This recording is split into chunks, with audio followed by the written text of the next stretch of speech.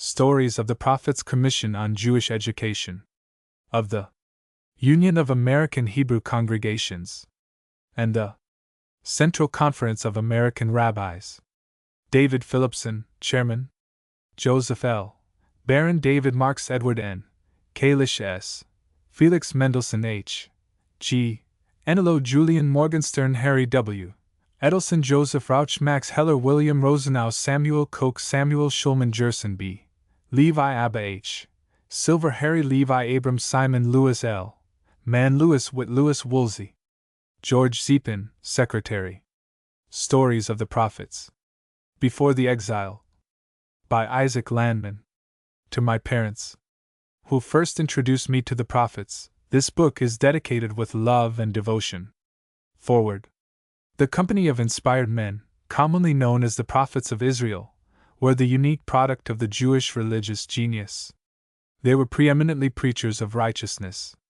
Fearless and undaunted, they told the house of Israel their sins and the house of Jacob their transgressions. They contemplated the facts of life from the highest point of view. For them, religion and morality were blended, ethics and politics were one. Theirs was peculiarly a social message. The demand for justice underlies all their thinking and speaking. They had a veritable passion for righteousness. Through all the ages, their words have been torches lighting the way of men struggling upward towards the truth. Though living over 2,600 years ago, these men are very modern. As a great thinker has well said, "The spirit of the prophets of Israel is in the modern soul." The foremost workers for the welfare of their fellow men today posit social justice as the first article of their program. The world today, as never before, is filled with cries for social righteousness as the indispensable foundation for the structure of society. What is this but harking back to the eternal message of the ancient prophets? "Let justice flow as water," passionately and unreservedly demanded Amos of old. For him and his brother prophets, this was the sine qua non for society's welfare. The same may be said of the thousands and tens of thousands today of every creed and every nation who are toiling for the social salvation of their fellow men the world over. Ages meet. The words of the ancient preachers of righteousness are still the inspiration for the seekers after justice everywhere. The story of the life work of these giants of the Spirit has often been told, but it can be told none too often, particularly if the telling is well done, as is the case in the present volume. Each one of these men delivered the same message in his own individual and inimitable way. Yet their work was continuous and forms a consecutive tale. In the speeches and experiences of each one of them, the eternal truths they present appears in differing light. The author of the present volume approaches his subject, one might say, from the dramatic standpoint, for, with fine insight, he has culled from the lives of the prophets those striking and intense experiences which illustrate most powerfully the indomitable spirit of these men who followed right in scorn of consequence, for were they not the messengers of the God of right whose demand upon men is, as told by one of them in imperishable words, to do justice, to love mercy, and to walk humbly with God? The author has succeeded well in his characterization of the various prophets. His pages glow with the vital spark of each prophet's flaming figure. He has named his book fittingly, Stories of the Prophets, and interesting stories has he told. He has brought to his task not only a sympathetic appreciation of his subject, but an imaginative faculty that has enabled him to supply links in the narrative suggested if not actually given in the incidents preserved in the recorded annals. From the words of the prophets themselves he has, therefore, occasionally built up situations which, if not strictly indicated in the original text, may, at any rate, be imagined.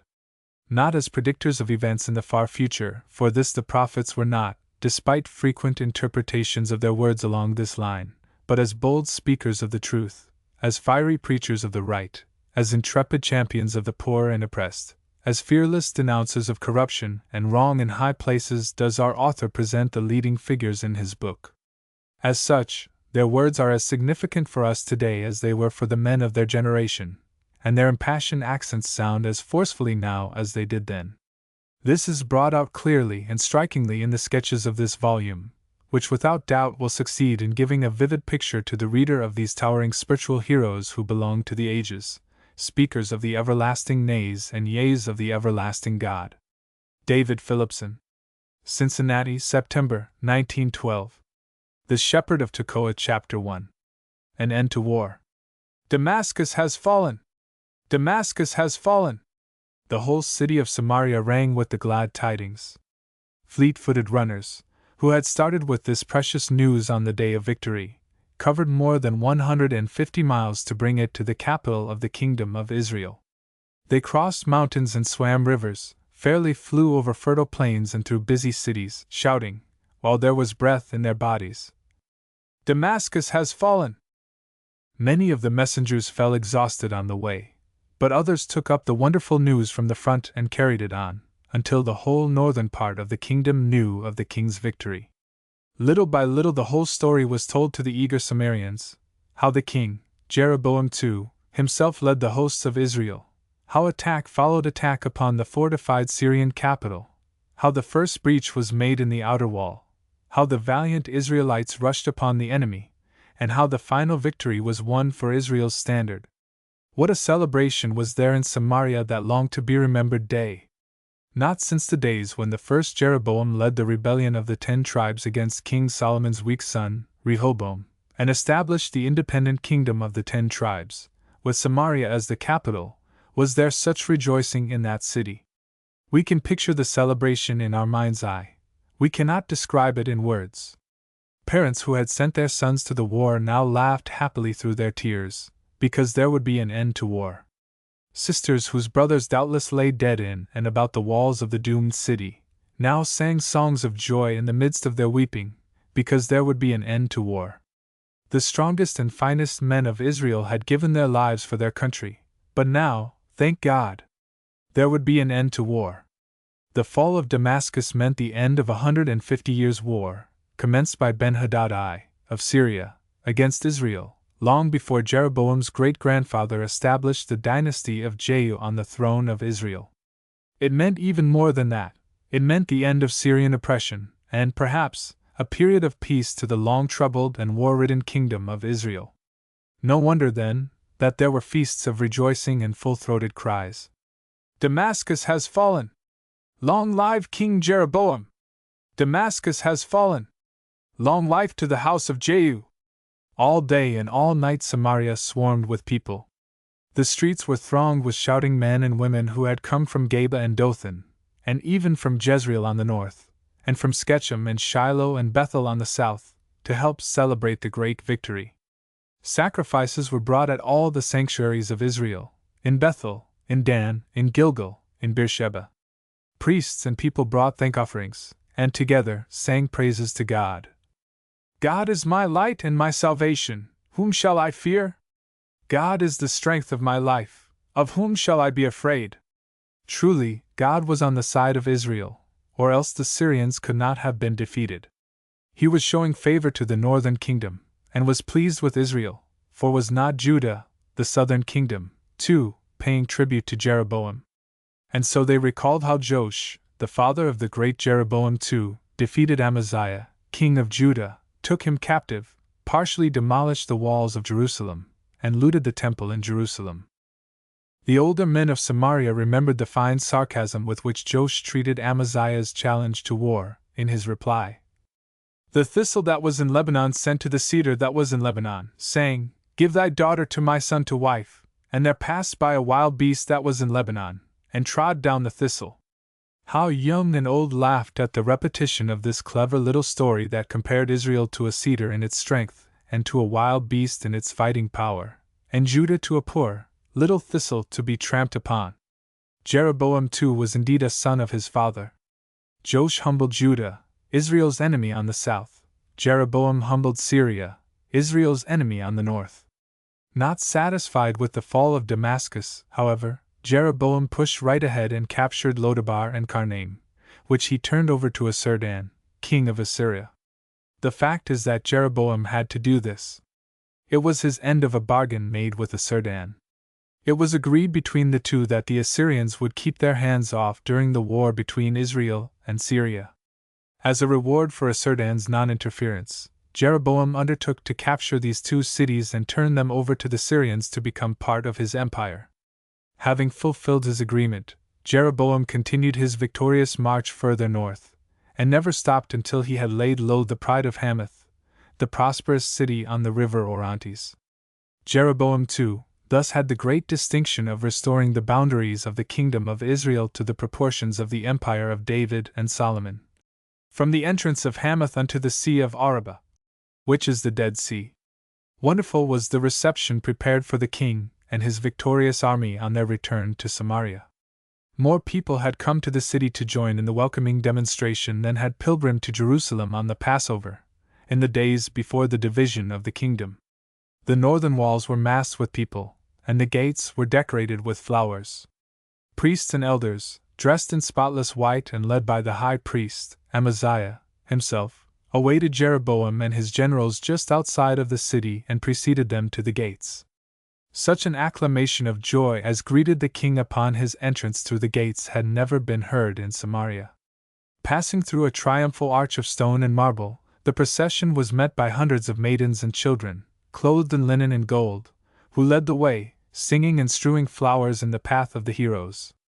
A turn in the street led to the marketplace. Here had been built a great triumphal arch of ivory and gold, beyond which was an altar, specially erected for the occasion. Passing through the arch, Amaziah and Jeroboam mounted the steps that led to the altar. All the rest remained below. When the priest and the king faced the people, the singing and the shouting ceased. With due ceremony, and according to the rites, the king brought a thanks offering to God for his victories and his safe return. When Amaziah placed the sacrifice upon the altar, a deep hush fell over the great assembly. Slowly the smoke of the sacrifice rose to heaven, and the multitude of people, like one man, fell on their knees and worshipped. Jeroboam was deeply moved. Solemnly he raised his right hand, and from the depths of his grateful heart he said, "Peace to the house of Israel!" Like the rumble of a mighty wave rolling toward the shore came the response from the sea of worshipping people. "To the house of Israel, peace!" For 1 whole week after Jeroboam's triumphant entry into the capital, Samaria was a place of feasting and rejoicing. When, by command of the king, the celebration came to an end and the people began to return to their homes, each one, on leaving the city's gates, repeated to himself the now answered prayer of over a century. "Peace to the house of Israel! To the house of Israel, peace!" Chapter 2. In the days of prosperity. It was market day in Samaria. Great throngs of people crowded all the streets. They jostled each other good-naturedly, traded, bargained, renewed acquaintanceship, spoke of their hometowns and expressed the hope of meeting again. The marketplace itself, where the many bazaars displayed wonderful merchandise from many cities and many lands, was an especially lively place. It was gay with life and color. Gilded chariots and ivory-bedecked litters passed to and fro. Heralds announced particularly important personages and escorts, and cleared a way for them with whip or spear. Military men and merchant princes, with many followers, often scattered the smaller merchants and petty traders in their path through the market.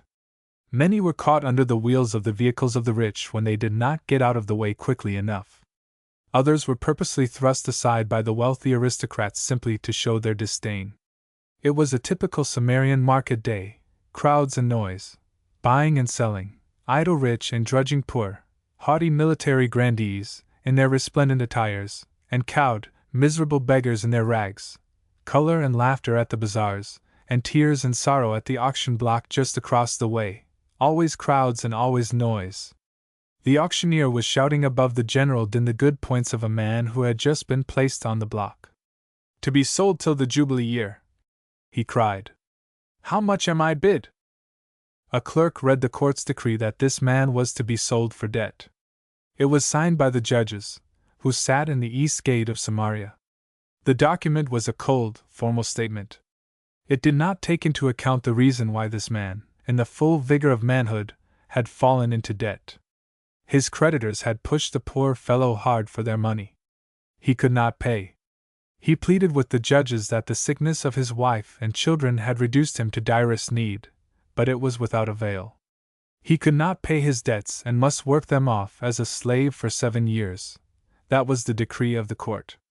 After 7 years he would be a free man again. Cases like this were very common. The keen eye of the auctioneer noted a man at the far edge of the platform who had made several attempts as if to bid during the sale. He was a middle-aged man, tall and thin, but wiry. His face was bronzed from exposure to sun and wind. He wore a long woolen mantle that completely covered him, even to the sandals on his feet. "How much am I bid?" The auctioneer spoke the question directly to this country yokel, while he winked at the crowd in front of him. He thought that the fellow who came to the market clad in such clothes, instead of his Sabbath best, had little money with him to buy a slave, and less use for one. So he spoke the question again to the farmer, expecting an answer that would make the crowd laugh and put them in good humor. The country yokel again made as if to speak but changed his mind and backed away, facing the auctioneer. He had hardly backed 3 paces when he bumped into someone. He was pushed violently forward, and before he could recover, winced under a stinging crack from a whip. He turned quickly and faced 2 brutish-looking men, swearing at his awkwardness and cursing his impudence for being in the way. The farmer could have given a good account of himself in a square fight with these men, but he knew better than to start a fight with them. They were the 4 guards to a splendid pleasure outfit, the outfit of a very rich Sumerian merchant. A fight meant arrest and punishment at the hands of Sumerian judges, whether he was in the right or not. The rich of Samaria had the judges under their thumbs. A stranger or a poor man, in fact, anyone who had no influence in Samaria, stood little chance of getting justice. So the farmer cleared the way. Standing aside, he watched the chariot drawn by 4 Egyptian steeds, surrounded by guards, slaves and hangers-on, make its way through the crowded marketplace, paying no attention to the rights and privileges of anyone. The wealthy merchant in the chariot held his head up proudly. He greeted only the prosperous-looking. Upon the curious crowds and small merchants, he looked down with contempt. The merchant whose attendants had so grossly insulted the farmer drew up before a great palace. Rich carpets were spread from the chariot to the steps of the mansion. The rich man's followers bowed low as he passed up the steps and through the door held open by attendants. Some followed him into the house, others mingled with the people in the marketplace. The slaves went to their quarters by a rear entrance. The stranger in the woolen robe was not as green as he looked. He had witnessed the growth and prosperity of Samaria during the last 20 years of Jeroboam's reign until it became the busiest trade center in the empire. Leaning against the stone column, on which was graven the record of Jeroboam's victory over Damascus, and still smarting from the lash of the servant's whip, he recalled the story of Samaria's great strides to its present prosperous condition. The subjugation of Judah on the south, which this farmer had good cause to remember, the conquest of Syria on the north and Jeroboam's peace compact with Assyria further east, assured a long period of peaceful development within the empire. New highways were built, so that the farther ends of the country were brought close together for business purposes. Farmers could bring their crops to the cities easily. Many remained in the cities and engaged in business pursuits. Caravans traveled great distances, bringing precious luxuries from one part of the empire to another, and even from foreign countries. Many thus became very wealthy. They built themselves palaces for winter residences in the cities and palaces for summer residences in the country. To get rich seemed to be the aim of everybody, and with riches came ostentation and luxuriant living. The city of Samaria, especially, was the center for Israel's most wealthy men. Their homes were wonders of stone and ivory. The furnishings rivaled in beauty the splendor of the outside. The rooms were high and spacious. The beds and tables and chairs were of the finest wood of Lebanon, carved by the craftsmen of Tyre, and inlaid with ivory. The coverings were of the richest purple and gold from Egypt and the Indies. Wine cellars were a part of every house and feasts were spread whenever the occasion offered itself. Fatted lambs and calves were slaughtered daily to supply the tables, and new instruments were invented to furnish music at the feasts. This, however, was only one side of the picture of Samaria in its days of greatest prosperity. The farmer knew that there was another, much less beautiful. While the rich were growing richer, the poor were growing poorer. The rich, thinking only of themselves, their wealth, their power, their good times, cheated and oppressed the poor unmercifully. They gave false weights in short measure and sold at high prices, poor stuff at that. They would drive a poor man into debt and have him sold into slavery, so that human beings became a drug on the market, as it were. In fact, at the very auction which the farmer watched that day, one poor man was sold for the price of a pair of shoes. The poor had even no chance to get justice in the courts. The greed for money placed corrupt officials in office, and the offenders bribed them to the undoing of the poor and needy. Strange to say, the Israelites, in whose midst there were those who lived such scandalous lives and treated the poor people so outrageously, the Israelites, nevertheless, believed in their hearts that they had not forgotten God. They believed that God was with them, that He loved them above all other peoples, that He guarded and protected them, that He sent them all their blessings of prosperity and peace. This is the way they reasoned it out. Had not God helped them to defeat Judah? Had not God been with them when they crushed their ancient foe, Syria? Did not God send them rain in season, so that crops were good and plentiful? Therefore, said they, God is on our side. Let us go up to the sanctuaries and offer sacrifices upon His altars. And so, at festival times, Bethel and Gilgal, and Dan and Beersheba were crowded with the rich, offering their sacrifices, feasting, drinking, and rejoicing. It never entered their minds that God is the God of the poor, as well as of the rich. Though they continued to rob and oppress and enslave the poor and the needy and the helpless, they were perfectly satisfied with the idea that all God asked of them was to offer the prescribed sacrifices. If there were any who knew differently, or thought differently, they seemingly did not dare say so in anybody's hearing. For the poor, these were, indeed, evil times. At this point in his musings, the farmer actually shuddered. He was not aware that his peculiar dress and his peculiar position at the moment had attracted attention. While he was contrasting in his mind the great difference between the rich and the poor in Samaria, several men, having nothing better to do, had stopped to stare at the yokel.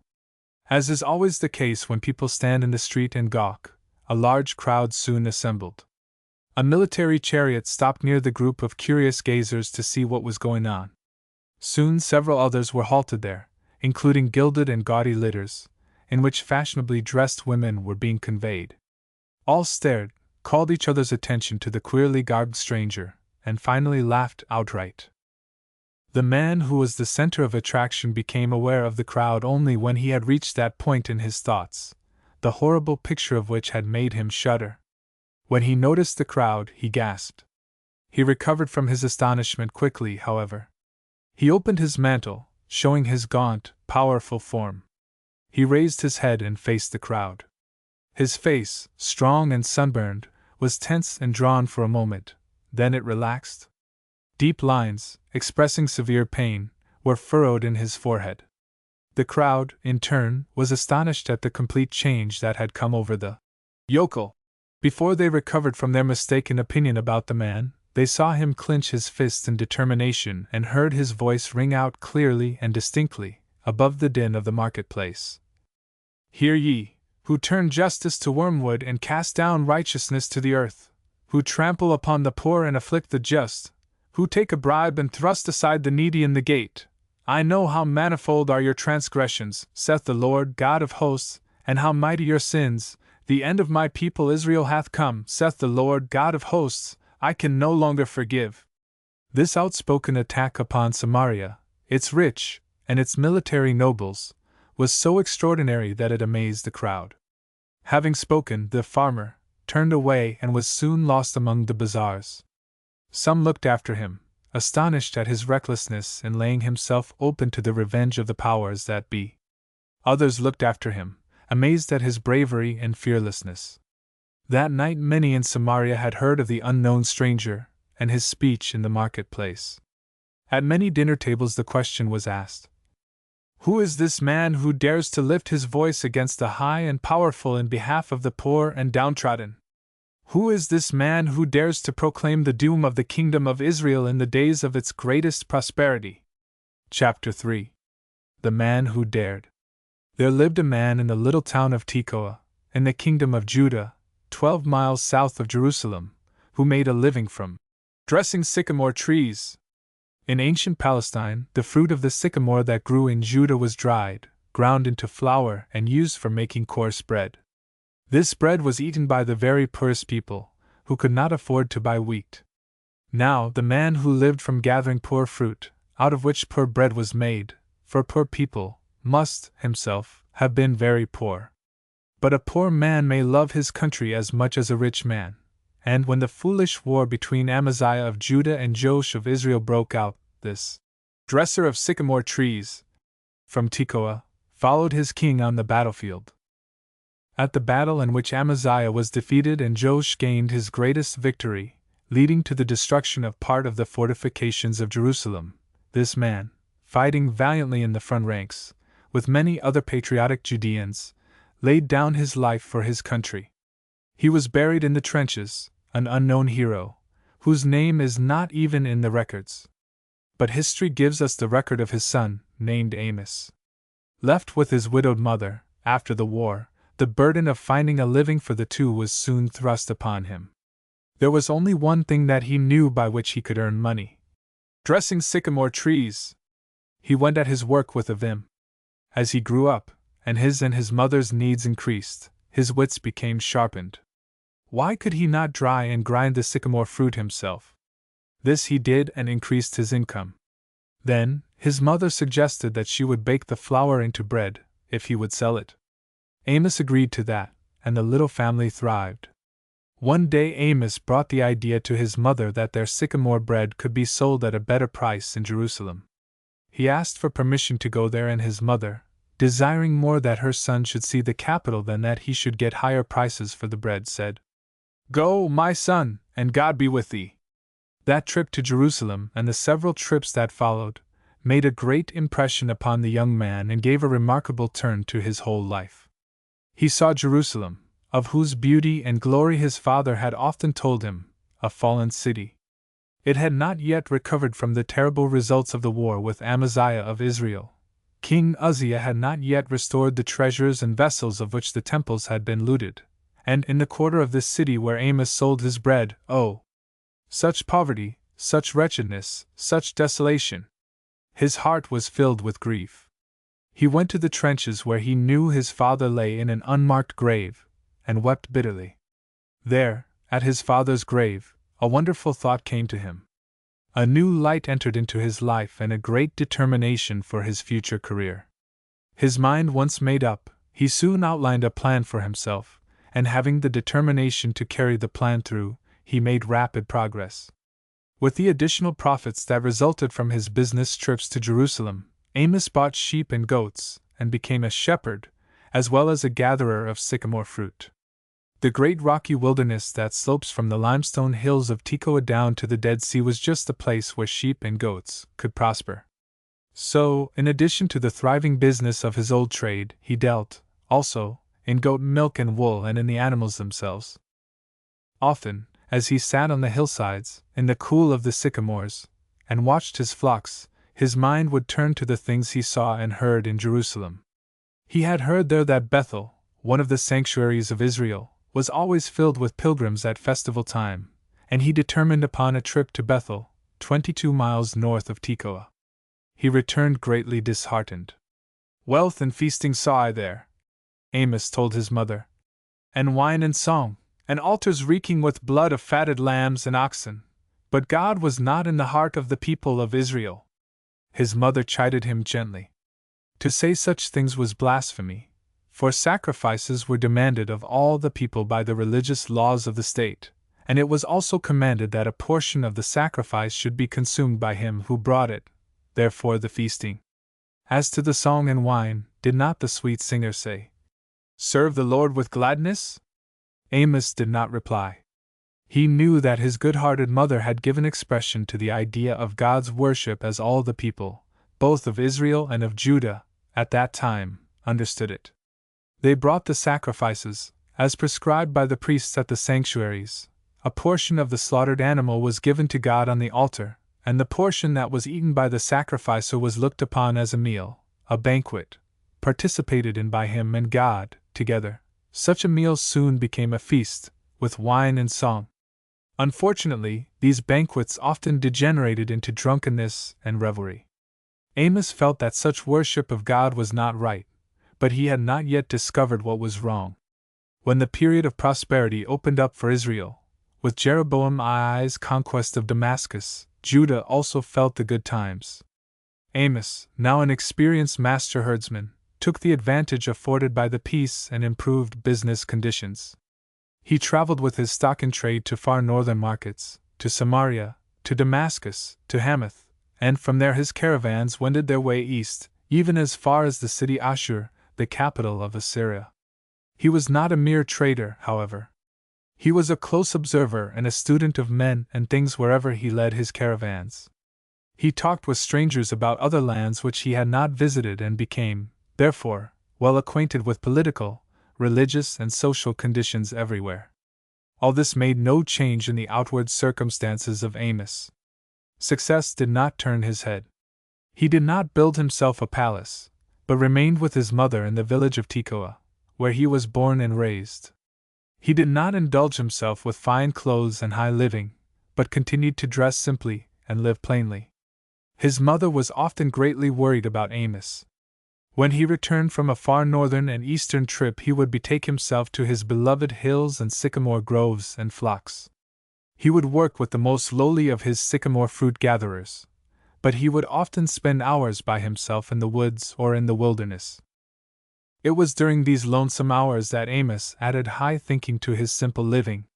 The grandeur of Samaria and the wealth he saw displayed in Bethel did not deceive him.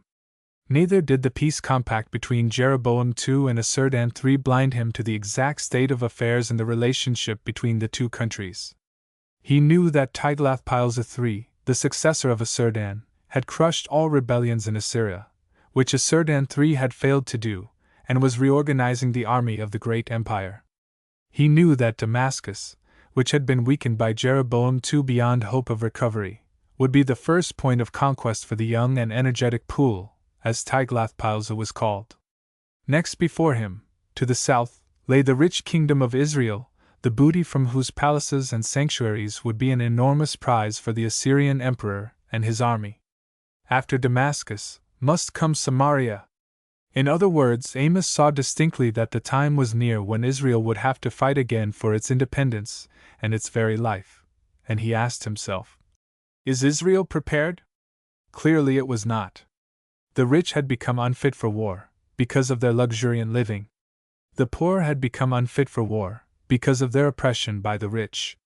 Should the Assyrians invade the land, how could such a nation of weaklings defend its home and its liberty? Israel must be warned. It must be awakened from its stupidity to a realization of the danger ahead. The rich must cease their extravagances and become manly men again. The poor must be given their rights, must be treated justly and righteously, that they may become manly men again. Only a nation of moral, upright, God-fearing men can hope for victory. If the Assyrians should defeat and crush Israel, it will be God's punishment visited upon Israel for its sins and crimes. Amos had often discussed these things with his mother. She was not surprised, therefore, when one day, upon his return from a long trip into Assyria, Amos said to her, "I am called to the cities of Israel. My mission will be prolonged many days." The good woman knew and understood. Laying her hands upon his head, she repeated the blessing with which she had blessed him when, as a timid young man, he made his first trip to Jerusalem. "Go, my son, and God be with thee." And so it was that Amos, the herdsman of Tekoa, had dared to speak for the poor people in Samaria, and to prophesy the fall of the kingdom.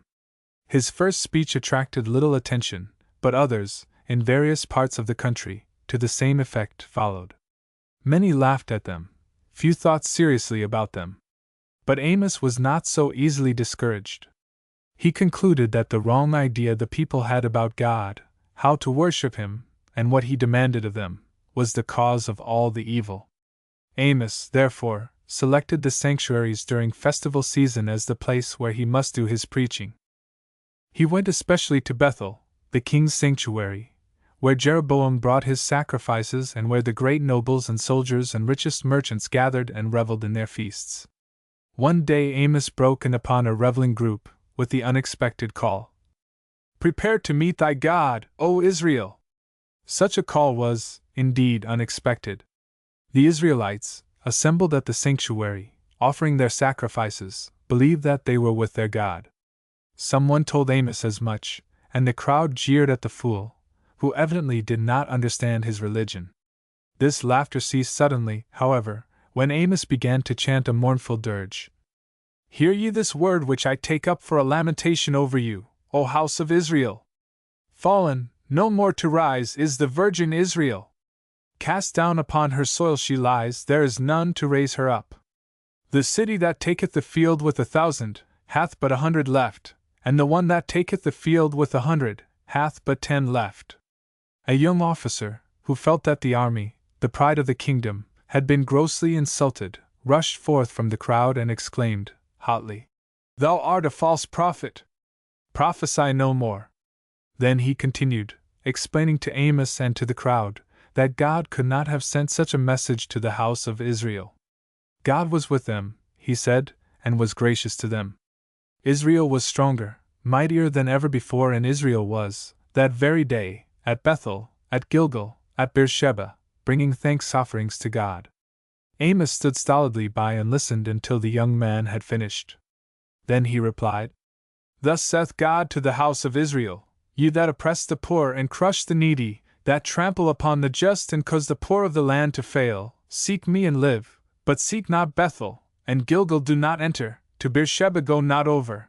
For Gilgal shall surely go into captivity, and Bethel shall come to naught. Seek God and not evil, that ye may live, and so God, the Lord of hosts, may be with you, as you say.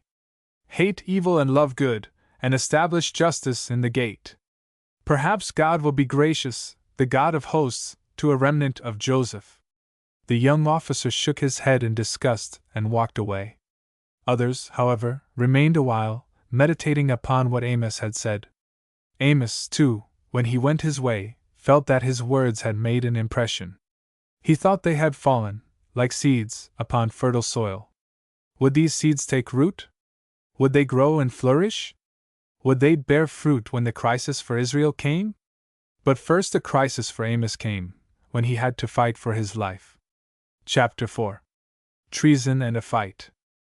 For some time, now, Amos had been preaching his new and formerly unheard of ideas, to the effect that God prefers rather that man be just to his fellow men than that he offer sacrifices, that Israel had become weakened because of its indulgence in luxuriant living, on the one hand, and because of the oppression and ill treatment of the poor and needy, on the other. That God would be with the people against their enemies only when the people turned away from their idolatrous worship and sought God, by doing good and hating evil. And he had been rewarded with laughter and jeers and derision on the part of the people he tried to save. Any other man would have given up long ago, not so Amos. His rebuffs, however, made him somber and morose. In his great address at Bethel he held out the hope to Israel that God might forgive his people for their crimes and sins if they began to lead godly lives. His continued failure to impress the people with this message, however, finally led him to the belief that God would measure out the severest justice to Israel, in accordance with their sins, and without mercy. Amos had become a well-known figure at all the sanctuaries. Most of the people thought him to be one of those wandering dervishes, known as sons of the prophets, who made their living by a kind of fortune-telling, or forecasting the future, as did Samuel in the early days when he told Saul where the lost asses were. Only, that Amos was one of the sons of the prophets run mad, judging from the way he talked and the strange things he said. This did not trouble Amos. What worried him was the fact that the people would not listen to his addresses. So, in the year 745, he journeyed again to Bethel, where a great festival was to be celebrated. He was determined that the people should hear. He was well prepared, too. Instead of beginning with a condemnation of Israel, he used new tactics. Thus saith God, he began. For 3 transgressions of Damascus, yea, for 4, I will not turn away the punishment thereof. That was interesting.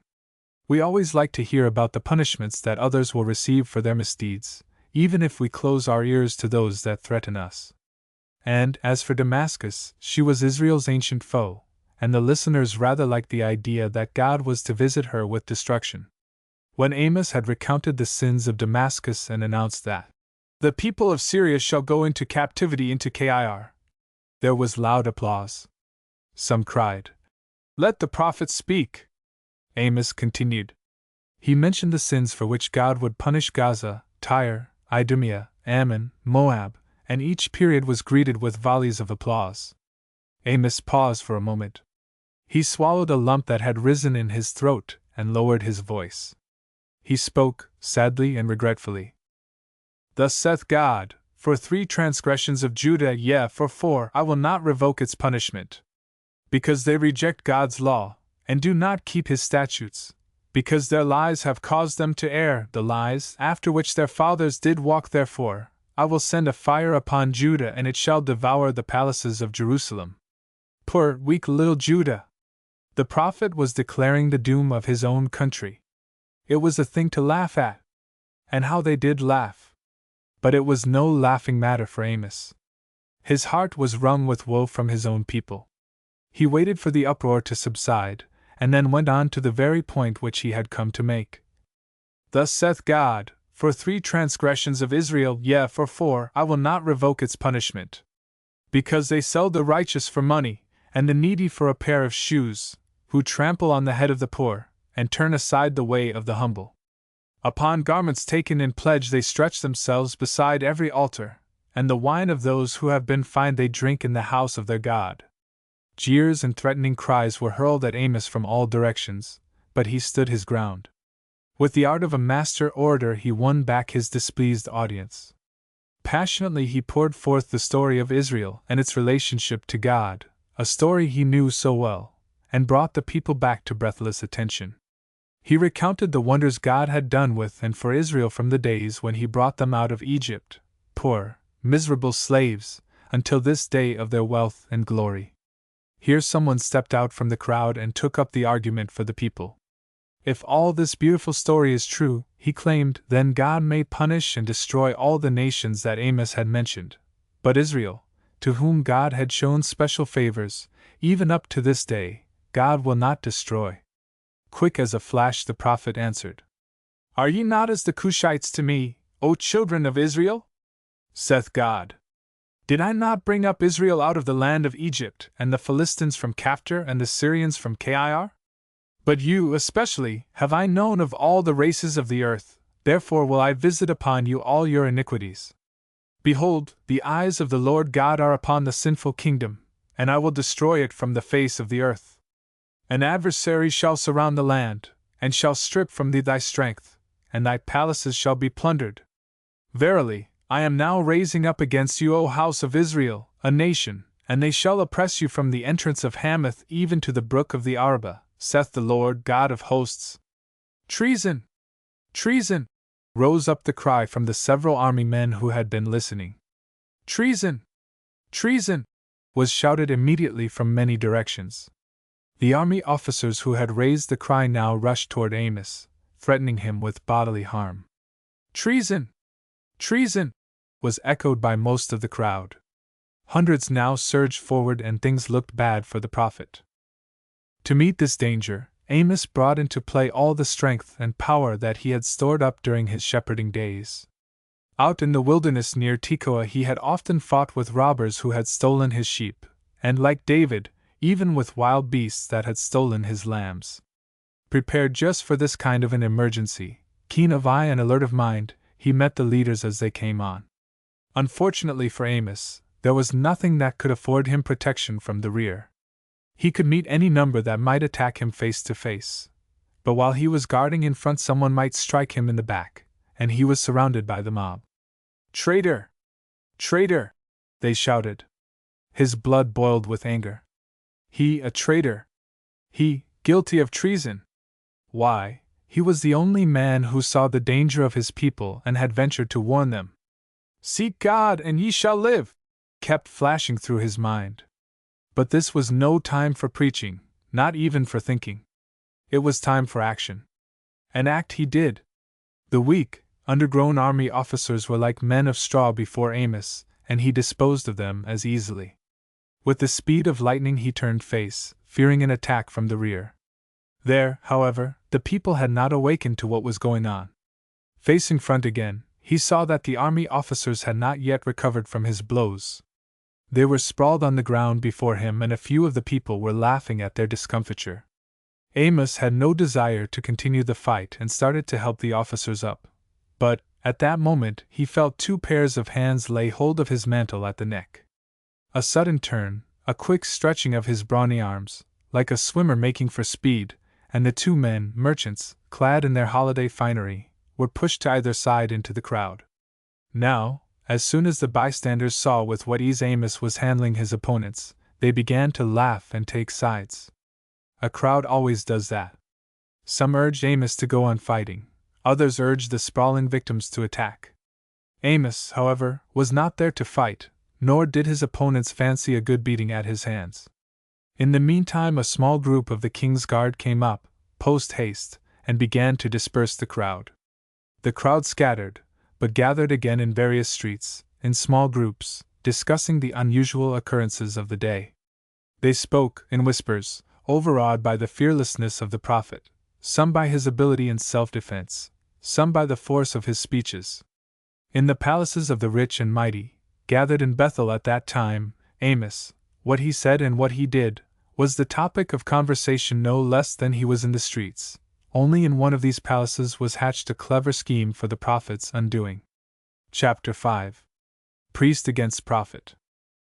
That very night the most prominent people in Israel, military and civilian, assembled at Bethel, and decided that something must be done to get rid of the prophet. They considered Amos crazy, and therefore dangerous. A little group of leaders gathered in the house of one of the merchant princes of Samaria to adopt a definite plan of action. The high priest, Amaziah, was called into consultation. He saw the seriousness of the matter, as they all did. Such preaching must be stopped. This man, spoke one of the priests, is destroying the worship of God in Israel. If we are no longer to bring sacrifices on God's chosen altars, wherewith shall we worship Him? Besides, he added very pointedly, without sacrifices the income of the priesthood will be ruined, and the sons of Aaron will be reduced from their high and holy office to beggary. Nay, this is not the worst, began another priest, who did not think so much of his income from the sacrifices as the former speaker. The sons of Aaron can work, as do other men. What is more serious, he continued, is that this prophet proclaims all other people as equal in the sight of God with Israel, that God has performed wonders for them, as for us. I fear, he concluded solemnly and with bowed head, that if such teaching will continue, Israel will lose faith in its God. A captain of the host sprang to his feet. You priests, he said savagely, worry about many minor things. This man is telling the people that God Himself is raising up a powerful nation to destroy our great empire. He is filling our peaceful people with dread and fear of the imagined enemy, and will disturb the peace of our country. Yeah, cried a wealthy merchant, and its business prosperity. All of which, added another merchant and slave dealer, is, as our friend has said, looking at the captain, simply imagination. The actual danger lies in his arousing the common people. He tells the poor that they are not getting their rights, that they are not being judged honestly, that the weak and the needy ought to be protected and helped, by us. As if we have anything to do with them. I tell you that it is here the danger lurks.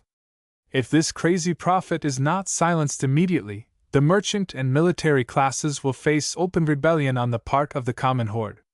The last speaker seemed to have said the final word on the subject. All were silent, their eyes turned toward Amaziah. The aged priest had not yet ventured an opinion, but he had been thinking deeply on what was said by the others. He agreed, for the most part, with the speakers who had preceded him, but he counseled caution and delay.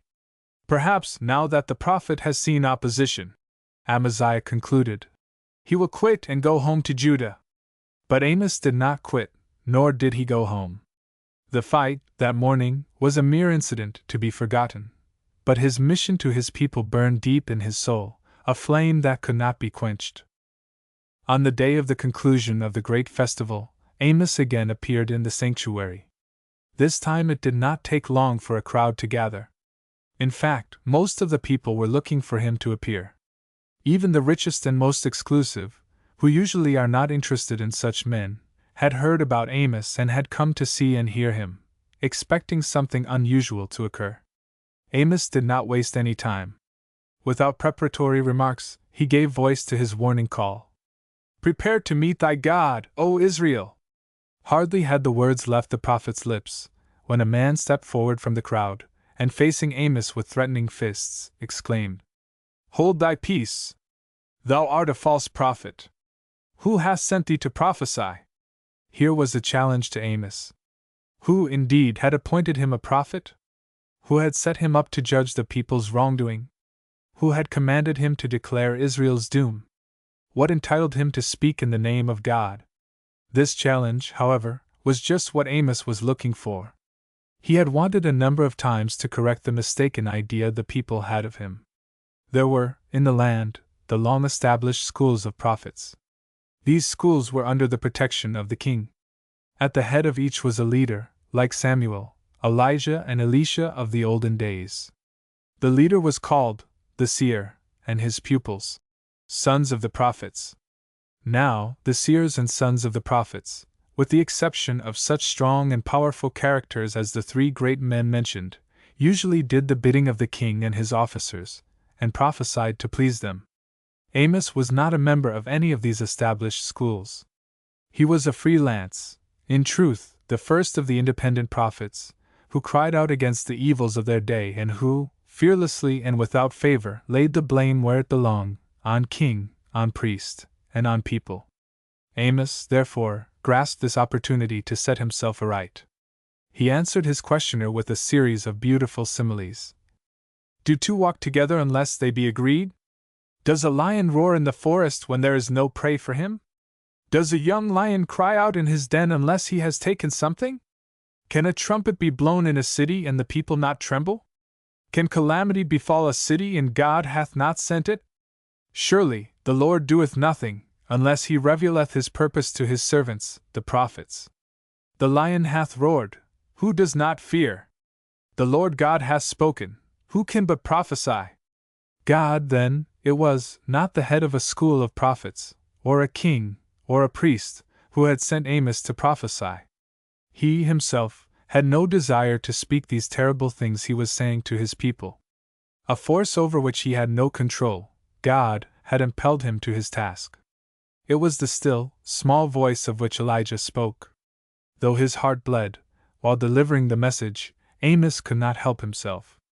God had commanded him, he had but to obey. Before the challenger could continue the argument, there was a disturbance on the outskirts of the crowd. A murmur arose and all craned their necks to see what was going on. The crowd opened, forming a wide aisle, through which there advanced a tall, majestic figure, with flowing robe and gray beard. "The high priest! Amaziah! The high priest!" The people whispered to each other and an expectant silence followed, as the venerable priest walked through the row of bowed heads, toward the sanctuary. He stopped in front of Amos and looked at him curiously. Amaziah was an old man, but as erect as a cedar in Lebanon. He was dressed in an ephod, the holy garment of his office. The robe was of fine twined linen, with threads of blue, scarlet, and purple, embroidered in gold. 2 shoulder pieces, fastened to the shoulders of the ephod with cords of wreathed gold, came down the front of the garment to just above the girdle, where they were fastened with 2 golden rings. Held by these cords above, and by blue ribbons through the golden rings below, was the breastplate, the insignia of the high priest. On the front of the breastplate, in gold settings, were 12 precious stones, 4 rows of 3 stones each, on each of which was engraved the name of one of the tribes of Israel. A mitre on his head completed the high priest's holy vestments. Thus brilliantly arrayed, for glory and for beauty, Amaziah made a great contrast to the simply clad shepherd, robed in his woolen mantle, as they faced each other. The splendor of Amaziah, his age and his authority, the tension caused by the struggle that was imminent between the priest and the prophet, overawed the assembly. There was a deep silence, like the calm before a heavy downpour. Amos, cool and collected, always prepared for an emergency, bowed low to Amaziah out of respect to his gray head. Amaziah, who was equally prepared for an emergency, smiled at Amos, kindly, in greeting. Amos, of course, did not know that Amaziah was working out a plan that had been outlined previous to his starting for the sanctuary. Only those who were in the priest's confidence knew that he had sent a message to King Jeroboam, when it was reported that a crowd had gathered about Amos and that the prophet would, no doubt, deliver another address. The message to Jeroboam read, Amos hath conspired against thee in the midst of the house of Israel. The land is not able to bear his words. For thus hath Amos said, Jeroboam shall die by the sword, and Israel shall surely be led away captive out of his land. The messenger proceeded, post haste, to the palace of the king, and Amaziah, quietly and with dignity, went to the sanctuary. Hardly had Amos lifted his head from his low salute, when Amaziah addressed him. O seer! Go, flee away to the land of Judah, and there eat bread, and prophesy there. But prophesy not again any more in Bethel, for it is the king's sanctuary, and it is the royal residence. How the priest misunderstood the prophet. Just because Bethel was the king's sanctuary and the royal residence, and the seat of all the mighty in the land of Israel, Amos had selected it, above all other places, to preach his message there. But Amaziah's little speech contained something more important to Amos than this. Amaziah had addressed the prophet as seer. He had taken him for the leader of a school of prophets. Amos immediately disclaimed such a questionable distinction.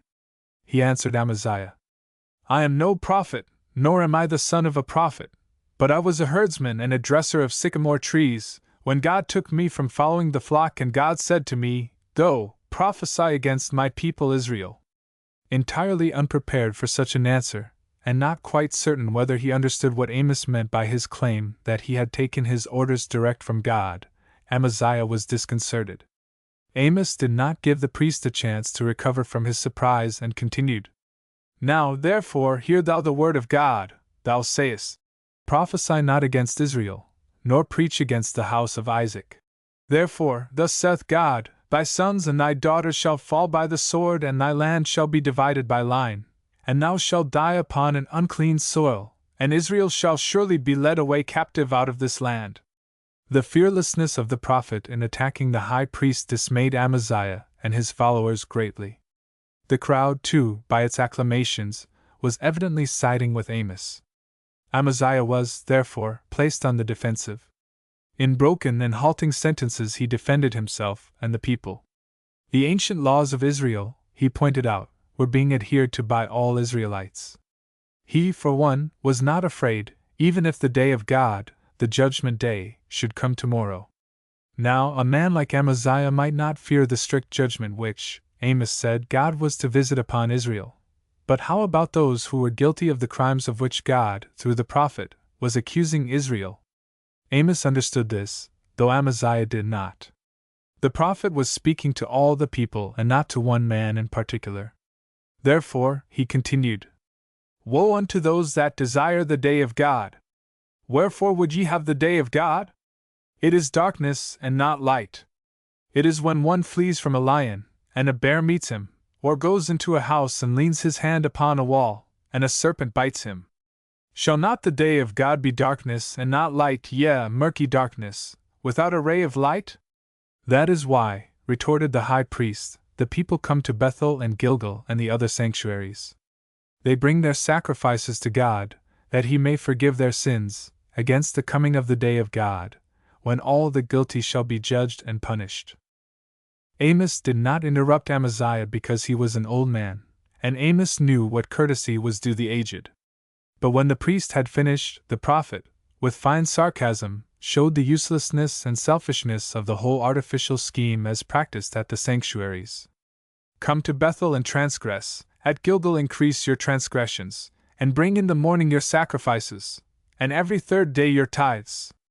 Burn some leavened bread as a thanks offering, and proclaim aloud the voluntary offerings, for you love to do so, O Israelites. The sarcastic smile, however, suddenly faded from the speaker's lips, as he asked, Did ye bring me sacrifices and meal offerings in the wilderness 40 years, O house of Israel? Then, with the power and fervor of the God-inspired man he was, Amos denounced bitterly the whole system of worshipping God by means of sacrifices, and delivered a message, new to his hearers, relating to what God really expected from Israel. I despise your feasts, and I will take no delight in your festivals. With your meal offerings I will not be pleased, and the peace offerings of your fatlings I will not regard with favor. Banish from me the noise of your songs, to the melody of your viols I will not listen.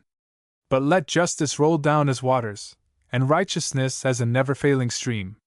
These concluding sentences literally stunned the crowd. Priests and people gasped at the prophet's proclamation that God did not command the sacrifices at Sinai and did not care for them, but that, instead, he demanded justice and righteousness on the part of his people.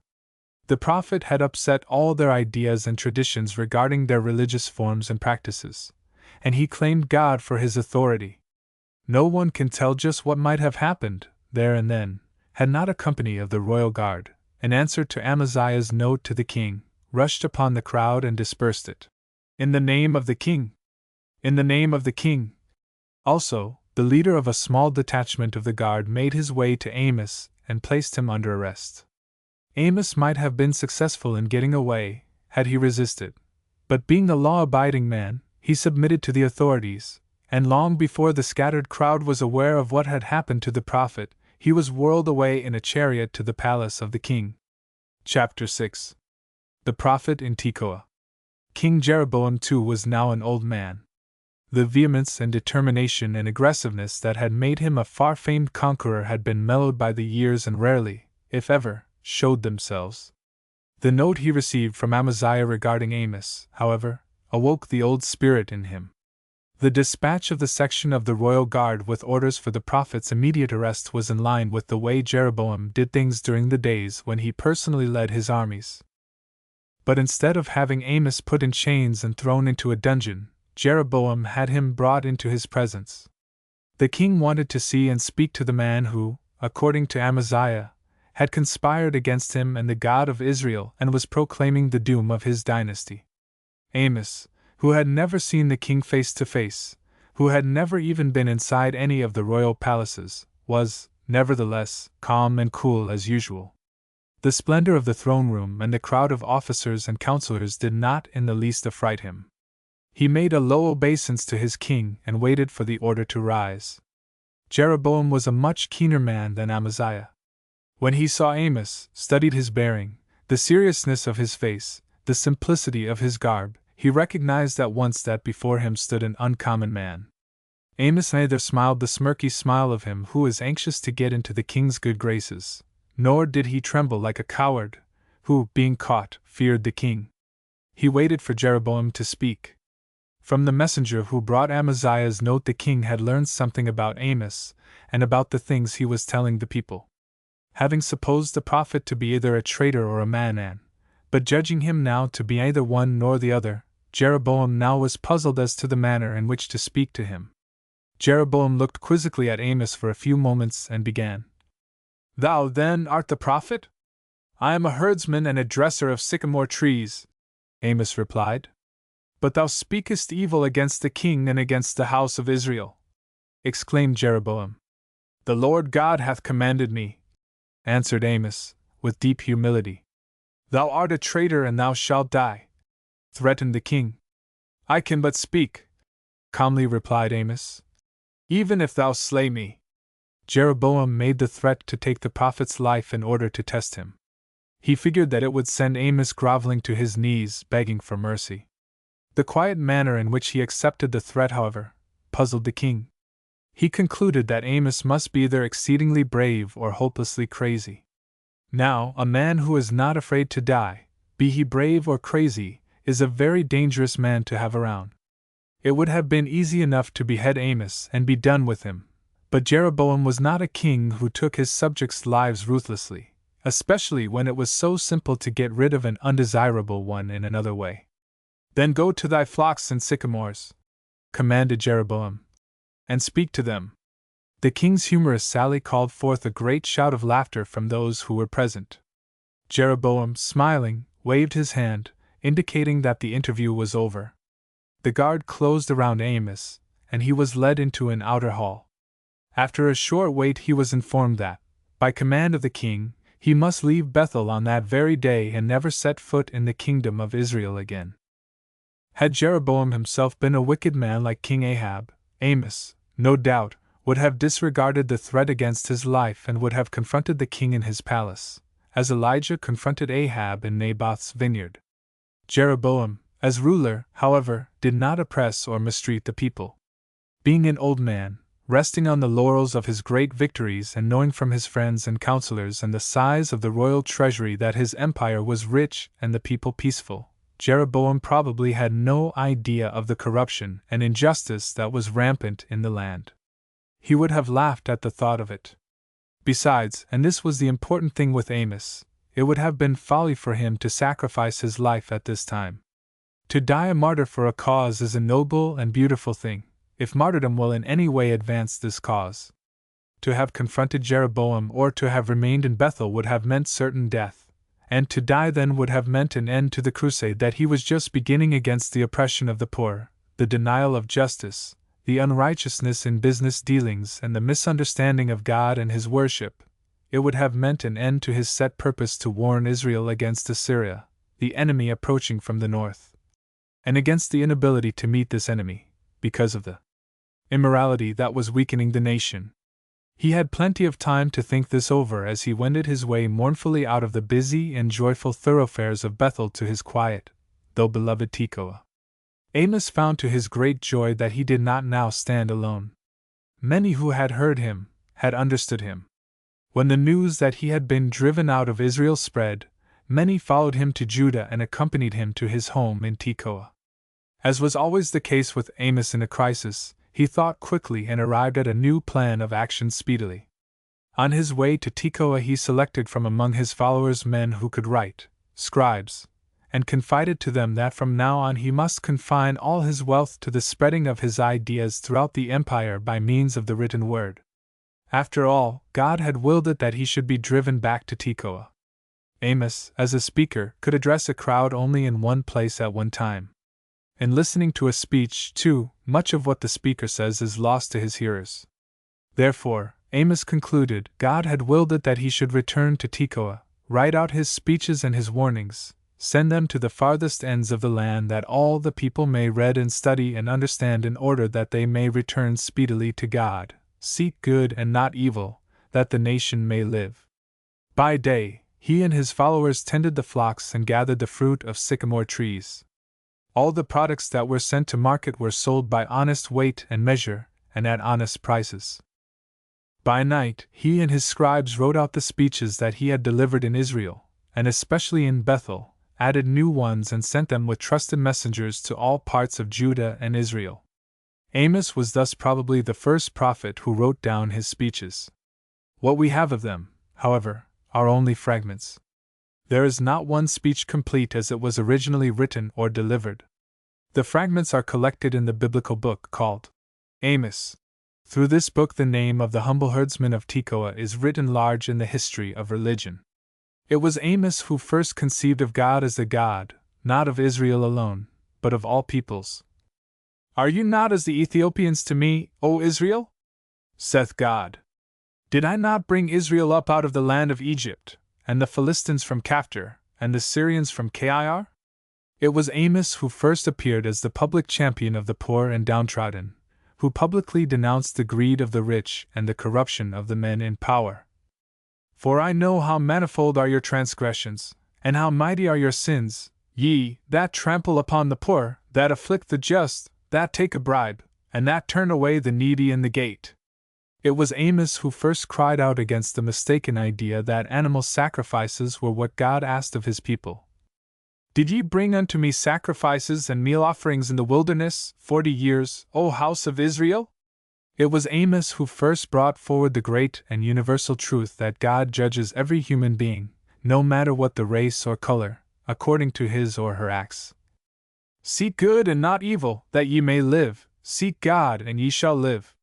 It was Amos who first made clear that God demands of men, above all things, justice and righteousness. Let justice roll down as a flood of water, and righteousness like a never-failing stream. We do not know definitely what became of Amos, One tradition has it that he came to Jerusalem, and, while he was denouncing Uzziah, king of Judah, Uzziah struck him on the forehead with a piece of glowing iron. As a result of the blow, Amos died while preaching in the hope of saving his people in Jerusalem, as his father died while fighting in defense of Jerusalem, in the hope of saving his country. The probabilities are, however, that Amos lived peacefully with his disciples among his sycamore trees near Tekoa, until he had completed the writing of his speeches and saw to their distribution all over Israel, believing that there was yet time for the people of Israel to return to God and to save the nation from the calamity that was threatening it. The Man Who Learned His Lesson, Chapter 1. An eventful night. Whenever Jezreel was sent early to bed, although he had been a good boy during the day, and in addition, when his little sister and brother were ordered to go with him, he knew the evening would be another one of those that made his little heart ache. Jezreel was only 10 years old, but he was sharp and keen for his age. He understood that his parents wanted him out of reach and sound. Twice before, on similar occasions, after he had recited his night prayer and the maidservant had tucked him in his bed, he lay with his eyes closed tight but wide awake, listening. He knew that what he was doing was wrong, but he could not sleep. He heard his father and mother talking to each other loudly, but could not make out just what they were saying. Their voices, however, he felt, were not soft and sweet, as they usually were, when they addressed the children. On this particular evening, as he went out of the dining room with Lo-Ruhamah, his 7-year-old sister, and Lo-Ammi, his 4-year-old brother, Jezreel made up his mind to do a very unusual thing. He determined not to sleep at all. That afternoon, his father, Hosea, had returned from Bethel all out of sorts. The children had been expecting him, as they always did, when he came home from the sanctuary, to bring the usual little gifts, but the father seemed to have forgotten them. In fact, Hosea was quite irritated when, not understanding his father's mood, Lo-Ammi cried for the expected sweets or trinkets. In a little while, however, Hosea calmed his youngest son and promised all 3 of the children that, in the morning, he would take them to the bazaars in the marketplace, to buy what they pleased. Just then their mother, Gomer, came in. She was a beautiful woman, dressed in the latest fashions of the wealthy Sumerians. Her robes were long and flowing. A veil, woven of golden threads and imported from Assyria, set off her jet-black hair. Her arms and fingers were adorned with jewel-studded bracelets and rings.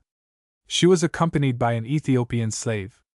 Strange to say, the children did not rush to their mother, except little Lo-Ammi, who was fond of the jeweled things she wore.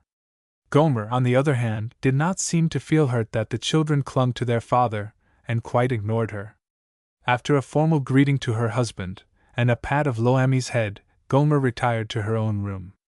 A little later the evening meal was announced, and immediately after they had eaten, Jezreel, Lo-Ruhamah and the baby were told to go to bed. Their attendant, satisfied that the 3 children were fast asleep, left the room and went about her business. Thereupon Jezreel got out of bed, moved a chair near to the door, sat down and listened. Below he heard his father's and mother's voices. Words were spoken in a high, shrill tone, loud and harsh, but indistinct. There were short periods of silence, followed by explosive sentences that sounded like threats. If he could only understand what it was all about! But he couldn't, until, finally, all was silent in the room below. Then Jezreel heard the street door close with a bang. Going to the window that looked out into the street, Jezreel saw his mother standing alone in front of the house. It was an unusually moonlit night. Samaria, a beautiful city in the daytime, was a very dark and gloomy place at night, except when the moon and stars reigned in their glory in clear skies. This happened to be just such a night. The yellow moon was reflected from the red-tiled housetops. In the distance were the famous Sumerian houses of stone and marble, dark and foreboding against the moonlight. Above all the houses towered the royal palace, in which Zechariah, Jeroboam's son, had been king since his father died, 6 months before, with its bright, gilded domes, like a sentinel wearing a brass helmet. But the little boy, in his night clothes, looking out of the window of his room into the moonlit and shadowed street, saw only his mother standing there below. His attention was called suddenly away from the window by loud sobbing. He hurried to the door, but did not dare open it. He listened until the sobbing ceased. Then he returned to the window, to find the street empty and deserted. His mother had evidently gone away. He shivered. He folded his arms tightly, as if hugging himself to keep warm. Then he brought his chair from the door to the table, sat down and listened. In the room below he heard his father walking up and down with regular step. The house was completely silent but for Hosea's footfalls. Jezreel drew his legs up under him on the chair. He was tired and rested his head upon his arms on the table.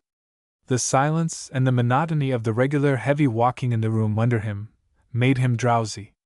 His little heart ached, though he could not explain why. He tried hard to keep awake, but finally fell asleep, there at the table. At one time he shivered, when the street door of the house shut again with a bang, but he did not wake up. Below, a great big, powerful man had been keeping up a continuous march up and down the room. He was brooding over the events that had just preceded and thinking over the years of his married life. When Hosea first met Gomer, she lived in her father's home in one of the poorest sections of Samaria. Diblaim, Gomer's father, was a poor man and could not give his daughter the advantages other girls in Samaria enjoyed. But Hosea loved Gomer most devotedly, and he married her. Son of the priest Beri, Hosea inherited great wealth and a position among the priests at the Bethel sanctuary. He was thus able to give Gomer not only a beautiful home in one of the city's most beautiful suburbs, but also to introduce her to the royal and social leaders of Samaria. After a few years, however, everything seemed to go wrong in the Hosea household. Gomer developed a weakness for luxury and jewels and fine clothes. She used to be away from the house and the children most of the time.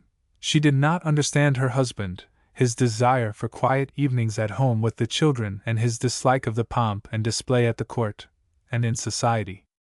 And that night, Hosea and Gomer parted, Gomer going home to her father. Hosea felt very much oppressed.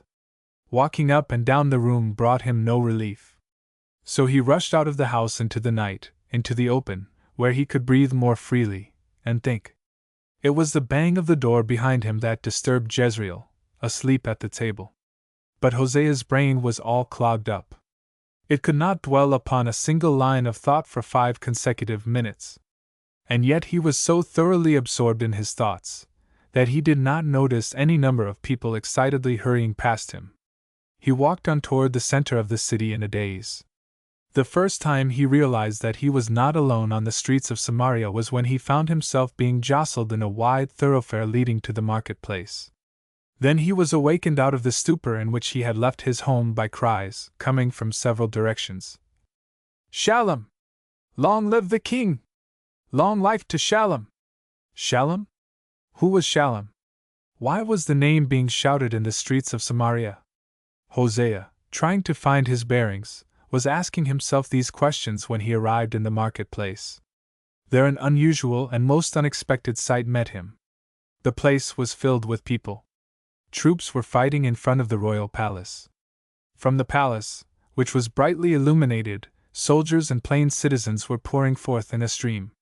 Above the shrieking of men and women and the clang of contending arms, he heard enthusiastic shouts. King Zechariah is dead! Long live King Shalom! What? Zechariah dead? In a flash the whole situation was made clear to Hosea.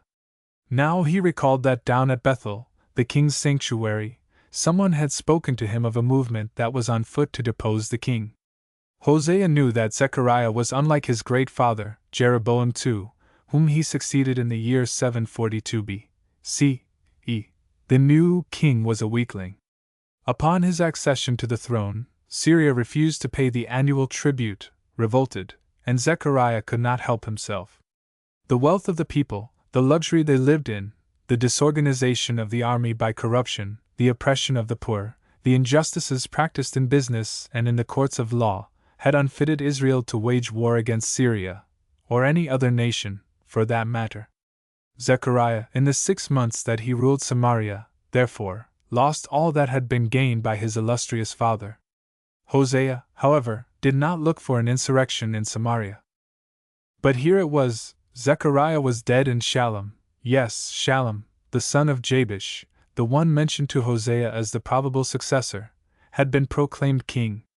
When Shallum was spoken of, down at Bethel, Hosea had paid no particular attention. He was occupied with his own family troubles then, as he was in the presence of this history-making event. The threatened revolution was the farthest thought from his mind, at that time as it was at this moment. Therefore, before Hosea had grasped the full significance of either of the two events that had occurred that night, he was jostled into a side street by the mob that now filled the marketplace. Sick at heart, Hosea did not stop to see the bloodshed and the horror, nor to listen to the story of the revolt, but walked on to the outskirts of the city. His head swam from the excitement. His temples pounded like sledge-hammers. As he walked on, his feet grew heavy and dragged. Just how he got there Hosea did not know, but suddenly he found himself in front of his own home. The day was now dawning. The first rays of the sun were shooting their way through the early morning mist and playing on the bedewed stones of the house. Hosea entered quietly, and walked up to the children's bedroom. To his amazement he found Jezreel asleep on his arms at the table. As he gazed for a moment upon the children, Hosea's heart was wrung with sorrow. He picked Jezreel up from the chair. The boy, asleep, clung tightly about his father's neck. Hosea laid him in his bed, covered him, kissed him, and, with bowed head, went to his own room.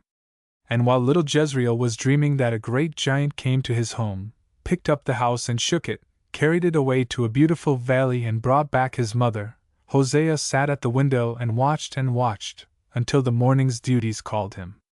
Chapter 2. The Tragedy with a Purpose.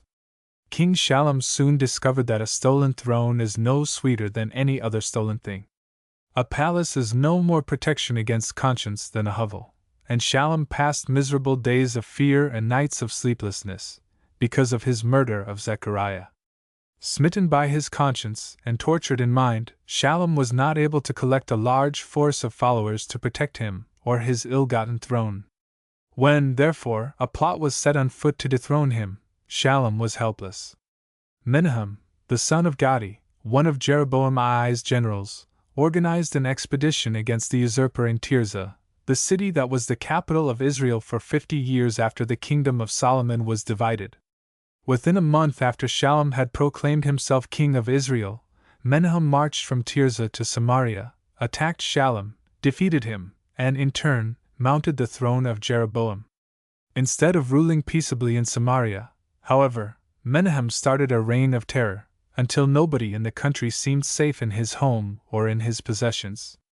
Trouble came for the new king thick and fast.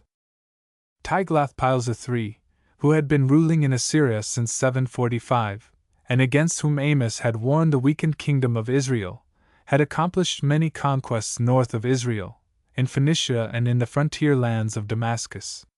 In the year 738, Tiglath-Pileser was knocking at the gates of Damascus and threatening Samaria.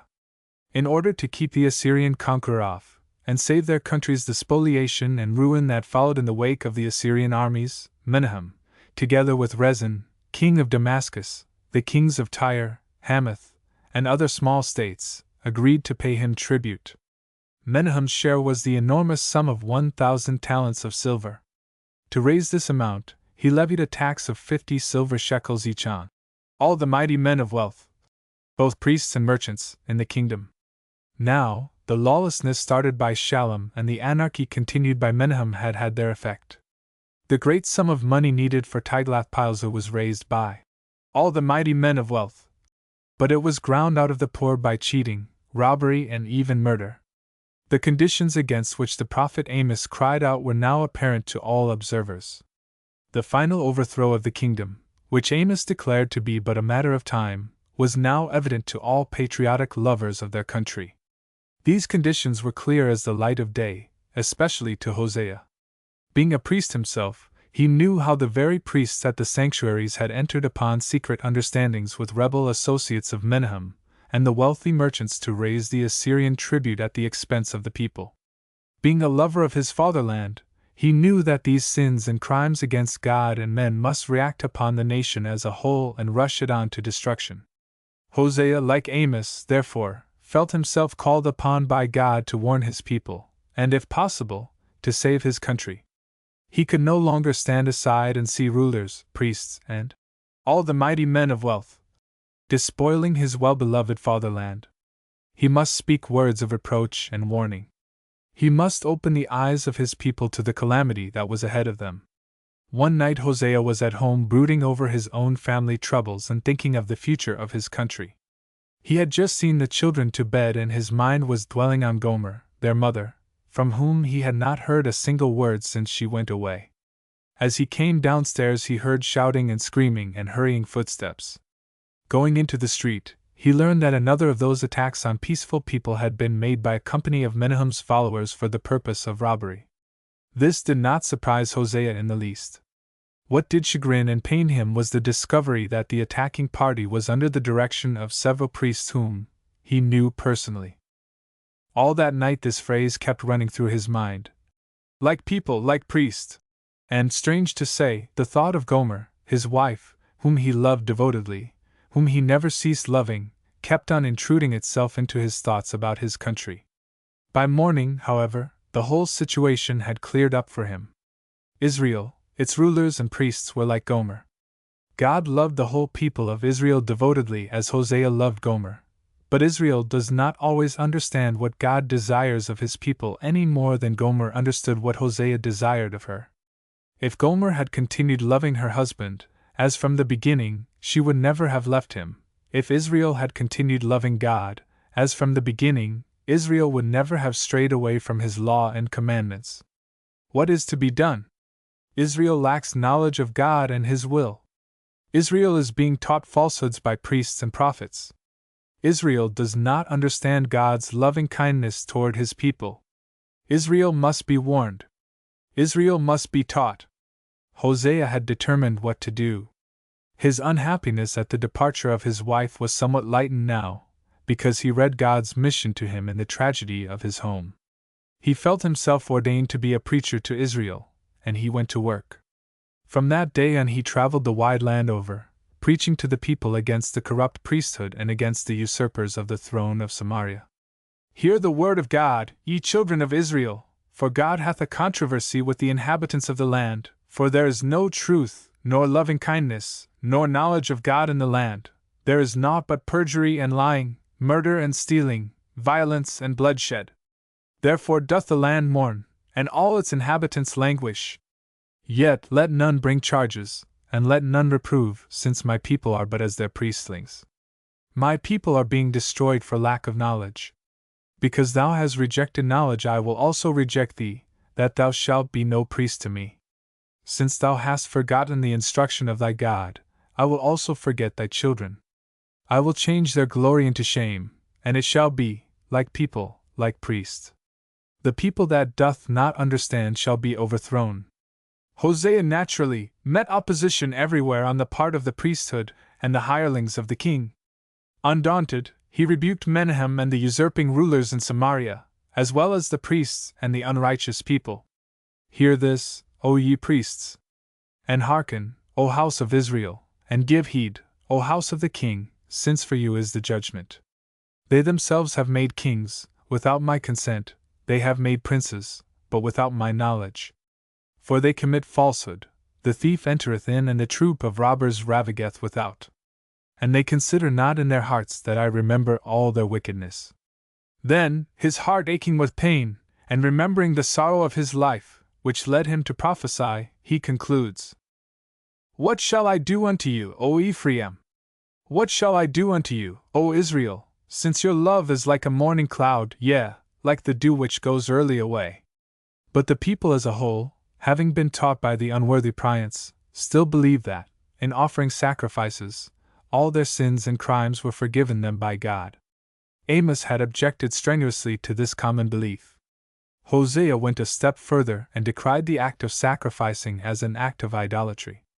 Referring bitterly to Bethel as Bethaven, the house of violence, Hosea replied, Come not ye into Gilgal, either go ye up to Bethaven, nor swear, as God liveth. In Bethel I have seen a horrible thing, all their wickedness is in Gilgal, for there I hated them. Because of the wickedness of their doings, I will drive them out of my house, I will love them no more. They shall go with their flocks and with their herds to seek God, But they shall not find him, he hath withdrawn himself from them. Every place where Hosea denounced the sacrifices, the people who heard him, but could not or would not understand, called him a fool and said that he was mad. Yes, replied Hosea. The prophet is a fool, the man that hath the Spirit is mad because of the abundance of thine iniquity. They shall cry unto me, My God, we Israel know thee. But Israel hath cast off that which is good, Israel hath forgotten his Maker. And now they go on sinning, they make for themselves molten gods, from their silver, idols according to their own model, smith's work, all of it. To such they speak. Men who sacrifice, kiss calves. They sow the wind and shall reap the whirlwind. After that Hosea followed up his rebuke and denunciation with most pathetic entreaties. Sow to yourselves righteousness, so shall ye reap loving kindness. Break up your fallow ground, for it is time to seek the Lord, that the fruit of righteousness may come upon you. But ye have plowed wickedness, ye have reaped disaster, ye have eaten the fruit of lies. It is love I delight in, and not sacrifice, knowledge of God and not burnt offering. When the time came for Menahem to send the tribute to Tiglath-Pileser, Hosea discovered that even here the king and his advisers were double-dealing with Assyria. The sending of the money to the great emperor was only a blind on the part of Menahem. Secretly he was in communication with the king of Egypt, sending precious gifts to him. Menahem wanted to create an alliance between Israel and Egypt against Tiglath-Pileser. Hosea saw the folly of it all. He knew that neither the tribute to Assyria nor the proposed alliance with Egypt could help the corrupt, degraded people. He compares Menahem's double-dealing to the action of a silly dove, and concludes, Samaria shall bear her guilt, for she has rebelled against her God. Shall I deliver them from the power of Sheol? Shall I redeem them from death? Come on with thy plagues, O death! On with thy pestilence, O Sheol! Repentance is forever hid from mine eyes. This terrible pronouncement, almost a curse, brought Hosea back to his home all wrought up. Never had he spoken so harshly. Never had he felt so deeply the doom of Israel. He found his children in the playroom, playing an old game called Mother. After watching them for a moment in silence and in thought, his heart was almost crushed by a question his little girl put to him. When is our real mother coming home? For answer he drew Lo-Ruhamah close to his heart, and wept. Hosea did not know, only God knew. All the love he bore for Gomer came back in an overwhelming flood. She had strayed from him, but his love had never lessened. Would that he could find her! With all her faults he would forgive her, if she would repent and return. And yet, that morning, he had been so harsh. He preached that Israel must bear its guilt, and that God had forever hid repentance from before him. If he, a man, could love so deeply and could be willing to forgive, how much the more so does God love his people? How much the more so will God have compassion and forgive, if Israel will repent and return to him? And that very night it seemed that God had ordained an ordeal for Hosea to test him and inspire him in his further work as a prophet. A message was brought to Hosea that his wife, Gomer, was to be sold as a slave at public auction, in the slave market of Samaria, on the morrow. Chapter 3. The Repentant Returns. With a bowed head, though with a stout heart, Hosea went to the marketplace on the following morning. He mingled with the people in the vicinity of the slave auction district, watching particularly a certain block, on which, he was told, Gomer was to be offered for sale. He studied carefully every woman that was put upon the block. At last he recognized her. But how changed she seemed! Her beauty, for which she had been famous, was gone. Her straight erect form was stooped. Her eyes, once proud, were cast down. She had a forlorn, hopeless look, as if she didn't care what happened to her. Evidently she had suffered greatly. Where had she been during the past 4 years? What hardships had she been through that she was so changed? Why did she fall so low that she had to be sold into slavery? The answers to these questions would have made no difference in the plan Hosea had determined to follow with Gomer. Standing on the outskirts of the crowd, he raised bid after bid, until he bought her for 15 pieces of silver and a homer of barley and a half homer of barley. Gomer was not at all concerned about the one who had purchased her.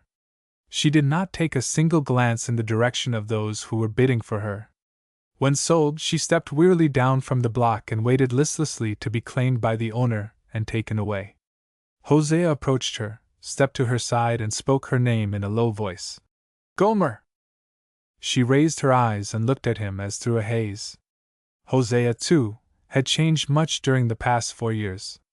His love for Gomer, the uncertainty of her whereabouts, his grief, his constant preaching to Israel that fell on deaf ears, had made deep furrows in his face and brought wrinkles to his forehead. Come with me, he said softly to her. For a moment Gomer stared at him, then she fell in a dead faint at his feet.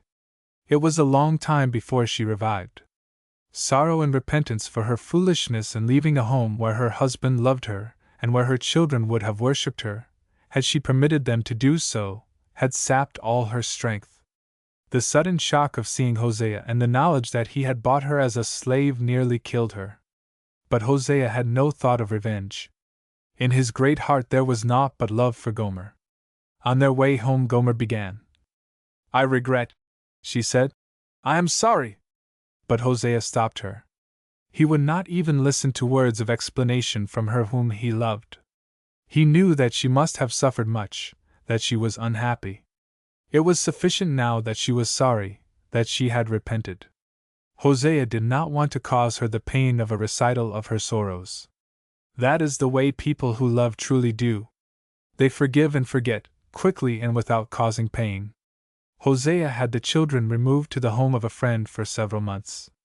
During that time Gomer quickly recovered from her trials and returned to health and beauty. Then he brought the children back and restored them to their real mother. Once, after the reunited family had spent a very happy evening, a tremendous truth came home to Hosea. Here they were all happy, as if trouble had never entered to disturb the sweetness and beauty of their lives. Why had sorrow and suffering come upon them at all? Then and there Hosea realized that there was a purpose in his home tragedy. He understood better than ever before that God had selected him to be a prophet to his people, that God had taught him through sorrow and suffering the lesson he was to teach to Israel. Israel had become faithless to God and had left his law, even as Gomer had left her husband. God grieved for the sins of Israel, even as he had grieved for Gomer who had strayed from him. God loved his people, nevertheless, even as he loved Gomer, continually. God was prepared to take Israel back under his guiding and loving care, when Israel would repent of its backsliding and sinning, even as he did with Gomer. From that day on Hosea's preaching took on a different form. He no longer scolded and condemned, but entreated and pleaded with his people. Return, O Israel, to the Lord thy God, for thou hast stumbled through thine iniquity. Take words with thee and return to God. Say to him, Pardon thou wholly iniquity and receive us with favor. Assyria will not save us, we will not ride upon horses to Egypt, we will no more say to the work of our hands, Ye are our God. And in the fervor of his poetic soul, the prophet hears God's answer to repenting and returning Israel. I will heal their backsliding, I will love them freely, for my anger is turned away from them. I will be as dew to Israel. He shall blossom as the lily and strike his roots deep as Lebanon.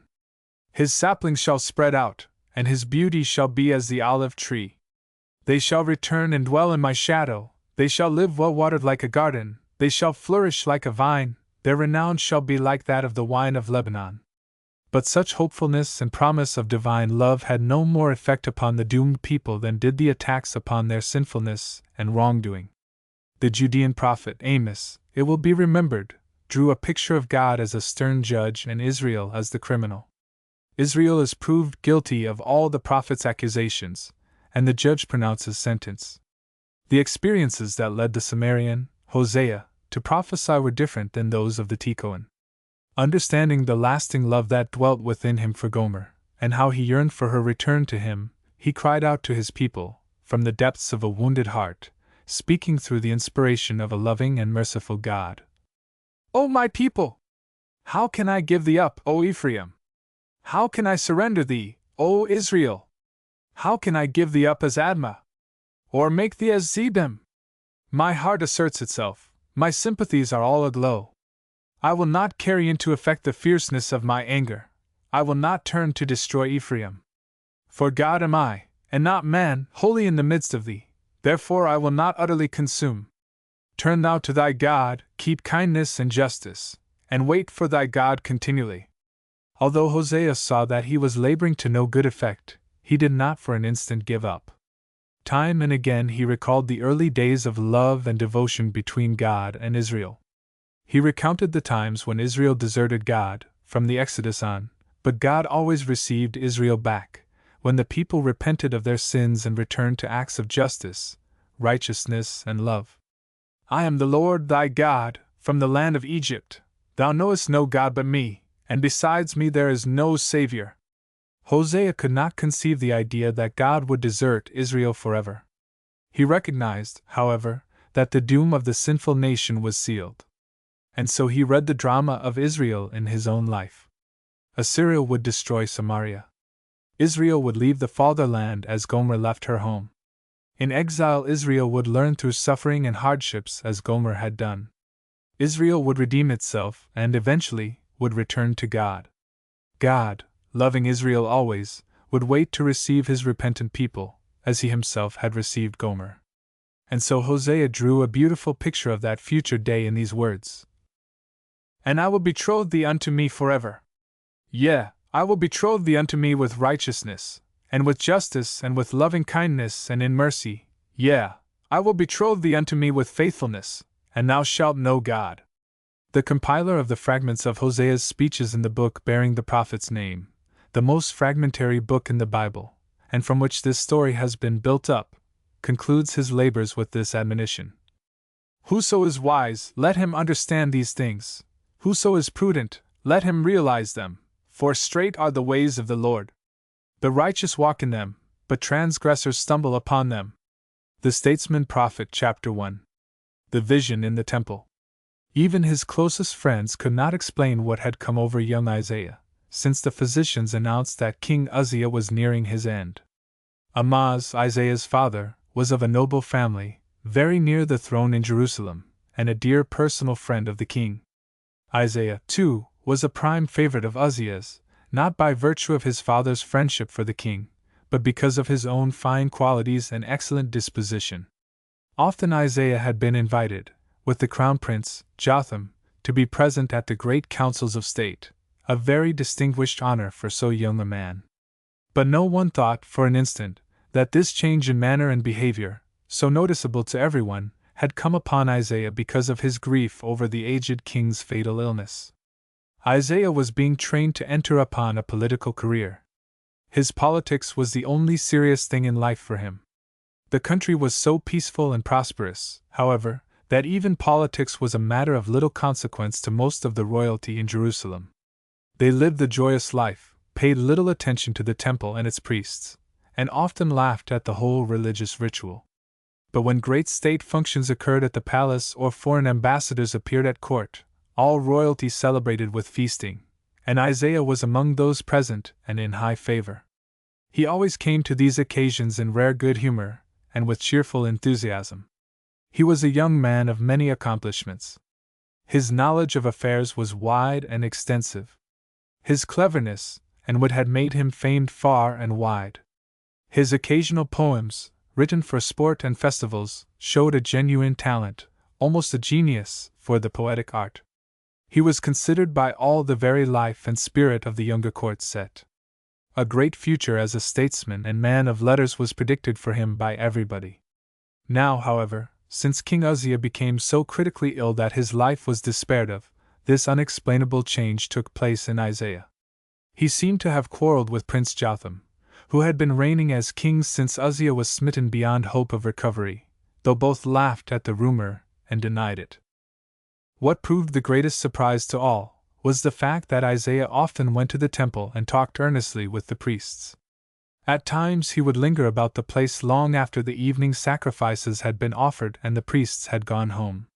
His jolly friends would make sport of him, but his more sober-minded companions became quite alarmed when, instead of displaying his usual good humor, he spoke with bitter sarcasm. His contagious laugh began to ring forced and hollow. He was morose and always ill at ease, as if he were laboring under a great strain that burdened his heart and mind. King Uzziah's death was a lingering one. For many weeks reports from the sick chamber were to the effect that he was passing away, but he clung to life. Jerusalem had doffed its gala attire, and the whole of Judah was prepared to go into mourning for its king. For a month or more the nobility and the court had not indulged in any social functions, state or private. The capital and the country were awaiting the royal funeral. Uzziah had been a great king and a good ruler. He had done much for the whole country, and especially for the capital. The mourning in Jerusalem and all through Judah was, therefore, genuine and sincere when the king died. The pomp and ceremony that characterized the funeral procession were not mere royal show, but expressions of honor and deep regret of a loyal people for its beloved sovereign. The young Isaiah was accorded an honored place in the long list of notables who followed the body of the king to its last resting place. He walked beside Jotham, his bosom friend, but did not accompany the new king on the return to the palace. In the slight confusion that followed after Uzziah had been buried with his fathers, Isaiah slipped quietly away and took the road to the Temple Mount. Taking his way through the water gate, on the west side of the temple, he entered the inner court. Then he mounted the 12 steps leading to the vestibule of the temple proper. 2 priests, who had just come out of the chamber where the implements for sacrificing were kept, bowed low to him and passed out into the inner court. Isaiah was evidently so absorbed in his thoughts that he did not notice them, for he did not return their salute, but walked forward to the entrance of the Hekal, or temple proper. There he stood for a moment in silence, then he leaned wearily against one of the entrance pillars. Behind him the priest's hall and the inner court were deserted. Before him, in the Hekal, was the altar of incense, on which coals from the recent sacrifices were still alive. To the right of the altar was the menorah, the 7-light candlestick, and to the left the table of showbread. Behind these hung the golden curtains that separated the Holy of Holies from the rest of the temple. A thin line of blue and purple smoke rose from the live coals on the incense altar, and wound its way upward to the ceiling of the Hekal. As Isaiah watched the rising smoke, it became thicker and thicker, and filled the whole temple. His eyes gazed from the altar to the glittering gold curtains behind it. The reflection from the coals, and the playing of the blue and purple smoke on the golden sheets, caused them to sheen and shimmer until they faded entirely away into the blue and purple maze that filled the Hekal. Isaiah was gazing right into the Holy of Holies, where no human eyes, except those of the high priest, once a year, ever looked, and behold, he saw a most remarkable vision. There, instead of the wooden Ark of the Covenant, he beheld a great and lofty throne on which was God himself. Instead of the 2 cherubim of wood and gold that surmounted the ark, he beheld seraphim, the fiery angels, standing attendant before him. Each of the seraphim had 6 wings. With 2 he covered his face, with 2 he covered his feet, and with 2 he flew. And one cried unto another and said, Holy, holy, holy is the Lord of hosts, the whole earth is full of his glory. Isaiah felt the very foundations of the threshold shake under him, at the sound of the calling. Covering his face with both hands, he cried out, Woe is me! I am undone! For I am a man of unclean lips, and I am dwelling among a people of unclean lips, yet mine eyes have seen the King, the God of hosts. Uncovering his face, he stretched out his hands towards the throne in mute appeal. Thereupon one of the seraphim flew to the altar and, with a pair of tongs, took from it a live coal. From the altar the seraph flew directly to Isaiah and, touching his mouth with the live coals, said, See, this has touched thy lips, therefore thine iniquity is gone and thy sin forgiven. Then Isaiah heard the voice of God himself, saying, Whom shall I send, and who will go for us? Falling to his knees, and again stretching out his hands towards the throne, Isaiah answered, Here am I. Send me. Kneeling there, motionless, hardly breathing, his lips apart, his face expressing the fear and anguish that were in his heart, Isaiah heard the reply, Go and say to this people, Hear and hear again, but understand not, see and see again, but perceive not. Make fat the heart of this people, and their ears dull, and besmear their eyes, lest they see with their eyes and hear with their ears and their heart should understand and they be healed. The force of this message struck Isaiah to the heart. He understood its meaning very well. It was terrible. It carried with it the sound of doom and the end of his nation. The very thought of it terrified him. Holding his head with both hands, his back bent forward as under a heavy weight, until his face touched his knees upon the floor, he cried in heartbreaking tones, "Lord, how long?" And God answered him, "Until the cities are in ruin without an inhabitant, and the houses without a human occupant, and the land become utterly desolate, and God hath sent the men far away, and in the midst of the land the deserted territory be great. And should there be a tenth in it, it must in turn be fuel for flame, like the terebinth and the oak, of which, after falling, but a stump remains." For a long time after the voice had ceased speaking, Isaiah remained in the position in which he had listened to the last reply. When, finally, in fear and trembling, he slowly raised his head, the vision had gone. Behind him the priest's hall and the inner court were deserted. Before him a thin line of blue and purple smoke rose from the live coals on the incense altar, and wound its way upward to the ceiling of the heichal. Isaiah passed his hands over his eyes. For a moment he let his cool palm rest against his burning forehead. Then he slowly found his way out of the temple and passed out into the silent night. Chapter 2. The Parable of the Vineyard. The fact was that Isaiah did not grieve particularly over King Uzziah's illness and approaching death. What troubled him was the attitude taken by his dear friend, the crown prince, Jotham, toward the political future of the kingdom of Judah, since his sick father had placed the reins of government in his hands. The differences of opinion between Isaiah and Jotham, as to what was best for the nation, were so great as to be almost hopeless. So that, even before Uzziah died, the two stopped discussing problems of state, although they continued their warm friendship. As long as King Uzziah lived, it was plain nothing serious could happen to the country. To the south, Uzziah was feared by the Philistines and Arabians, whom he had subdued, and his name was honored even at the court of Egypt. To the north, Jeroboam too was prosperous and at peace. Syria was weak and Assyria had not yet made its power felt. Within the extended borders of his own country, Uzziah had established peace and had built up commercial enterprise and prosperity. To the average citizen of Judah, therefore, the country was all right, the king was all right, and the future had not the slightest cloud before it. To Isaiah, the keen-sighted and well-posted young statesman, however, neither the country nor the king was fit to deal with a great national crisis, and the future had one in store. When Uzziah became sick and abdicated, quietly, in favor of Jotham, then a young man of 25, Isaiah began to call Jotham's attention to the internal social conditions of the country. But Jotham had such a high respect for his father's ruling power that he would not alter a single law nor make a single reform. When Isaiah attempted to drum into Jotham's head the causes of the reign of anarchy in Samaria and the lessons to be drawn therefrom for Judah, Jotham, desiring to show his power as a ruler while his father was yet alive, busied himself fighting with the Ammonites and extending the boundaries of his kingdom. When, finally, in the year 788 B.C.E., the news came to Jerusalem that King Menahem, of Israel, had sent a heavy tribute to the Assyrian Tiglath-Pileser, Isaiah's worries over the future of his own country became very acute. It was in this year Uzziah died, and it was on the day of the king's funeral that Isaiah saw the remarkable vision in the temple. Up to that hour Isaiah was conscious only of the fact that something must be done in Judah to save it from the evils of injustice and unrighteousness that were being practiced by the rich and powerful upon the poor and weak. From that hour on he knew that God had called him to be his prophet, that God had selected him to bring the truth home to the Judeans and, if possible, to save the nation from the doom that awaited the sister nation, Israel. What Isaiah saw and heard in the temple at the close of that memorable day gave him the germ of an idea as to what God demanded of him to do. Time, thought, and experience ripened that idea into a plan. The course of events offered him the opportunity to put the plan into action.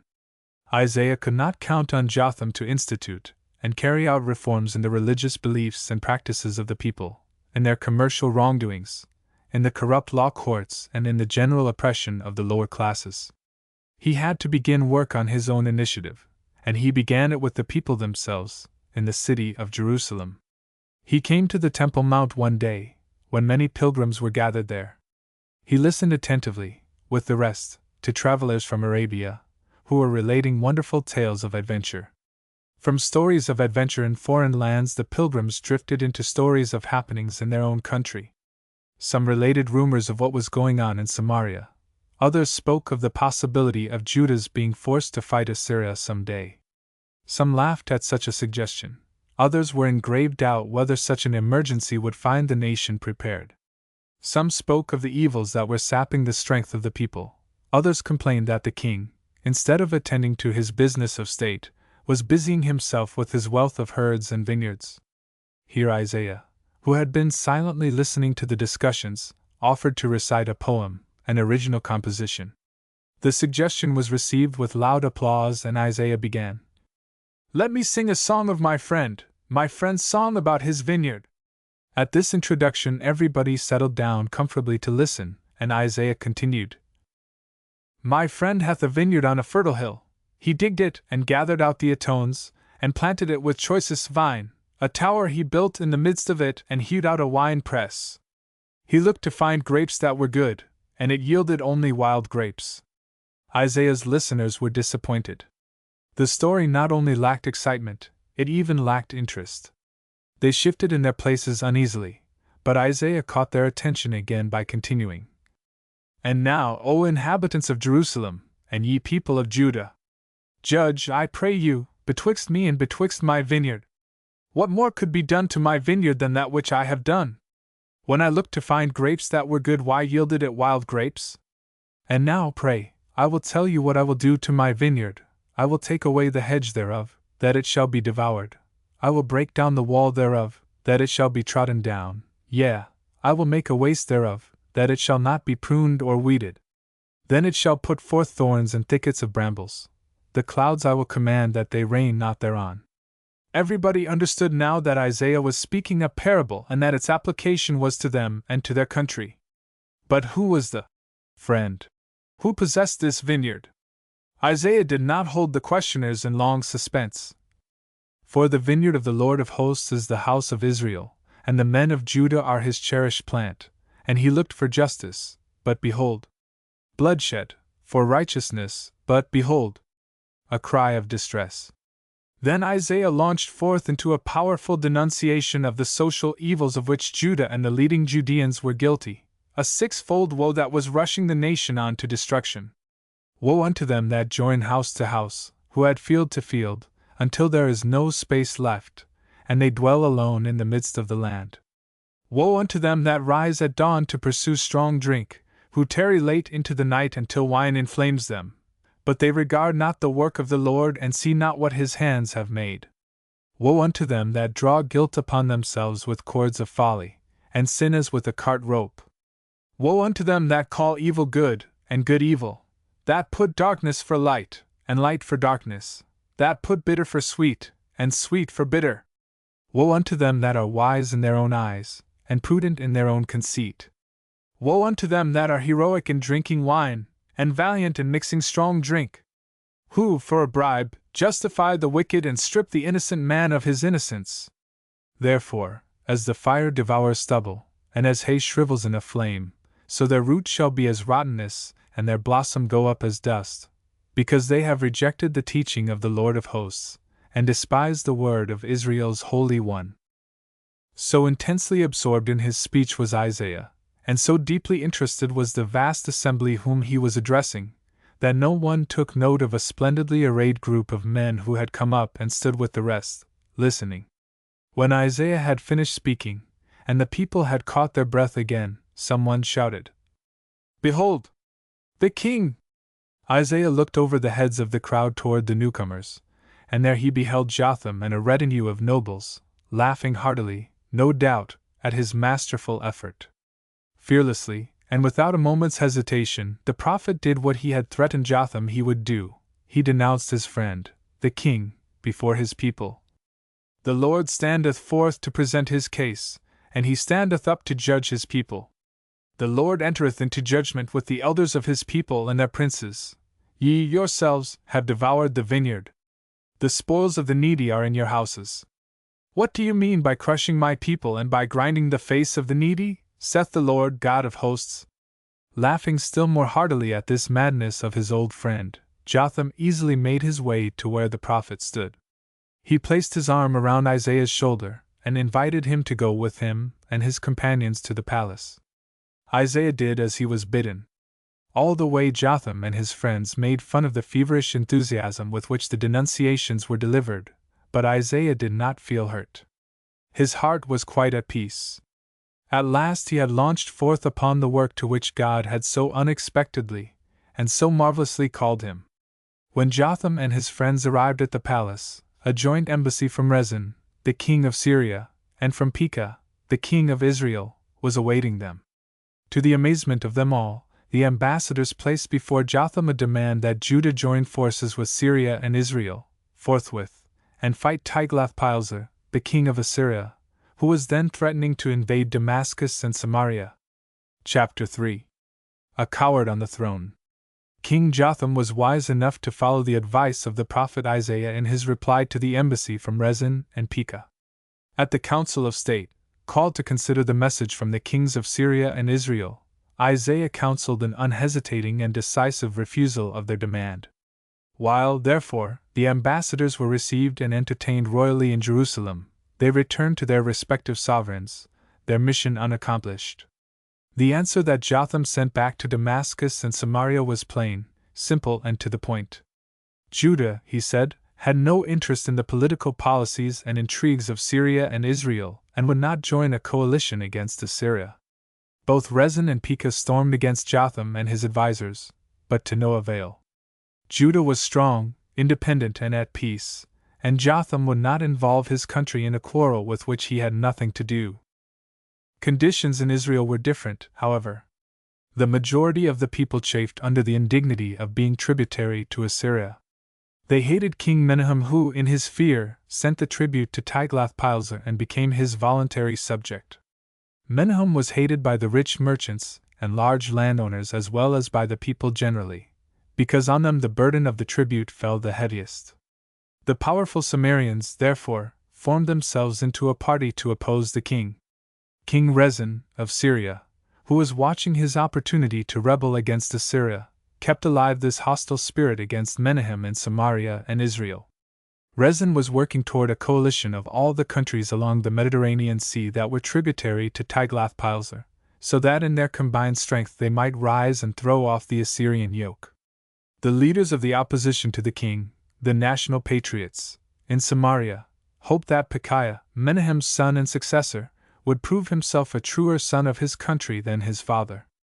They looked to him to refuse the payment of the Assyrian tribute and to re-establish the independence of the kingdom of Israel. But they were disappointed. Pekah followed in the political footsteps of his father, and the hopes of the Sumerian patriots waned when he succeeded his father on the throne. Rezin, however, was not to be denied in the plan he had laid out for himself and for the other Assyrian tributaries. Pekah reigned in Samaria less than 2 years, when, in 735, through the assistance of Rezin and the connivance of the patriotic party in Samaria, he was assassinated by one of his generals, Pekah, the son of Remaliah. Pekah was thus raised to the throne of Israel with the avowed purpose of uniting with Rezin in the proposed rebellion against Tiglath-Pileser. Israel wanted, and needed, the help of Judah in the desperate conflict that awaited them. The smaller countries north of Israel and Syria, crushed under the burden of their Assyrian tribute, gladly joined the Syro-Israelitish coalition, but the embassy to Jerusalem returned empty-handed. Rezin and Pekah, however, were not dismayed by the refusal of Judah to join them. They bided their time for a better opportunity.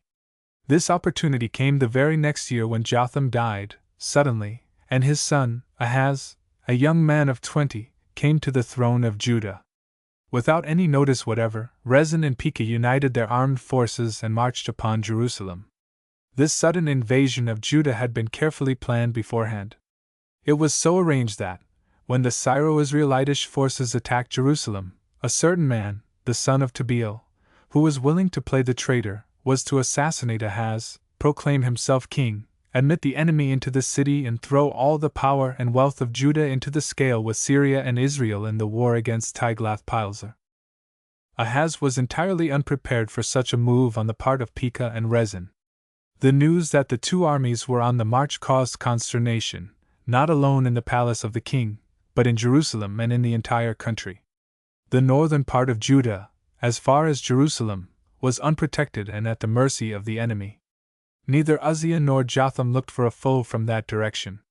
In fact, the Syro-Israelitish forces met no opposition whatever until they came within sight of Jerusalem. The very first thing that Ahaz and his generals did, when they had recovered from their consternation, was to prepare the capital for a siege. The fortifications were examined and strengthened. The water supply to the south of the city, without which Jerusalem could not have withstood a siege for 3 months, was especially looked after. Now, Ahaz was like that ancient Pharaoh who did not know Joseph, or like his own predecessor, Rehoboam, who took counsel with the young men that were grown up with him. Ahaz did not call Isaiah, the old friend and counselor of the royal house, to advise him in his great extremity. Isaiah, however, called to God to save his nation, if the nation would be saved, and did not wait for an invitation from the young king. While Ahaz, his advisers and the commanders of his army, were examining the water supply of Jerusalem, preparatory to the inevitable siege, Isaiah went out to meet him. The prophet came upon the royal party at the end of the conduit of the upper reservoir, in the highway of the fuller's field. Isaiah, who had been quietly and carefully studying the entire situation since the embassy came to Jotham, understood well enough that an intrigue must be brewing in Jerusalem against the young king. When the report reached the city that the enemy was on the march, Isaiah's searching inquiries and careful observation of the leaders of the capital resulted in the discovery that the son of Tabeel was in league with Rezin and Pekah. It was Isaiah at this meeting who informed Ahaz that his immediate danger was as much within his own city as from the enemy that was approaching. No wonder then that his heart trembled, and the heart of his people, as the trees of the forest tremble with the wind. But Isaiah immediately reassured the trembling Ahaz in the following words: "Take heed and keep thyself calm, fear not, either be faint-hearted because of these 2 fag ends of smoking firebrands, because of the fierce anger of Rezin and Syria and of the son of Remaliah. Syria, with Israel, hath purposed evil against thee, saying, Let us go up against Judah and distress it and overpower it and appoint the son of Tabeel king in its midst. But thus saith the Lord God, It shall not stand, neither shall it come to pass, for the head of Syria is Damascus, and the head of Damascus is Rezin, and the head of Israel is Samaria, and the head of Samaria is Remaliah's son. Verily, if you will not hold fast, ye shall not stand fast." Ahaz laughed at the idea of keeping quiet and having no fear, under the conditions. He turned away impatiently from the prophet and proceeded with his business of examining the reservoir. Isaiah, however, would not be put off with mere impatience. "Ask thee a sign of the Lord thy God," he cried to Ahaz. "Ask it either in the depths of Sheol or in the heights above." But Ahaz replied, "I will not ask, either will I put the Lord to the test." Then Isaiah said, "Hear now, O house of David! Is it too small a thing for you to weary men, that ye must also weary my God? Therefore the Lord himself will give you a sign. Behold, a young woman will bear a son and call his name Emmanuel, God is with us. Before this child shall know to refuse the evil and choose the good, those 2 kings before whom thou tremblest shall be deserted." Ahaz was tired of mere words. Advice he had enough. He wanted now to act. In fact, when the knowledge of the political intrigue in Jerusalem became known to him, he immediately made up his mind what to do. He, therefore, again turned from Isaiah and ordered his retinue to continue the examination of the water supply. Isaiah then tried another form of argument with this cowardly young king, in order to bring him to his senses. He himself was positive that Tiglath-Pileser, who was at that time in Asia Minor, had, no doubt, been informed by his spies of the action taken by Rezin and Pekah. Isaiah felt sure, also, that Tiglath-Pileser would immediately invade Syria. He knew, in addition, that neither Rezin nor Pekah was strong and powerful enough, at this time, to wage a protracted war with Assyria. That is why he described them as 2 fag ends of smoking firebrands. He, therefore, concluded that, at the first information of Tiglath-Pileser's march into the northern country, Rezin and Pekah would have to return to defend their own lands. On the other hand, Isaiah knew that, if Ahaz did anything that would in any way displease the mighty king of Assyria, the latter would, after finishing his campaign in Syria and Israel, attack Judah. Therefore, he warned Ahaz in these words: God will bring upon thee and upon thy people and upon thy father's house days such as have not been, since the day Ephraim departed from Judah, through the king of Assyria. Curds and honey will be that child's food, in the wilderness, when he knows to refuse evil and choose the good. Isaiah ceased. He had delivered his message, had counseled and warned the king. He made it clear to Ahaz that, if he did anything except trust in the power and care of God for his people, Judah, like Syria and Israel, was destined to become a wilderness in the short time that it takes a child to reach that age when it can begin to think for itself. Ahaz, however, acted upon his own and his young men's counsel. Hardly had he returned to the palace that day, when he sent messengers carrying the following letter to Tiglath-Pileser, king of Assyria. I am your servant and your son. Come up and save me from the power of the king of Assyria and from the power of the king of Israel, who have attacked me. Ahaz followed up this message by ransacking the temple in Jerusalem and the treasures of the royal palace, sending both as a gift and bribe to Tiglath-Pileser. Then exactly what Isaiah foresaw happened. Tiglath-Pileser immediately invaded Syria and attacked Damascus. Rezin and Pekah were forced to hurry back to defend their own countries, and Judah was saved from Syro-Israelitish attack. But Ahaz had already thrown himself at the feet of the great Assyrian conqueror, with terrible results to his own country. Chapter 4. On deaf ears. Though the spineless Ahaz sent his cowardly note, and the presents that followed, to Tiglath-Pileser secretly, the truth leaked out. Great indignation was aroused among certain opponents of the king in Jerusalem at the discovery of his act of treachery to the nation, and a new party was formed to fight against submission to Assyria. The aim of the new movement was, principally, to preserve the independence of Judah. The only avenue open seemed to be the alliance with Israel and Syria that the lamented king, Jotham, would not enter into. With Ahaz looked upon as a traitor, the only one whom these patriots could turn was the prophet Isaiah, who loved his land and knew its traditions. So, the leaders of the patriotic party came to him with their plans. But Isaiah stood firm in the position he had taken with Jotham against entangling alliances. He shocked these gentlemen with a well-spoken rebuke. He told them that the patriotism Judah needed was not of alliances and war, but of faith in God, of trust in Him who always guards and protects a righteous nation against its enemies.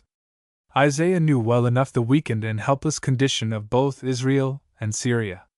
To join with them in a war against Tiglath-Pileser would mean even greater ruin for Judah than the peaceful submission of Ahaz. He pictured the results of such an alliance in the following words: Because this people have rejected the waters of Shiloah that flow softly, and rejoice in Rezin and Remaliah's son, therefore the Lord is about to bring upon them the waters of the river Euphrates, mighty and great, even the king of Assyria, in all his glory. And it shall rise above all its channels, and overflow all its banks, and it shall sweep onward into Judah, and it shall overflow and pass over it, reaching even to its neck, and its outstretched wings shall cover the breadth of thy land, O Emmanuel. To the king, the prophet sent a concise message that would have been heeded and understood by any one but a weakling like Ahaz. Isaiah referred to the utter helplessness into which Ahaz had cast Judah by his cowardly self-subjugation to Tiglath-Pileser. He pictured what might happen when that mighty monarch would receive the king's pitiful cry for help. In that same day the Lord will shave with the razor hired beyond the Euphrates the head and the hidden hair, and it shall even sweep away the beard. Despite Isaiah's efforts, the peace party that stood by Ahaz, and the war party that desired an alliance with Pekah and Rezin, continued their separate agitations. The capture of the town of Elath, at the head of the Arabian Gulf, by a detachment of the Syrian army, strengthened Ahaz in his belief that help could come only from Tiglath-Pileser. On the other hand, it convinced the war party that only the union with Samaria and Damascus could restore to the country this center of Judah's lucrative trade, that commanded the commerce to the south. Isaiah recognized the uselessness of appealing to either of these opposing parties. He determined to appeal to the country at large, to the whole people, who were interested not in party quarrels, but in the welfare of the nation. He wanted to create a public opinion in favor of peace and in opposition to entangling alliances, either with Assyria or with the Palestinian coalition. On his own property in the heart of Jerusalem, where all the passers-by could see and read it, Isaiah erected a great sign which read, "Swift booty, speedy prey." He meant this to indicate to the people that the triumphs of either the champions of peace or the champions of war would mean ruin to the nation at the hands of Assyria. About this time a son was born to Isaiah. He gave a magnificent feast to the leading people of Jerusalem, and, to bring his conviction home more forcibly, named the boy Swift booty, speedy prey. At the close of the feast he addressed his guests and said in part, "Before the boy knows how to cry, my mother and my father, they shall carry off the riches of Damascus and the spoil of Samaria before the king of Assyria." At a great meeting in Jerusalem, soon thereafter, Isaiah again took up the burden of his argument against Israel and Syria. He predicted the inevitable destruction of these two kingdoms, because they were in rebellion against Assyria, and he pointed out the consequent foolhardiness of involving Judah in the oncoming disaster. Regarding Israel, he said, "In that day the glory of Jacob shall grow dim, and the fatness of his flesh wax lean. And it shall be as when a harvester gathers standing grain, and his arms reap the ears, yea, it shall be as when he gleans in the valley of Rephaim, and the gleanings thereof shall be as the beating of an olive tree, 2 or 3 berries on the topmost branch, 4 or 5 on the boughs of a fruit tree, saith the Lord, the God of Israel." Then, addressing himself as if he were speaking to the people of Israel, but hoping to drive the lesson home to the people of Judah, who were listening to him, he spoke most regretfully. "For thou hast forgotten the God of thy salvation, and hast not been mindful of the rock of thy strength." Turning to a consideration of the second of the allies, Syria, Isaiah continued, "Soon shall Damascus cease to be a city and shall be a ruinous heap. Its cities shall be given up to flocks which shall lie down, with none to make them afraid. Ephraim shall lose her bulwark, and Damascus her sovereignty, and the rest of Syria shall perish. Like the Israelites shall they be, saith the Lord of hosts." These descriptions of what would happen to Syria and Israel, however, did not go unchallenged. The prophet was told that he had evidently forgotten that all the nations in Palestine and along the Mediterranean, except Judah, were parties to this coalition against Tiglath-Pileser. Isaiah laughed. With fine scorn he cried, "Ah! The multitude of many peoples that roar like the roaring of the seas, and the rushing of nations, that rush like the rushing of many waters. But he shall rebuke them, and they shall flee far off, and shall be chased as the chaff of the mountains before the wind, and like the whirling dust before the storm. At eventide, behold terror, before the morning, they are no more." Then, as if addressing himself to all the petty northern countries that were trying to drag his own beloved fatherland into the whirlpool of disaster, Isaiah spoke as follows: "Make an uproar, and be broken in pieces, and give ear, all ye of far countries, gird yourselves and be broken in pieces, take counsel together, and it shall be brought to naught, speak the word and it shall not stand, for God is with us." And in answer to the appeal of the people as to what ought to be done in this national crisis, Isaiah replied, "Call ye not conspiracy all that this people calleth conspiracy. What they fear do not fear, nor be filled with dread. The Lord of hosts, him regard as the conspirator. Let him be your fear and your dread." Chapter 5. The Survival of the Fittest. While Isaiah was thus attempting to influence the two parties in Jerusalem, exactly what he had warned Ahaz of happened. The Assyrian forces made a speedy march into Syria, with Damascus as the point of attack. The combined Syro-Israelitish army, upon hearing of Tiglath-Pileser's new move, abandoned the siege of Jerusalem and hurried back to defend their own countries. The great Assyrian conqueror easily subdued all the land about Damascus and finally besieged the city itself. Rezin offered him desperate resistance, but it was useless.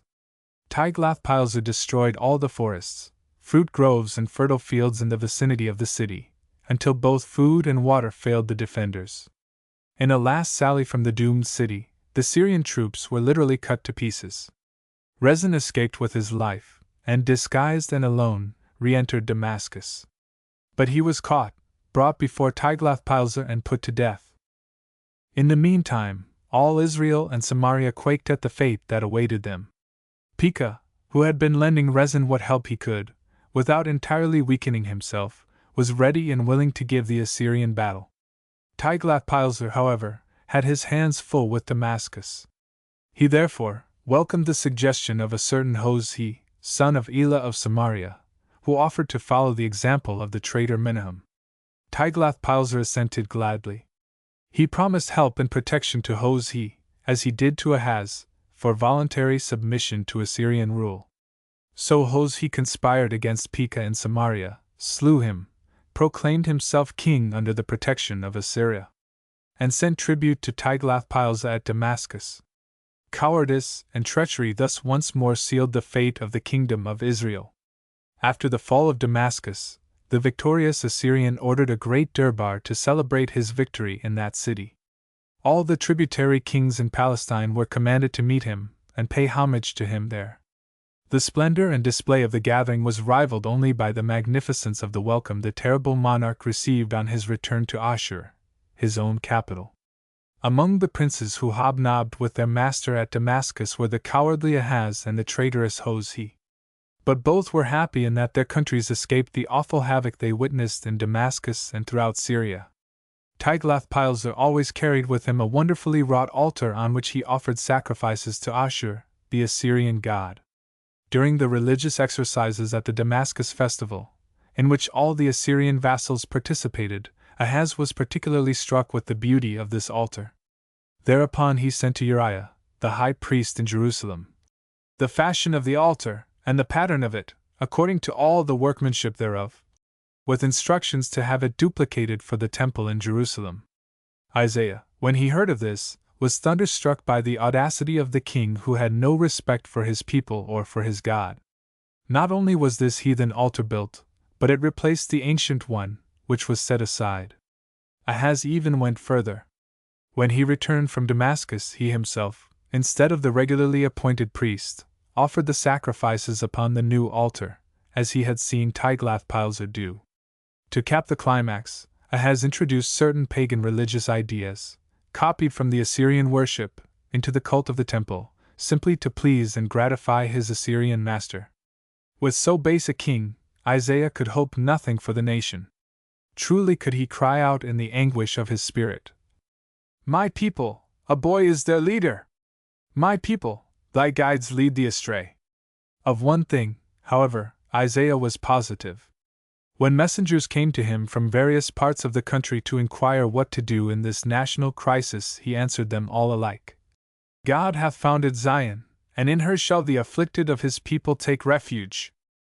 He was certain that neither a weakling like Ahaz nor a terror like Tiglath-Pileser could bring destruction upon the city that God had selected as the center of his worship, or upon the people whom God had chosen, to reveal himself to them and to entrust them with his law. The patriotic and religious backsliding of Ahaz and his counselors, however, seemed to point to the destruction of both. But Isaiah was not dismayed. Trusting faithfully in God's protecting hand over his people, he could not conceive that God would desert them for long. God would not permit a backboneless king to reign over his people. The successor to Ahaz would be a different type of man, an ideal prince in the sight of God and men. "And there shall come forth a shoot out of the stock of Jesse, and a branch of his roots shall bear fruit. And the Spirit of the Lord shall rest upon him, the Spirit of wisdom and understanding, the Spirit of counsel and might, the Spirit of knowledge and of the fear of the Lord. And he shall not judge after the sight of his eyes, either arbitrate after the hearing of his ears, but with righteousness shall he judge the poor, and arbitrate with equity for the afflicted of the land. And he shall smite the tyrannous with the rod of his mouth, and with the breath of his lips shall he slay the wicked, and righteousness shall be the girdle of his loins, and faithfulness the girdle of his reins, and the wolf shall dwell with the lamb.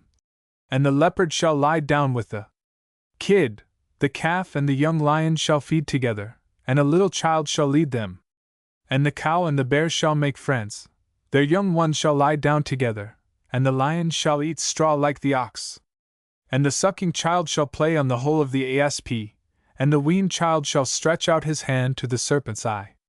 None shall do evil or act corruptly in all my holy mountain, for the earth shall be full of the knowledge of the Lord as the waters cover the sea. In all literature there is no more beautiful and meaningful description of what an ideal ruler should be and of the peaceful and happy state to which such a ruler could bring his country. But Isaiah did not lose sight of the fact that just as little as an Ahaz could accomplish the destruction of the nation, so little could an ideal king, even if his fond dream would come true, accomplish the reconstruction of the nation, single-handed and alone.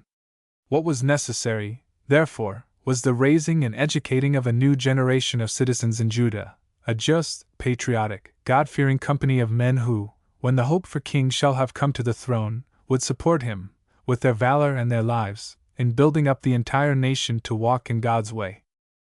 So Isaiah began quietly with his own family first, and later with a few friends and disciples who believed as he did. Binding up the admonition and sealing the instruction among my disciples, said Isaiah, I will wait for the Lord who is hiding his face from the house of Jacob, and in him will I trust. Behold, I and the children whom the Lord hath given me are signs and symbols in Israel from the Lord of hosts who dwells in Mount Zion. Isaiah's idea was similar to that of Moses in the olden days in the wilderness. The present generation, ruler and people, that did not place its trust wholly in God, would slowly die out. A new generation, better and more fit, would survive to save the nation. Just at this time, when Isaiah began his slow work of upbuilding the nation, a son and heir was born to the king. Isaiah accepted this incident as a message of approval of his course from God. He and his disciples looked to this prince to be the ideal king, and in celebration of the event Isaiah greeted the heir apparent in the following fine outburst of hope for the future.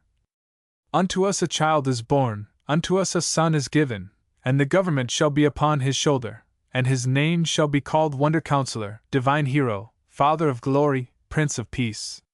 For the increase of dominion and for peace without end, upon the throne of David and upon his kingdom, to establish and support it by justice and by righteousness from henceforth, even forever. The favor of the Lord of hosts will perform this. Chapter 6. Working with the Remnant. Isaiah called his little band of disciples and followers the remnant. He referred to them as the remnant, because he knew that, if only these remained true and faithful to God, for their sakes God would not forsake the fatherland.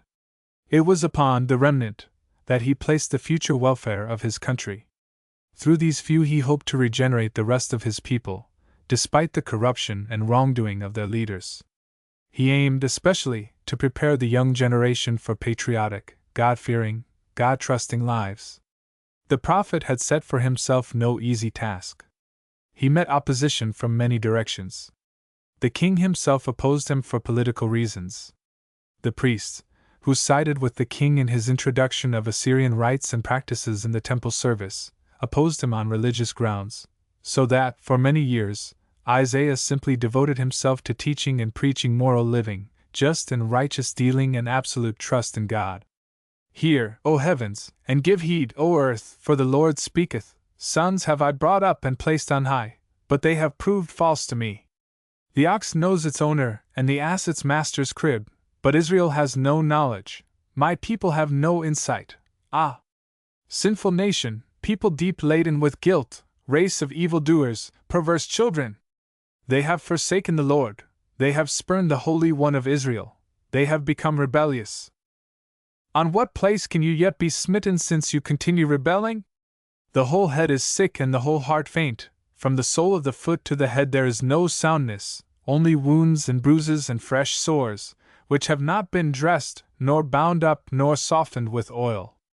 With words of this kind, and in similar speeches, Isaiah tried to describe the condition of Judah to its people. The cowardice of Ahaz in throwing himself at the feet of the Assyrian had, indeed, smitten the land and the people very sore. The large tribute to Tiglath-Pileser had to be collected and paid. The burden was terrible to bear. In the meantime, Judah's enemies from the south and along the Mediterranean coast took advantage of the weakened condition of Judah and attacked the country from many points. Isaiah tried, with all his might, to bring the people, as a whole, to an understanding of Judah's condition. He wanted them to join the remnant, and to live their lives in accordance with his teaching, which were really not his, but God's. Only in this way, Isaiah said, could a country that had fallen deeply into sin and unrighteousness, and was at the mercy of its enemies, be saved. Your land is a desolation, your cities are burned with fire, your tilled land, before your eyes strangers devour it, and the daughter of Zion is left like a booth in a vineyard, like a lodge in a field of cucumbers, like a watchtower. Unless the Lord of hosts had left us a remnant, we should almost be as Sodom, we would have been like Gomorrah. This simile, comparing Jerusalem to these ancient cities of evil repute, was answered by Isaiah's opponents with the statement that the people of Sodom and Gomorrah were idol worshippers, but that the people of Judah brought their sacrifices to the temple and observed the holy days in accordance with the ancient laws. This was the same kind of an argument as the citizens in Samaria gave to Amos and Hosea. Isaiah, however, who knew, and had taught, the remnant, that sacrificing animals was not the true manner of worshipping God, replied as follows: Hear the word of the Lord, ye rulers of Sodom, give heed to the instruction of our God, ye people of Gomorrah. What care I for the great number of your sacrifices? Saith the Lord. I am sated with the burnt offerings of rams and the fat of fed beasts, and in the blood of bullocks and lambs and he-goats I take no pleasure. When ye appear before me, who has required this of you? Trample no more my courts, bring no more offerings, vain is the odor of incense, it is an abomination to me, I am not able to endure a fast and a solemn assembly. Your new moons and your appointed days my soul hateth. I am tired of bearing it. When ye spread forth your hands, I will hide mine eyes from you. Also, if ye make many prayers, I will not hear. Then Isaiah launched forth into one of the most beautiful speeches that he delivered in his whole career. In it he brought home to the people the true idea of the religion which God had commanded to Israel, and through which Judah could be regenerated, strengthened, and saved. Your hands are stained with blood, wash, that ye may be clean, remove the evil of your deeds from before mine eyes. Cease to do evil, learn to do good, seek justice, relieve the oppressed, vindicate the orphan, plead for the widow. In one of the sublimest passages that any prophet ever uttered, Isaiah promised the people God's forgiveness in the following wonderful appeal. Come now, let us argue together, saith the Lord. Though your sins be as scarlet, they may become white as snow, though they be red as crimson, they may become as wool. If ye willingly yield and are obedient, ye shall eat the good of the land, but if ye refuse and rebel, ye shall be devoured by the sword. The mouth of the Lord hath spoken it. While Isaiah thus pleaded and threatened, he gained many additions to the remnant. But he failed to create a deep impression either with the reigning house or with the powerful priesthood or with the majority of the rich in Jerusalem and Judah. In the meantime, a vassal of Assyria, in far-off Babylonia, rebelled successfully. Immediately, various Palestinian states, including Judah, began to prepare a similar attempt to free themselves from the Assyrian yoke. Ahaz had died in 721, the year in which Sargon the Great captured Samaria, after a 2 years' siege, and effectually reduced the kingdom of Israel. Hezekiah, his young son, to whom Isaiah looked for the ideal prince he had pictured, succeeded him. The calamity of the northern kingdom did not seem to bring Isaiah or Ahaz any warning. The king had been paying his Assyrian tribute regularly and faithfully. The prophet had centered his hope in the remnant, and in the crown prince, and bided his time. When, however, 6 years later, in the year 715, Hezekiah joined the coalition of Palestinian states against Assyria, Isaiah was not only disappointed, but became greatly alarmed. To permit Hezekiah to follow the advice of his father's counselors, Isaiah knew would be national suicide.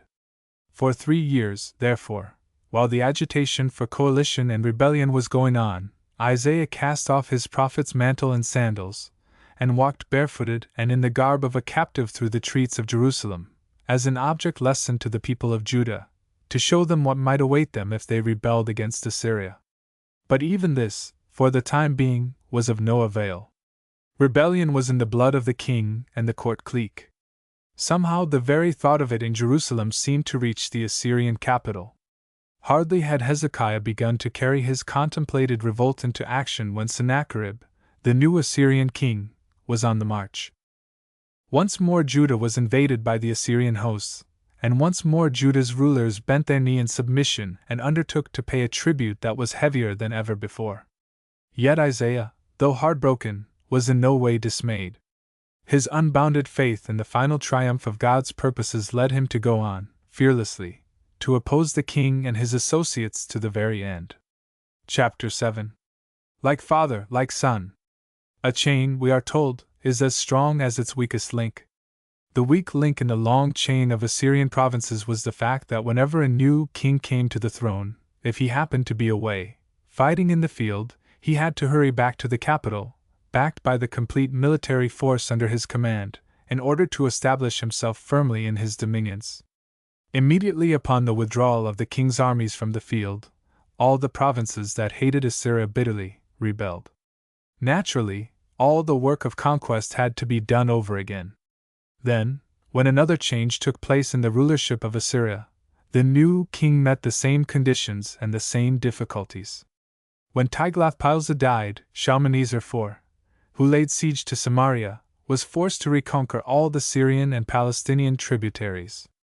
The great Sargon, who reduced Samaria and carried its inhabitants captive into the northern part of the Assyrian Empire, left his successor, Sennacherib, no better legacy. With Sennacherib's ascension to the throne in the year 704, therefore, the usual thing happened: rebellion broke out all along the line of his possessions. In Palestine, King Hezekiah of Judah became the leader of a movement for a strong organization of all Palestinian and Syrian states and cities with the purpose of concerted rebellion against the new king.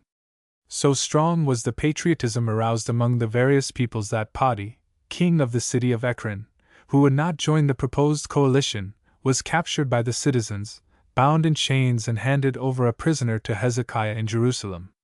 It did not take Sennacherib long to make up his mind what to do. His predecessors had shown him the way.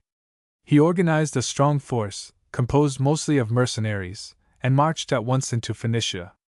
City after city fell before his prowess, and he worked his way rapidly into Palestine. Unfortunately for Hezekiah and his allies, no concerted action could be agreed upon by them. Each one feared for himself, each one tried to be on the safe side. Sennacherib took advantage of the situation in this rebellious district of his empire. He marched his armies, victorious throughout Phoenicia, into Palestine, meeting with success after success. The city of Tyre resisted most nobly on its own account, but it was no match for the Assyrians. Immediately after that Ekron, too, fell, and Judah itself was overrun by Sennacherib's troops. The great disappointment of the Palestinian allies in this struggle for independence during the years 703 to 701 was that the help they looked for from the Arabian tribes to the south was very meager, and that the horses and chariots they counted upon from Egypt did not materialize at all. In Jerusalem, the prophet Isaiah counseled against the proposed rebellion from its very beginning. He warned Hezekiah, the leaders in Jerusalem, and even the nations who were entering into the coalition with Hezekiah, of the folly of this step. Knowing, as he did, the situation, the weakness of the leaders, the corruption within Judah and the demoralization of the army and the people generally, because of greed and oppression, he understood that Sennacherib's forces would rout the Palestinian forces unmercifully. He wanted no coalition. He wanted Hezekiah and the Judeans to trust wholly in God. Quietness and trust was his motto, and abiding faith in God his standard. By repenting and remaining quiet you shall be delivered, in resting and in trusting shall your strength consist. Hezekiah, like his father Ahaz, however, placed his trust in himself and in the power of his armies. There was no doubt in Hezekiah's mind but that the assistance that would come from Egypt would strengthen him sufficiently to defeat Sennacherib and gain complete independence for Judah. Isaiah, who knew differently, preached openly against Hezekiah, but he had no more influence with the king than he had had with his father. Woe to the rebellious sons, is the oracle of Jehovah, carrying out a plan which is not mine, establishing a treaty contrary to my spirit, so that they heap sin upon sin, who would set out for Egypt without asking my decision, to flee to the shelter of Pharaoh, and the refuge in the shadow of Egypt. The shelter of Pharaoh will be your shame, and the refuge in the shadow of Egypt your confusion. While Isaiah's position among the people, and his standing in the community in Jerusalem, made Hezekiah fear to do him bodily harm, or even to arrest him. The king and his counselors, who were, naturally, eager to gain all the assistance possible from the people at home, sent out men who were in favor of fighting Assyria to refute the opinions and arguments of Isaiah. These men also called themselves prophets of God, but Isaiah saw in them only false prophets. For it is a rebellious people, lying sons who will not heed Jehovah's instruction, who say to the seers, "See not," and to those who have visions, "Give us no vision of what is right. Speak to us what is agreeable, give us false visions. Turn from the way, go aside from the path, trouble is no more with Israel's Holy One." When Sennacherib's armies finally came into Judah, Isaiah still saw the possibility of saving the country from the horrors of devastation, and he warned the king and people in these words: "Therefore, thus saith the Holy One of Israel, because ye reject this word, and trust in perverseness and crookedness and rely thereon, therefore this guilty act shall be to you like a bulging breach in a high wall about to fall. Suddenly, in an instant, will come its destruction. Yea, its destruction shall be as when one dashes an earthen vessel in pieces, shattering it ruthlessly, so that not a potsherd is found among the pieces with which to take up fire from the hearth or to draw water from a cistern." Notwithstanding the utter failure that faced Hezekiah in his course, neither he nor his counselors gave heed until Sennacherib had captured and destroyed 46 fortified Judean cities and towns and had actually begun preparations for a siege of Jerusalem. It was then that Hezekiah came to his senses. When Sennacherib was at Lachish, Hezekiah sent him a message which was almost a duplicate of the one sent by Ahaz to Tiglath-Pileser. "I have offended, withdraw from me. Whatever you lay on me I will bear." The tribute that Sennacherib laid on Hezekiah was 300 talents of silver and 30 talents of gold. To meet this, Hezekiah was forced to ransack the temple in Jerusalem and the treasure chamber of the royal palace. He was even forced to strip the doors and pillars of the temple of their gold decorations in order to make up the enormous tribute to send to Sennacherib. Judah once more lay a helpless tributary at the feet of Assyria. Sennacherib withdrew his armies and returned to Nineveh. Hezekiah had proved himself both a coward and a traitor because he did not do all in his power to assist such allies as Tyre and Ekron, a coward because, unlike Tyre and Ekron, he did not fight Sennacherib to the bitter end. It was only after his own country had been terribly devastated by the Assyrian mercenaries that he followed the advice which Isaiah gave him in the first place.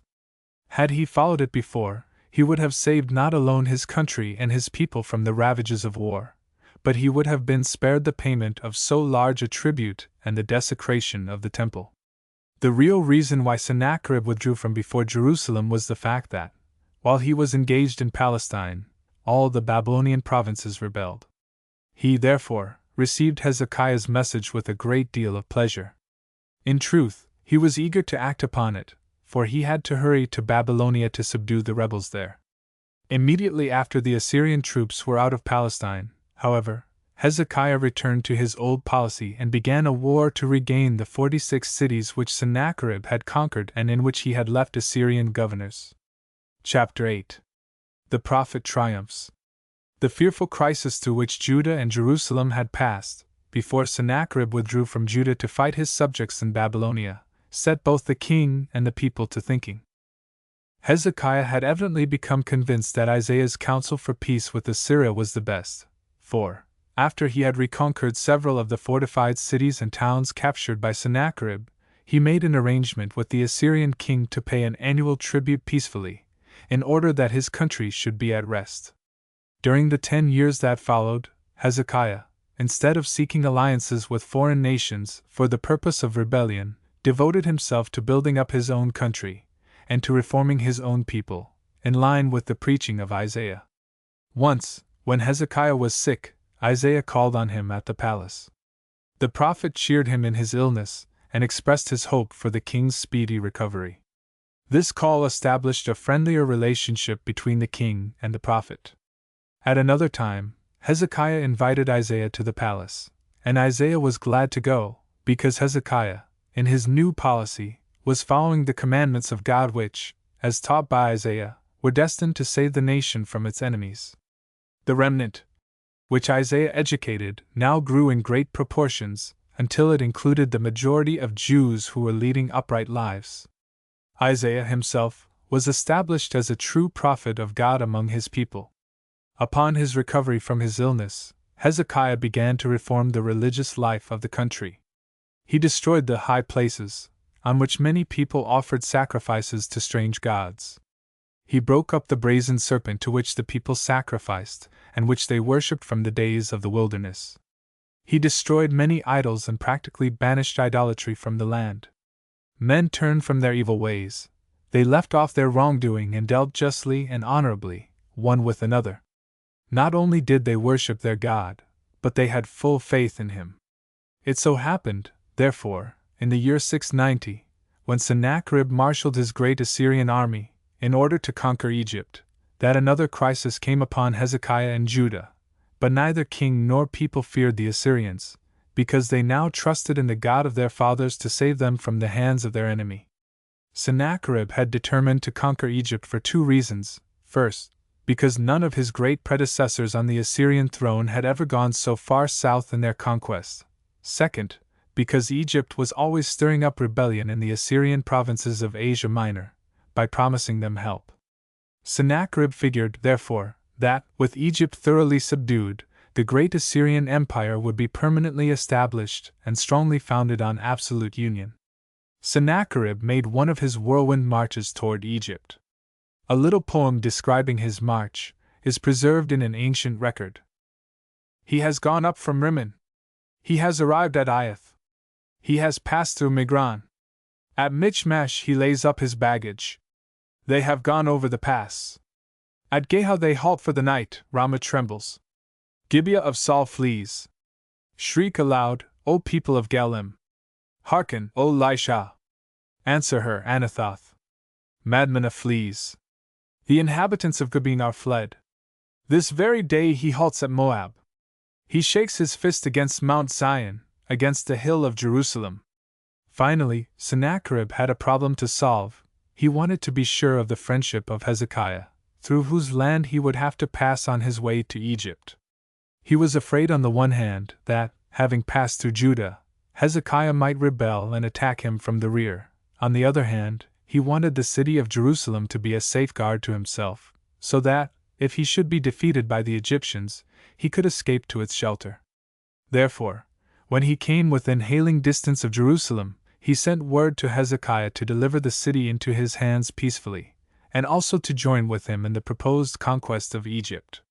Sennacherib was willing to furnish 2,000 horses if Hezekiah would furnish him 2,000 men to mount them, and to join the Assyrian cavalry. He did not want to attack Jerusalem, because he could not afford to waste his strength on a long siege, and thus weaken his forces before he met Egypt on the battlefield. But this time, Hezekiah, being older and wiser, and knowing that his people were certain that God was on their side, sent word back to Sennacherib that there was no reason whatever for such action on the part of Judah at this time, since the country was at peace with Assyria, paying the tribute annually. Encamped at Lachish, on the western border of Palestine, and eager to press on toward Egypt, Sennacherib thought to force Hezekiah into helping him by an unusual display of his power. So he sent his commander-in-chief, with a great retinue, to the king in Jerusalem. A meeting was arranged between them and Hezekiah's representatives just outside of Jerusalem, at the conduit of the upper reservoir, the place where Isaiah first confronted King Ahaz. King Hezekiah, himself, did not go out to receive the emissaries from the Assyrian army. Instead, he sent Eliakim, who was governor of the royal palace, Shebna, the secretary of state, and Joah, the chancellor of the treasury. A great assembly of the leading citizens of Jerusalem gathered upon the walls to see and hear the interview between the agents of Sennacherib and Hezekiah. The spokesman for the Assyrians began. Thus saith the great king, the king of Assyria, what confidence is this which you cherish? You, indeed, think a simple word of the lips is counsel and strength for the war. Now, on whom do you trust, that you have rebelled against me?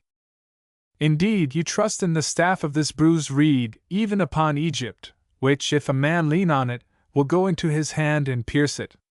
So is Pharaoh king of Egypt to all who trust in him. Eliakim, speaking of his king, attempted to make clear to the Assyrians that they were misjudging Hezekiah. He did not lean upon Egypt. No alliance had been entered into between the two nations. Judah did not desire to enter into this quarrel at all and relied upon neither Egypt nor Assyria. "We trust in the Lord our God," concluded Eliakim. Quick as a flash came back the reply from Assyria. "If you say to me, 'We trust in the Lord our God,' is not he the one whose high places and altars Hezekiah has taken away, and has said to Judah and Jerusalem, 'You shall worship on this altar in Jerusalem'? Now, therefore, give pledges to my master and king of Assyria, and I will give you 2,000 horses, if you are able on your part to set riders upon them. How can you repulse one of the least of my master's servants? And yet you trust in Egypt for chariots and horsemen. Have I now come up against this place to destroy it without God's approval? God it was who said to me, 'Go up against this land and destroy it.'" Shaken a little bit in their argument, and a great deal in their faith, Eliakim, Shebna, and Joah held a short consultation. Then Eliakim said to the spokesman, in a whisper, "Speak, I pray you, to your servants in the Aramaic language, for we understand it, but do not speak with us in the Jewish language in the hearing of the people who are on the wall." The Assyrian caught the drift of this request at once. He understood that the people had evidently not given up their idolatrous practices very graciously, and that their trust in the Lord their God was not as great as that of Hezekiah. He, therefore, answered Eliakim, so that all could hear, "Has my master sent me to your master and to you to speak these words? Is it not rather to the men who sit on the wall, that they shall eat their own refuse and drink their own water together with you?" Then, walking away from the official group and facing the assembly on the walls, he cried with a loud voice in the Jewish language, saying, "Hear the message of the great king, the king of Assyria. Thus saith the king, let not Hezekiah deceive you, for he will not be able to deliver you out of my hand. Neither let Hezekiah make you trust in God by saying, God will surely deliver us, and this city shall not be given into the power of the king of Assyria. Hearken not to Hezekiah, for thus saith the king of Assyria, make your peace with me and come over to me. Thus shall each one of you eat from his own vine and his own fig tree and drink the waters of his own cistern, until I come and take you away to a land like your own land, a land full of grain and of new wine, a land full of bread and vineyards, a land full of olive trees and honey, that you may live and not die. But hearken not to Hezekiah, when he misleads you, saying, God will deliver us. Has any of the gods of the nations ever delivered his land out of the power of the king of Assyria? Where are the gods of Hamath and Arpad? Where are the gods of Sepharvaim, Hena and Ivah? Where are the gods of the land of Samaria that they have delivered Samaria out of my power? Who are they among all the gods of the countries, that have delivered their country out of my power, that God should deliver Jerusalem out of my power? This speech cast a deep gloom upon the people gathered upon the wall. All were silent. Not a single man, not even the representatives of the king, could answer the Assyrians' arguments. Then Eliakim, Shebna and Joah hastened back to Hezekiah and repeated to him the message of Sennacherib through his commander-in-chief. As soon as King Hezekiah heard it, he tore his clothes and covered himself with sackcloth and went into the temple. He sent Eliakim, Shebna and the eldest of the priests, covered with sackcloth, to Isaiah, and they said to him, Thus saith Hezekiah, This is a day of trouble and of discipline and of contumely. It may be God, thy God, will hear all the words of the high official, whom his master, the king of Assyria, has sent to defy the living God, and will rebuke the words which the Lord your God has heard. Therefore lift up your prayer for the remnant that is left. When Isaiah heard the message of the king, he sent back this reply of hope and courage to the palace. Thus saith the Lord, Be not afraid of the words that thou hast heard, with which the servants of the king of Assyria have blasphemed me. Behold, I will put forth a spirit in him so that he shall hear tidings and shall return to his own land, and I will cause him to fall by the sword in his own land. Hezekiah, acting upon the advice of Isaiah, then sent Sennacherib's emissaries back to Lachish with a flat refusal to do what the king had asked him. When the commander-in-chief returned to Lachish, to his great amazement, Sennacherib and his army were not there. An officer who was left behind, however, told him that Sennacherib had broken camp and had marched against Libnah. The next that was heard of the Assyrian armies in Jerusalem was that a plague had fallen upon the camp of Sennacherib, and that, in great disgust and disappointment, the king and what remained of his forces had returned to Nineveh. It was at that time that Isaiah gave expression to a conception of God's relationship to the nations of the earth that was entirely different from that held by the people up to this time. According to Isaiah, God had used Assyria as a rod with which to whip the people of Judah, God's chosen people, into an understanding of his law and commandments, by which they should live. Now that Hezekiah and his people had thoroughly reformed and were following in the ways of God and his commandments, Assyria's work was done. Because Assyria, however, had prided herself that she had become a great power in the world on account of her own strength, God would now destroy Assyria. This is the dirge that Isaiah sang regarding Assyria in God's hand in the life and death of nations, while Sennacherib was retreating toward Nineveh, his capital. Woe, Assyria, rod of mine anger, the staff in whose hand is mine indignation! Against an impious nation am I wont to send him. And against the people of my wrath I give him charge, to take spoil and gather booty, and to tread them down like the mire in the streets. But he, not so doth he plan, and his heart, not so doth it purpose. For destruction is in his heart, and to cut off nations not a few. For he saith, By the strength of my hand have I done it, and by my wisdom, for I have discerned it, and I have removed the bounds of thy peoples, and I have robbed their treasuries, and like a mighty man I have brought down those who sit enthroned. And my hand hath seized, as on a nest, the riches of the peoples. And as one gathers eggs that are unguarded, I, indeed, have carried off all the earth. To this boasting of Assyria, God answers, speaking through Isaiah. Before me is thy rising up and thy lying down, thy going out and thy coming in. I know thy raging against me, and thine arrogance hath come to my ears. Therefore I will put my ring through thy nose, and my bridle between thy lips, and will make thee return by the way in which thou hast come.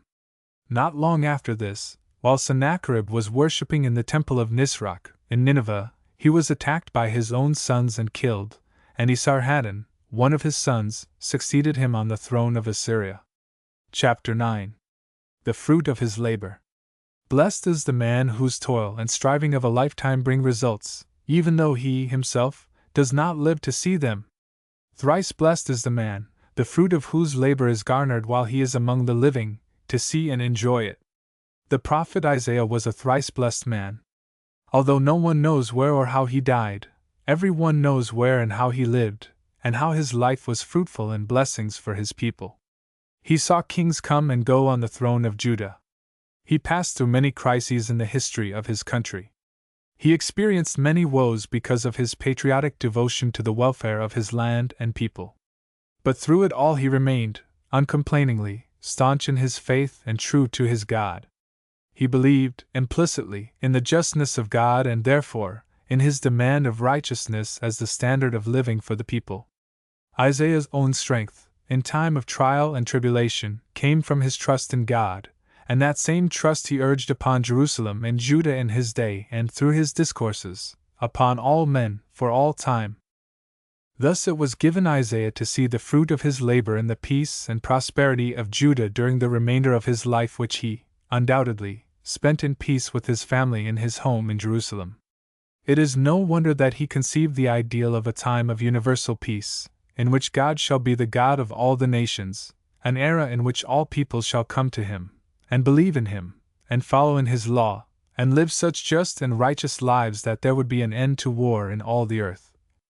It shall come to pass, in the end of days, that the mountain of the Lord's house shall be established at the top of the mountains, and it shall be exalted above the hills, and peoples shall flow unto it.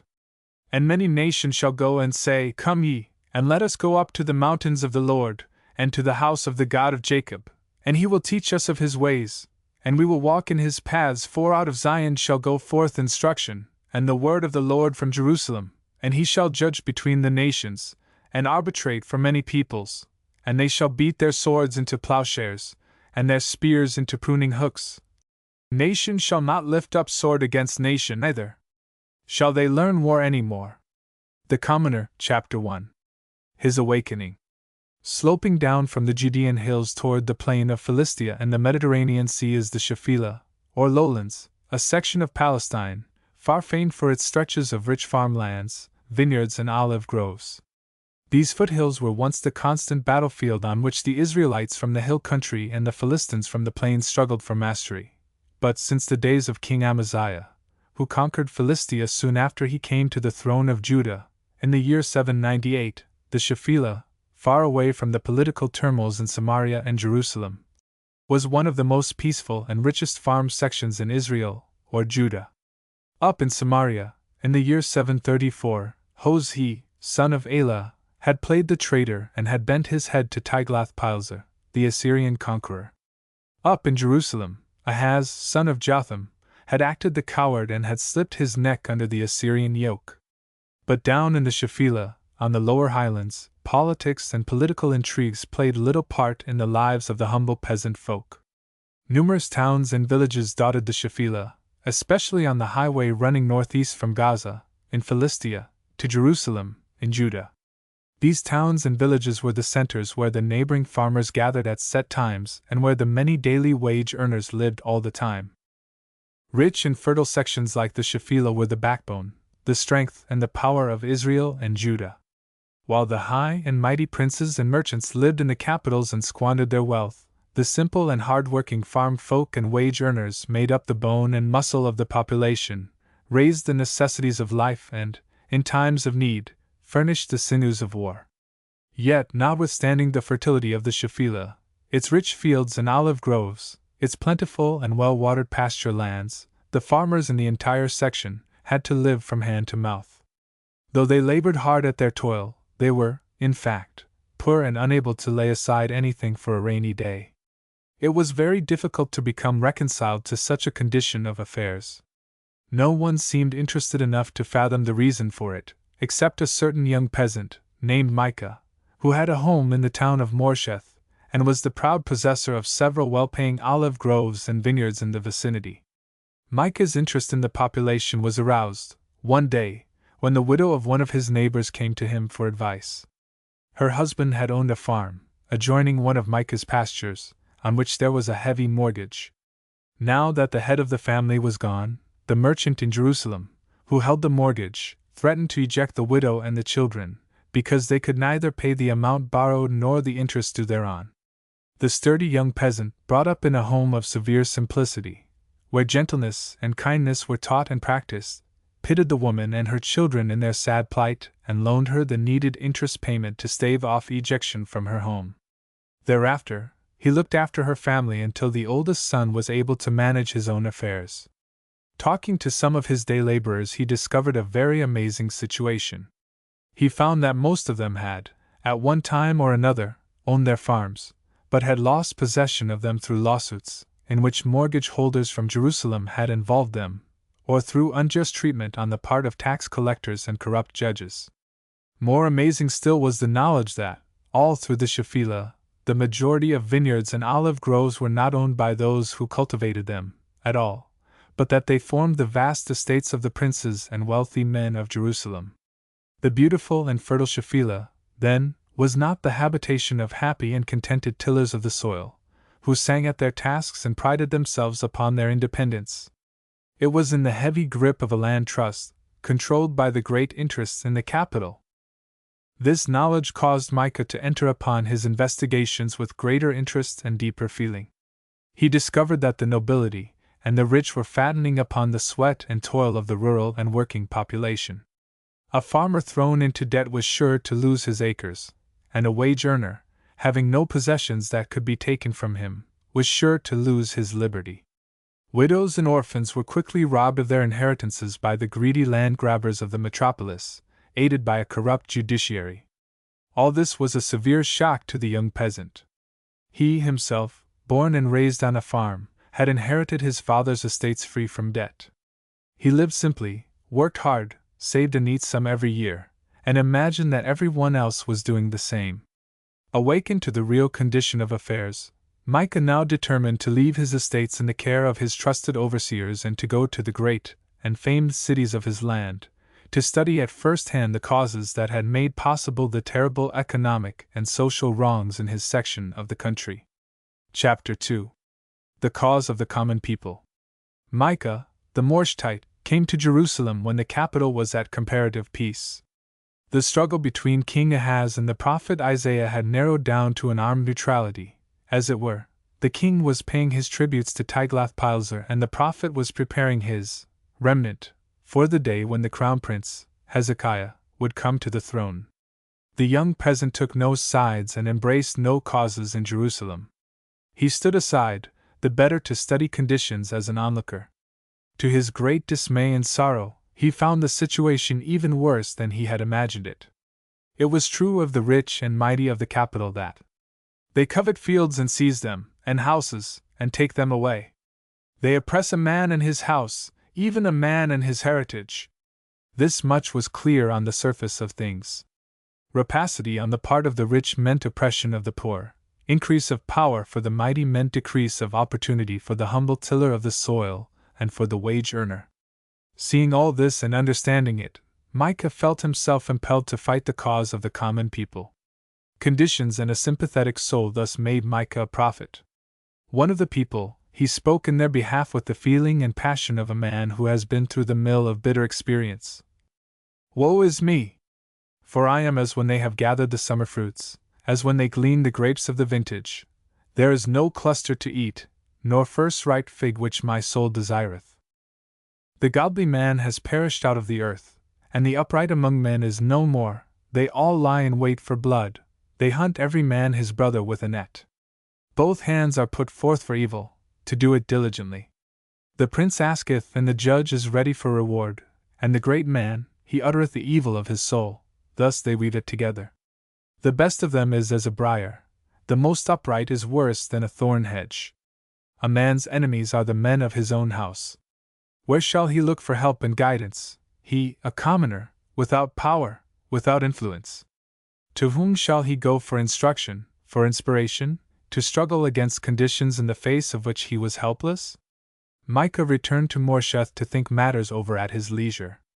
It was not an easy or simple task that he had voluntarily assumed. One source of strength he always had to rely upon. Close to the soil, seeing the Creator's handiwork in the fields at his feet by day and in the wonders of the starry firmament by night, he was full of the Spirit of God. At the very outset of his self-imposed mission he could exclaim, fervently, "But as for me, I will look unto the Lord, I will wait for the God of my salvation, my God will hear me." God's guiding hand often leads us to our destinations by winding and unexpected paths. It is strange to record that Micah's first opportunity, in the task he had set before himself, came to him by way of Egypt and an Ethiopian usurper. The ambitions of that wily Pharaoh led directly to the fall of Samaria and to the commoner's first great prophetic utterance. Chapter 3. When Samaria fell. A man who is a traitor to his country will, in all likelihood, prove traitorous to his avowed friends. Hoshea, son of Elah of Samaria, was such a man. Tiglath-Pileser, the Assyrian conqueror of Damascus, assisted Hoshea to assassinate King Pekah, and appointed the assassin to rule in Pekah's stead, in the year 734 B.C.E., merely as a matter of expediency. It was an easier method of reannexing the rebellious kingdom of Israel to the Assyrian Empire without cost of life or treasure, and he stooped to it. But when Tiglath-Pileser died and Shalmaneser IV succeeded him on the throne in Nineveh, Hoshea gave ear to the siren voice of Egypt, and rebelled. It is related that Hoshea sent an embassy to King So, more correctly, Pharaoh Sabako, of Egypt, when that energetic Ethiopian prince became master over the whole of the ancient Nile country. The new Pharaoh had ambitions northward. It was he who organized a coalition of Assyrian provinces in the Mediterranean country, with an eye to Nineveh. The traitor, Hoshea, proved the miserable stuff he was made of by joining actively in Sabako's ambitious schemes. In answer to Sabako, Shalmaneser rushed his veteran troops toward Egypt. The kingdom of Israel was the first rebellious province he had to deal with. Hoshea was prepared when, in 728, Samaria was besieged. Samaria held up bravely enough for 2 years, waiting all the time for help from Egypt. but Sabaco's promised armies and funds never came. Shalmaneser died during this siege, but his successor, the great Sargon, came on with reinforcements and finally, in 721, captured and reduced Samaria, before Hoshea's Egyptian ally had been heard from. That was the end of the kingdom of Israel, founded by Jeroboam ben Nebat, in the year 937 B.C.E., when he rebelled from Rehoboam, King Solomon's son. The kingdom of Israel had lasted just 218 years. Sargon sent away 27,290 captives, the youth and pride of Israel and Samaria, and had them scattered widely apart, in all his provinces. The conqueror himself proceeded southward to meet and defeat Sabaco, at Raphia, on the great Nile Delta highway along the Mediterranean coast. While the records do not show that these events made any impression upon the leaders of thought, such as Isaiah, in Jerusalem, they brought Micah his first opportunity to prophecy. Living in Morsheth, on the highroad from Gaza to Jerusalem, Micah, who up to this time knew only of the corruption of the classes and the oppression of the masses of Judah, now had first-hand information of the political situation, as well. Sargon's armies captured and passed through Gaza on their march to Raphia. By way of Gaza, Micah learned that Samaria had not been razed to the ground. There was, therefore, hope for the city and for Israel. Micah's hope, however, was not political. He, unlike Isaiah in Jerusalem, was not concerned with politics. His concern was with the social wrongs and economic outrages of which, as he had now learned, both Israel and Judah were victims. There was this distinction, however: Israel had already collected the wages of its sins, had paid the price, and had been chastised by the rod of Assyria.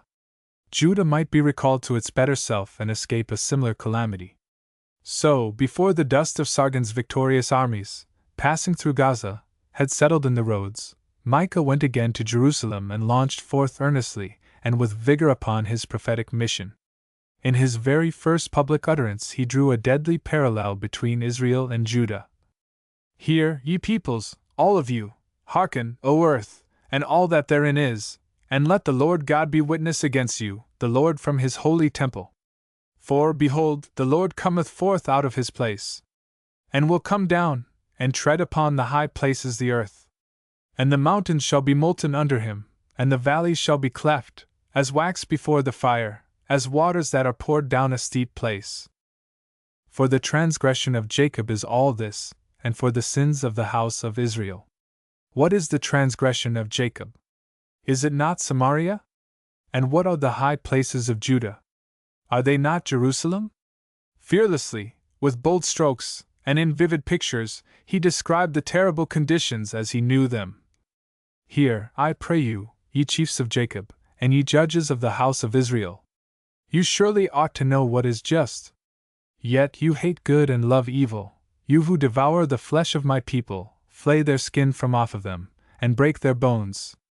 It was possible for Judah to be saved, if the governing classes, the judiciary, the great landowners and the wealthy merchants dealt justly and righteously with the common people, the poor, the peasant and the wage earner. "For this will I lament and wail. I will go stripped and naked. I will make a wailing like the jackals, and a lamentation like the ostriches." Micah did more than merely preach and wail. Down in the Shephelah he set himself to help his fellow peasants, and to correct the injustices practiced upon them, wherever he could. But the western foothills were not the whole of Judah, and the origin and source of the demoralizing wickedness lay not in the farm sections, but in the capital, and as to the capital, her wounds are incurable. The cause of the downfall of Samaria and Israel is come even to Judah. It reacheth unto the gate of my people, even unto Jerusalem. Therefore Micah, less hopeful than Isaiah, who was biding his time for a change of heart in the rulers and chiefs of the country, said of the coming of the day of reckoning: "Then shall they cry unto the Lord, but he will not answer them, yea, he will hide his face from them at that time, according as they have wrought evil in their doings." Chapter 4. Judah learns its lesson. King Hezekiah's preparation for rebellion against Sennacherib, in 715, shattered any optimistic hopes that Micah held for a continuation of improvement in the condition of the common people, in which he had been instrumental up to this time. The costs of war always fell heaviest on the poor, and the devastating results of war upon the farming population. Younger and readier to act than his older contemporary, Isaiah, he was not satisfied with a negative warning, such as the older prophet gave the leaders in Jerusalem when he walked about the city barefoot and in the garb of a slave.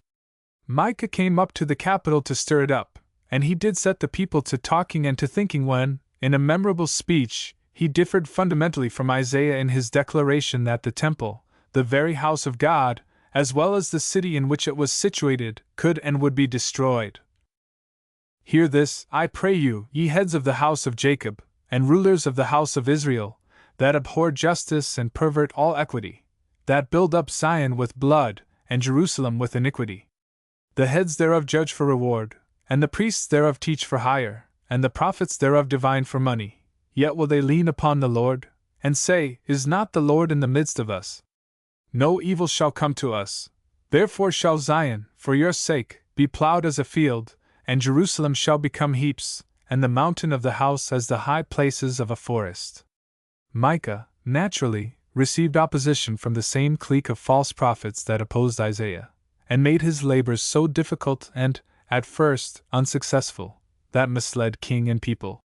That bite with their teeth and cry, Peace, to make my people to err. To these Micah gave as well as he received. The seers shall be put to shame, and the diviners confounded. Yea, they shall all cover their lips, for there is no answer of God. But as for me, I am full of power by the Spirit of the Lord, and of judgment, and of might, to declare unto Jacob his transgression, and unto Israel his sin. For years Micah kept at his task. He was indeed a tribune of the people, the champion of their rights against the vested interests, the great commoner of his day and time, fearlessly and courageously standing out against all opposition, trusting absolutely in God. At last came the crisis of 704 to 1 and Hezekiah's memorable change of mind and heart. Micah played no mean part with Isaiah in Hezekiah's reforms that followed. Reforms were needed, however, not alone by the heads of the house of Jacob, and the rulers of the house of Israel. Not alone in the courts of law and among the priests and prophets. They were needed as well in the religious beliefs and practices of the common people, whose cause was Micah's cause. With the passing of all political danger to the fatherland, Micah retired permanently to his farms in Morsheth. There he devoted the remainder of his peaceful, happy years to teaching the common people. My people, as he fondly refers to them, the religious, moral, and ethical life that God demanded of them. Micah employed the same vivid, picturesque language in his speeches of peace as he did in his addresses of war. There is extant a remarkable oration in which he pictures a religious controversy between God and his people, and in which he makes a declaration of what true religion is that has not been better phrased in all the thousands of books that have been written on religious subjects since that day. The address is in the form of a dialogue between God and Israel, and reads as follows. Hear ye now what the Lord is saying. Arise, contend thou before the mountains, and let the hills hear thy voice. Hear, O ye mountains, the Lord's controversy, and ye enduring rocks, the foundations of the earth, for the Lord hath a controversy with his people, and he will plead with Israel. Then God is pictured pleading with the people. O my people, what harm have I done unto thee? And wherein have I wearied thee? Testify against me. Is it because I brought thee out of the land of Egypt, and redeemed thee out of the house of bondage, and sent before thee Moses, Aaron, and Miriam? O my people, remember now what Balak, king of Moab, devised, and what Balaam, the son of Beor, answered him. Remember what took place, from Shittim unto Gilgal, that ye may know the righteous acts of the Lord. As with the purely religious teachings of the older prophets, the people could not quite understand Micah. They believed that religion consisted in offering the prescribed sacrifices regularly, and that, in having fulfilled this obligation, they had performed their religious duties. The average Judean's idea of religion, of the relationship between man and God, was that of a bargain between man and God, so many sacrifices brought to God, so many favors from God, in return. The more precious and numerous the sacrificial oils and burnt offerings, even to one's children, offered to God, the more precious and numerous would be the blessings from God. To this false idea Micah replies, with irony that stings, in these words: "Wherewith shall I come before the Lord, and bow myself before God on high? Shall I come before him with burnt offerings, with calves of a year old?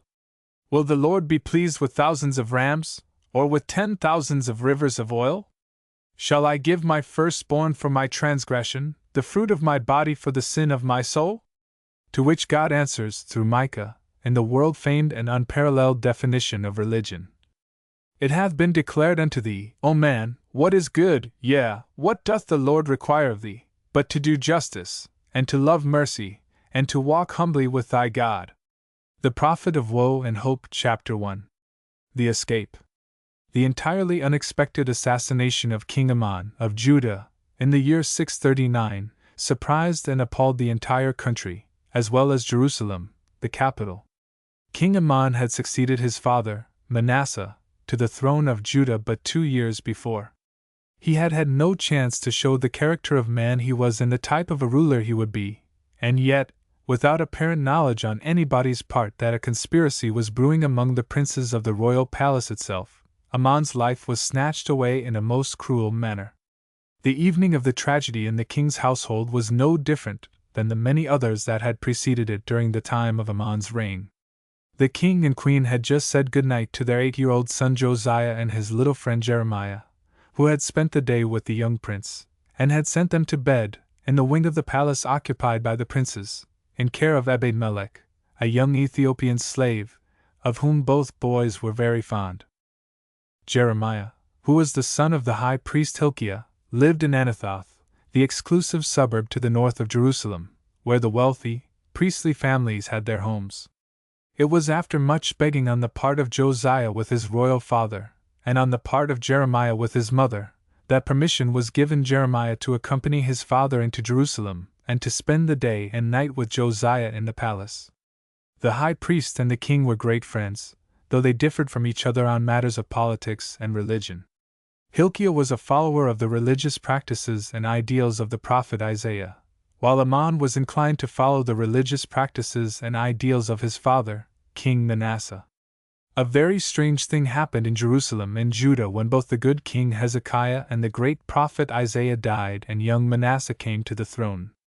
The many religious and social reforms that were instituted by Hezekiah under the guidance and inspiration of Isaiah, and which saved the country from the ravages of the Assyrian conqueror, were brought to a sudden halt by King Manasseh. It seems that the young king was entirely under the influence of the party at court. This party, composed mostly of Manasseh's young friends, differed with the opinions of the old men who stood by Hezekiah and Isaiah. It was the story of Rehoboam and of Ahaz all over again. The king listened to the advice of his boon companions instead of to the counsel of the sages. Manasseh had another reason which, in his own mind and in the minds of his advisers, justified the reaction he led against the teachings of the remnant, founded by Isaiah, and later taken up by Hezekiah. Assyria, after the death of Sennacherib, had become the great world power at which all the Assyrian kings, from Tiglath-Pileser III down, had aimed. Sennacherib's successors actually conquered Egypt twice, thus extending the sway of Assyria, with its capital at Nineveh, over the whole of the then known world. During both wars in which Egypt was defeated, the little kingdom of Judah was, by its geographical location, the stamping ground for the Assyrian armies. Judah was called upon during these wars to do more than pay its regular tribute. It was forced to furnish food, supplies, horses, shelter, and camps to the Assyrians. The suffering of the Jewish people at the hands of the Assyrians was greater than ever before, and the court party asked the king whether the nation was better off when following in the footsteps of Isaiah and Hezekiah and worshipping the God of Isaiah and Hezekiah, than it would be if it worshipped the gods of the Assyrians, the worshippers of which were always victorious over their enemies. While the Assyrian armies were coming and going through Judah, Manasseh was anxious not alone to show his loyalty to the Assyrian throne by the punctual payment of the tribute levied on Judah, but to show also his personal faithfulness to the kings of Assyria by paying homage to their gods. So Manasseh began a bloody campaign against the remnant, who were now called the prophetic party in opposition to the court party. Jerusalem flowed with the blood of the martyrs, who were nowhere safe from the power of Manasseh and the princes. So great and good a man as the high priest Hilkiah, Jeremiah's father, had to hide his most inward religious beliefs and convictions in order to escape the sword of King Manasseh. When, after a reign of 45 years, Manasseh died, the prophetic party looked eagerly to Amon, the new king, in the hope that he would change conditions in the land from those established by his father. But Amon permitted all the heathen shrines that were erected everywhere in Judah, and even in the temple in Jerusalem, to remain. Just why, therefore, the court party assassinated King Amon will never be known. The fact remains that on this particular evening in the year 639, armed men sprang up in the palace as if by magic. The royal family was completely exterminated, with the exception of the boy Josiah, who had retired with Jeremiah, his young guest, to the nursery. Hilkiah, Jeremiah's father, who, after taking leave of his boy and seeing the two youngsters in the care of Ebed-Melech, was preparing for the hour's trip to his home in Anathoth, was as completely dazed by the uprising and as unprepared for it as was the king himself. The conspirators, however, had no design on Hilkiah's life, and so, in the pandemonium that reigned in the palace, Hilkiah stole quietly up to the nursery. At the door he met Ebed-Melech on guard. The young Ethiopian always waited just outside the little prince's apartment until he was sure that the boy's every wish was satisfied and that they were asleep, before retiring to the servants' quarters. Hilkiah did not speak to Ebed-Melech. In his excitement he probably did not see him. He opened the door, which was not locked, hurriedly, and entered, followed closely by the Ethiopian, who surmised, from Hilkiah's appearance, that something unusual had happened. Instead of finding the boys tucked away in bed, asleep, he found them wide awake, at play. Josiah had leaned a tiny chair up against the post at the foot of the bed, propped it up with pillows, and, with a wand in his hand, was playing at king. Jeremiah, in another part of the room, had bound and laid several toy animals upon a little table, and was playing at high priest. When Hilkiah broke into the nursery, the boys stopped suddenly at their play and looked shamefacedly at the priest. They did not notice the flushed face nor the anxious, eager look in his eyes that changed immediately to hope as he snatched both lads in his arms, bade them be silent, and started out of the nursery. Ebed-Melech was at his heels, asking what was wrong. Hilkiah told him of the uprising, in a few whispered words. The Ethiopian thereupon took the amazed Josiah in his brawny arms and led the way through the servants' hall to the courtyard. In the tumult that reigned within the palace, Hilkiah, Ebed-Melech, and their burdens were not noticed by the conspirators. Unmolested, they made their way into the royal gardens. There they hid in the shrubbery with the boys, whose cries had been stopped by commands and pleading. When the noise quieted down in the palace and the conspirators had evidently been satisfied with their work, Hilkiah, carrying Jeremiah, and Ebed-Melech, carrying Josiah, quietly stole out of the garden and made their way through a narrow byway crossing the Mount of Olives to Anathoth. They arrived at Hilkiah's home at daybreak, both boys asleep. Jeremiah's mother, almost distracted by anxiety, met the four eagerly at the door, and, after a few words of whispered explanation by her husband, she understood what had happened. Silently and with the help of servants, the two boys were brought into Jeremiah's room, where they slept peacefully, being none the wiser for the tragedy in the palace in Jerusalem. Chapter 2. The Boy King. It was interesting to see, the next morning, the effect upon the two boys when they discovered that instead of being in Josiah's bed in the palace in Jerusalem, they were in Jeremiah's, at his home in Anathoth. Josiah thought it was a great joke and laughed at the miracle, as he called it, that was performed during the night. Jeremiah, however, being 2 years older than his friend and of a more active mind and imagination, tried quietly to study out what had taken place. Just as Josiah was figuring the miracle all out, Jeremiah's mother entered the room. The dear woman was choked up with tears and could not say a word. In reply to the volley of questions with which she was greeted, she merely pressed the two boys to her bosom and kissed them. Her trembling arms made the lads feel that something had gone wrong. They clung to her most affectionately. She told them to dress quickly, that it was already late in the day, that breakfast was waiting for them, and she added smilingly that if somebody did not reach the breakfast room in a hurry, somebody would be scolded.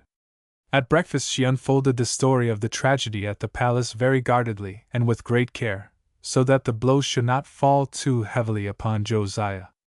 When she finally told them that the king and queen were dead, the boys broke out in loud weeping. It was all she could do to comfort and quiet them. Just at this time, Hilkiah, Jeremiah's father, who had gone back to the city for news, returned. He related that Jerusalem was in a great uproar. The conspirators in the palace, who had proclaimed one of their number as king, were having a hard time of it with the army and the people. It seemed that the assassins were not at all well organized and that the assassination was most unpopular. The army proved faithful to the royal house, and the people sided with the army. When Hilkiah had announced to the leaders of the army and the people that the whole of Amon's family was not destroyed, but that young Josiah was safe at Anathoth, there was great public rejoicing amid the mourning for the king. Within a few hours the army laid siege to the palace which was in the possession of the conspirators. During the 3 days that followed, the palace was besieged by a detachment from the army. Many of the leading men of Jerusalem and many of the army officers came to Hilkiah's home, in the meantime, to see the young prince, and to pay homage to him as his father's successor on the throne. But Hilkiah would not permit them to see or speak to Josiah until the siege was successful and the usurpers put out of the way. When the palace finally fell and the conspirators were put to death, a great concourse of people, headed by the king's guard, marched to Anathoth, gathered before Hilkiah's home and called for the prince. Hilkiah brought Josiah to a window in the second story of the house. Upon seeing him, a great shout went up from the crowd below. "The king! The king!" The captains of the host then entered the house and consulted with Hilkiah, while the crowd outside carried on happily over the survivor of the ancient dynasty. After a little while the captains, surrounding Josiah who was sitting on Hilkiah's shoulders, reappeared. A shout of acclaim greeted them. Then began a triumphant march back to Jerusalem. At the gates the whole city of loyal people greeted them. The royal chariot was waiting. Instead of horses, picked young men drew it to the palace where Josiah was proclaimed king in his father's stead. So it happened, in the year 639, that a boy 8 years old reigned as king in Jerusalem. Chapter 3. Jeremiah's Call. Josiah and Jeremiah passed through the first great and vital experience of their lives together, and the friendship between these two lads was thereby knit as closely as was that of David and Jonathan. From the very beginning of Josiah's mounting the throne of Judah, this friendship promised even to outrival that of the king's great ancestor and Saul's son. Every day Hilkiah had to bring Jeremiah to the palace, because the young king was not permitted to leave Jerusalem and go to Anathoth. One of the very first official acts of the king was to make Ebed-Melech a freedman, but the young Ethiopian chose to remain at the palace in Jerusalem, to be at the right hand of his master, even to put the young king to bed, for many years after he was crowned, as he had done the baby prince. This friendship of Josiah and Jeremiah had an unlooked-for effect upon the former, for, though teachers in all the subjects that pertained to the education of the young king were appointed, Hilkiah, the high priest, practically became the young monarch's guardian and father. In fact, the older Josiah grew, the more he understood the love of Hilkiah for him and the heroic act he had performed in saving him on that terrible night of the conspiracy. So it happened that while the boy king was instructed by special tutors in the laws and intricacies of government, his religious and moral training came under the influence of Hilkiah. This meant that the moral qualities that make for manhood and character, and the principles of religious belief that were developed in Josiah, were identical with those that Hilkiah taught his own son. At the suggestion of Hilkiah, a cousin of the young king, named Zephaniah, a member of the prophetic party and follower of the teachings of Isaiah, was appointed Josiah's religious instructor. The king, therefore, grew up in total ignorance of the idolatrous religious beliefs and practices introduced by his grandfather, Manasseh, and practiced by his father, Amon. Josiah was so busy with the many things relating to the government of his kingdom that he had no time to study his religion very deeply, but the moral influence of Zephaniah and Hilkiah was very apparent in his development, and showed their effect in his later years. Jeremiah, on the other hand, received an education on much broader and more general lines. Not burdened with cares of state, he studied first of all the history of his own people and his own religion, and the history and religion of the other peoples with whom his country came in contact. In his religious training, he was grounded deeply in the religious history of now almost forgotten Israel as well as of Judah. He paid special attention to the moral and religious condition of his country and of its people, and made himself master of his father's ideals, which meant the ideals and hopes of the older prophets. As Jeremiah advanced in years and Josiah took the reins of government more and more into his own hands, the former's visits to the palace became less and less frequent. Jeremiah delighted to stay in Anathoth. He spent many hours studying in his own room. He roamed among the barren hills near his village, from which, looking down the ravine, a view could be had of the blue waters at the north end of the Dead Sea. He often came across the many altars that had been erected on the high hills and in thick groves in imitation of the heathen. Even in the city of Jerusalem, the religious legacy left by King Manasseh had not been destroyed. The temple courts were desecrated by images and the temple itself defiled by idolatrous practices. The teachings of his father and the religious influence of his home were great factors in turning Jeremiah's mind to view these abominations with alarm for his people. Idolatry and heathen worship led the people to practice vice and commit crimes that were abhorrent to the religious ideas and ideals taught by such men as Amos, Hosea, and Isaiah in the days gone by, and by Zephaniah and Hilkiah in Jeremiah's time. Now Jeremiah knew very well that when Josiah reached the age of manhood, the influence of Zephaniah and Hilkiah upon him would tell. He felt quite sure that, in due time, religious and moral reforms would be introduced into the country by the king. He was convinced, nevertheless, that a movement for reform of some kind must come from the people at large as well as from the king. Sometimes he thought that the people ought to be prepared for the reforms that Josiah would surely introduce. Often, therefore, he felt the voice of God speaking within him, urging him on to go down into the city and there speak to the people of the living God, of his love for them and of his religious and moral demands upon them. One day, in the early spring, while roaming among the hills, meditating upon the thoughts that consumed all his waking hours, he stopped before an almond tree. It was just beginning to shoot its earliest leaves. He contemplated this wonderful miracle of nature. He saw the hand of God working through that tree. He saw that God must be very watchful over the things he created. He saw in that tree a symbol, God's message to him that the immoral and ungodly people of Jerusalem and Judah could be awakened to a new life, even as the almond tree was blooming into new life. At another time he was watching carelessly a boiling cauldron. A wind unexpectedly came up from the north, so strong that Jeremiah thought the cauldron would turn over and empty its contents upon the ground.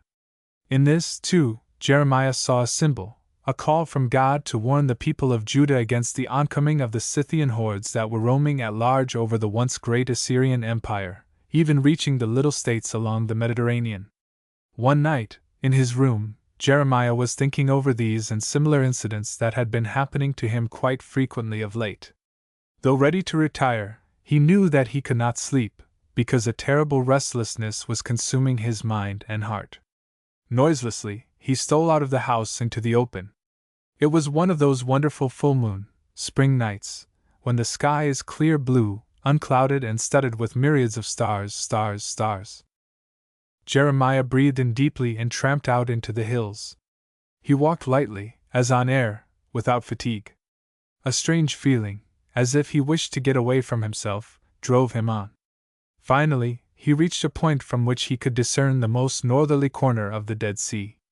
For a while he stood in his favorite spot and meditated, though he could not, for the world of him, say what was passing through his mind. He pressed his temples with his open palms, hoping in that way to clear up the jumble of thoughts tumbling about in his head. He clenched his fists. He beat the palm of his left hand with the fist of his right. He raised his arms to heaven, as if pleading for advice and guidance. He was, evidently, passing through a great, inward struggle. Then he heard a voice, clearly and distinctly, saying over and over again, "Before I formed thee, I knew thee, before thou camest forth, I sanctified thee. I have appointed thee a prophet unto the nations." And he knew that God was speaking to him. A stifled groan escaped his lips. The muscles of his face and body, tense up to this moment, relaxed. He dropped to his knees and gave up the fight. He buried his face in his arms and cried, in a muffled voice, Alas, O Lord God! Behold, I do not know how to speak, I am only a youth. This plea showed clearly what inward agonies Jeremiah had been through. Timid by nature, he shrank from God's call to him to go out and prophesy to the people of Judah and Jerusalem, and he struggled against it. Although he was now a young man of 24 or 5, he feared to undertake this great task and to answer the call. He felt that he was yet too young and unprepared to deliver the message of God to his people. But God answered him, saying, Do not say, I am only a youth. For to all to whom I shall send thee, thou shalt go, and whatever I command thee, thou shalt speak. Be not afraid of them, for I am with thee to deliver thee. And Jeremiah tells us that God, having stretched out his hand toward him and touched his lips to purify them, spoke to him further. Behold, I have put my words in thy mouth. See, I have set thee this day over the nations and kingdoms, to tear up, to break down and to destroy, to build up and to plant. Now that God had selected him for a distinct and set purpose in life, no matter how incapable and unworthy he deemed himself, and being assured of his help and protection, Jeremiah walked slowly homeward. For the first time he noticed that the sun had risen big and bright and warm. His mind was calm and at rest, but his heart was filled with woe because of what the future held out for him and his people. Chapter 4. The Seething Cauldron. An old Hebrew proverb says, Train up a child in the way he should go, and even when he is old he shall not depart from it. If one should say that the man who wrote this proverb must have thought of King Josiah, the statement could not be entirely denied. For the religious training he received at the hands of Zephaniah and Hilkiah soon showed itself in the way he began to revolutionize the religious life of Judah. When he was only 18 years old he began to uproot the heathen worship that had been reintroduced by his grandfather, after the death of Hezekiah and Isaiah. His aim was to cleanse the land entirely of the foreign altars and sanctuaries that Manasseh had erected to the gods of Babylonia and Assyria.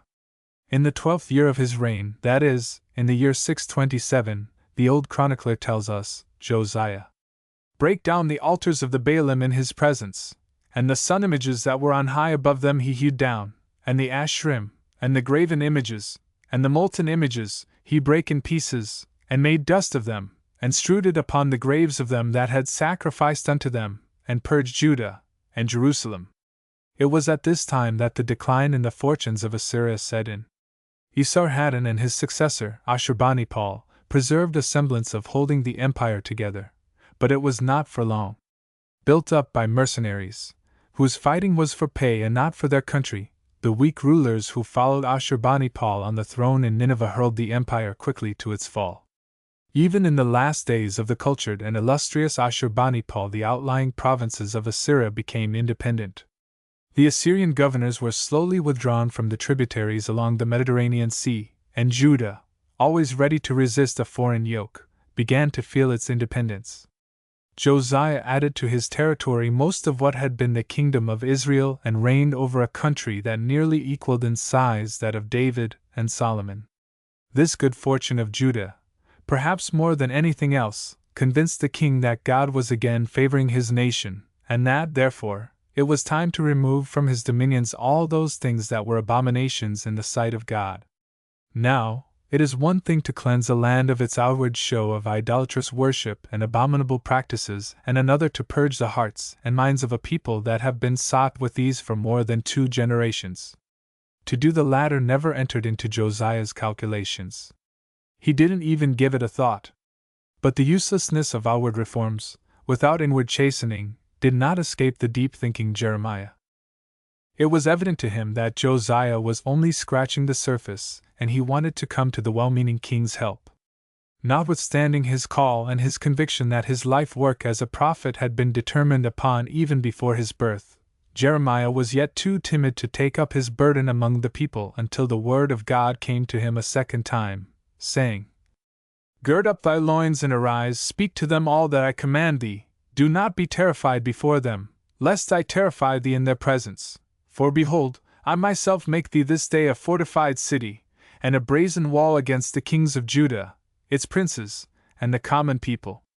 And they shall fight against thee, but they will not overcome thee, for I am with thee to deliver thee. So Jeremiah's course was not to be smooth and easy. He would encounter opposition from the common people, the princes, the king himself. But there was no turning back for him now. Though his heart was heavy, it was determined. Jeremiah went down to Jerusalem to preach. His first pleadings were in line with Josiah's reforms. A voice is heard upon the bare heights, the weeping and the supplications of the children of Israel. Because they have perverted their way, they have forgotten the Lord their God. Return, ye backsliding children, I will heal your backsliding. Jeremiah began his eventful career with the old cry of Amos and Hosea, against the widespread evil, the seething cauldron of idolatry and wrongdoing that threatened the destruction of the nation. It was far more serious, however, than in the days of the earlier prophets. Then the people worshipped idols and seemed to know no better. Now the people employed all the ancient idolatrous practices for worshipping the idols and the heavenly bodies and God at the same time.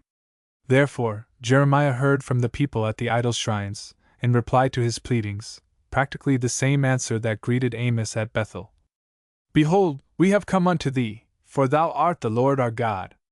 To this false idea that God worship and idol worship are the same thing, Jeremiah gave answer patiently and kindly, as if reasoning with children, recalling what God had accomplished for Israel in the past and the duty of obedience to his voice by Israel's descendants in the present.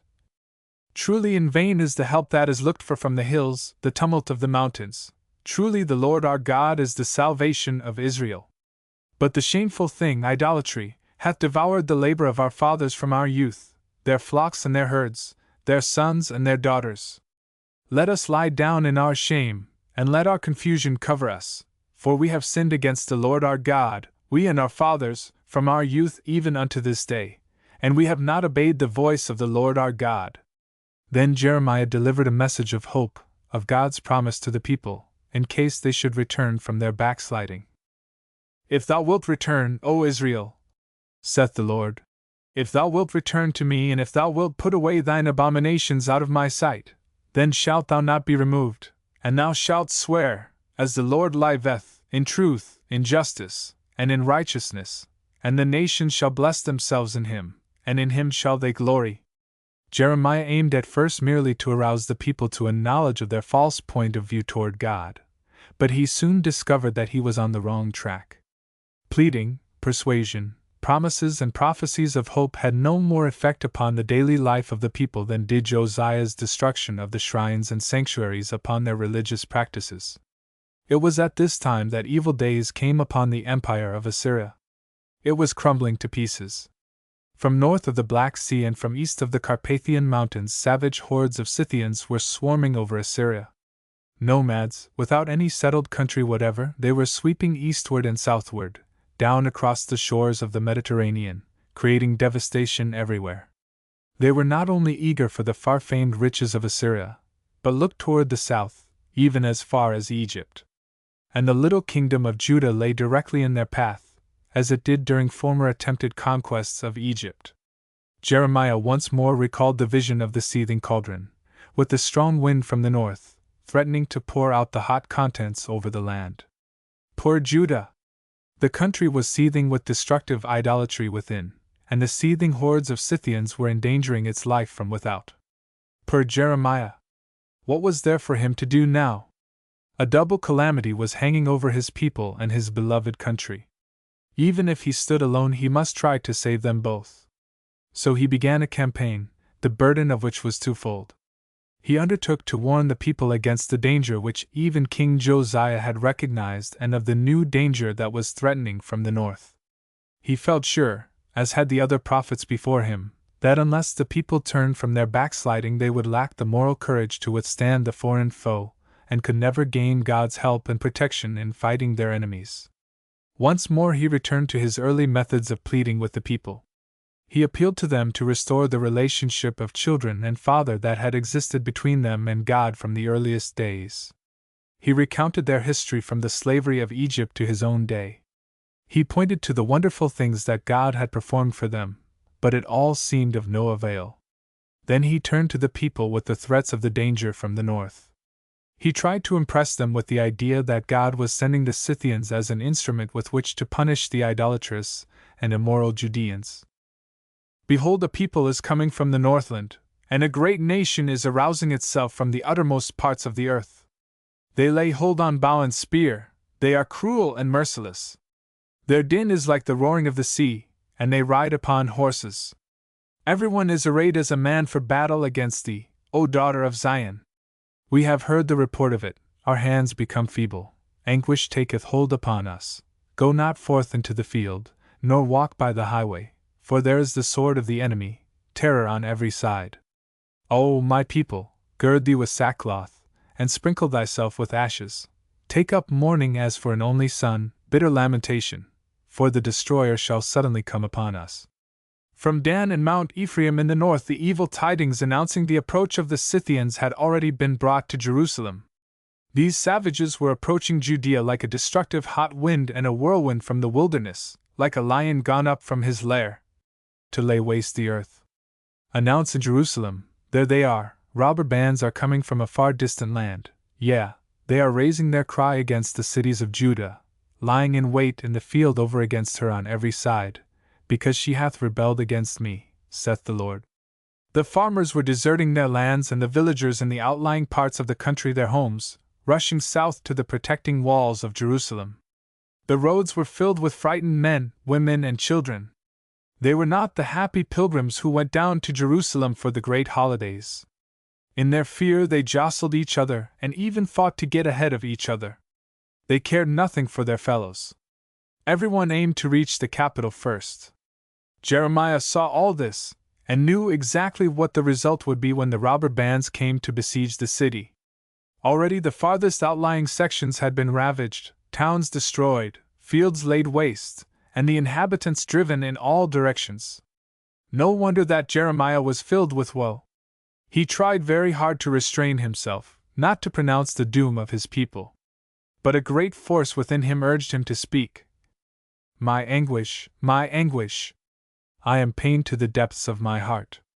My heart is in a tumult within me.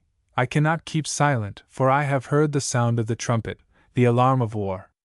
Destruction succeeds destruction, for the whole land is laid waste. How long must I see the signal, hear the sound of the trumpet? For my people are senseless, they know me not, they are foolish children, and they have no understanding, they are skilled in doing evil, but they know not how to do right. In Jerusalem there were many who believed that they were innocent of any wrongdoing because they were worshipping God the only way they knew, but what they knew was the same old heathen way.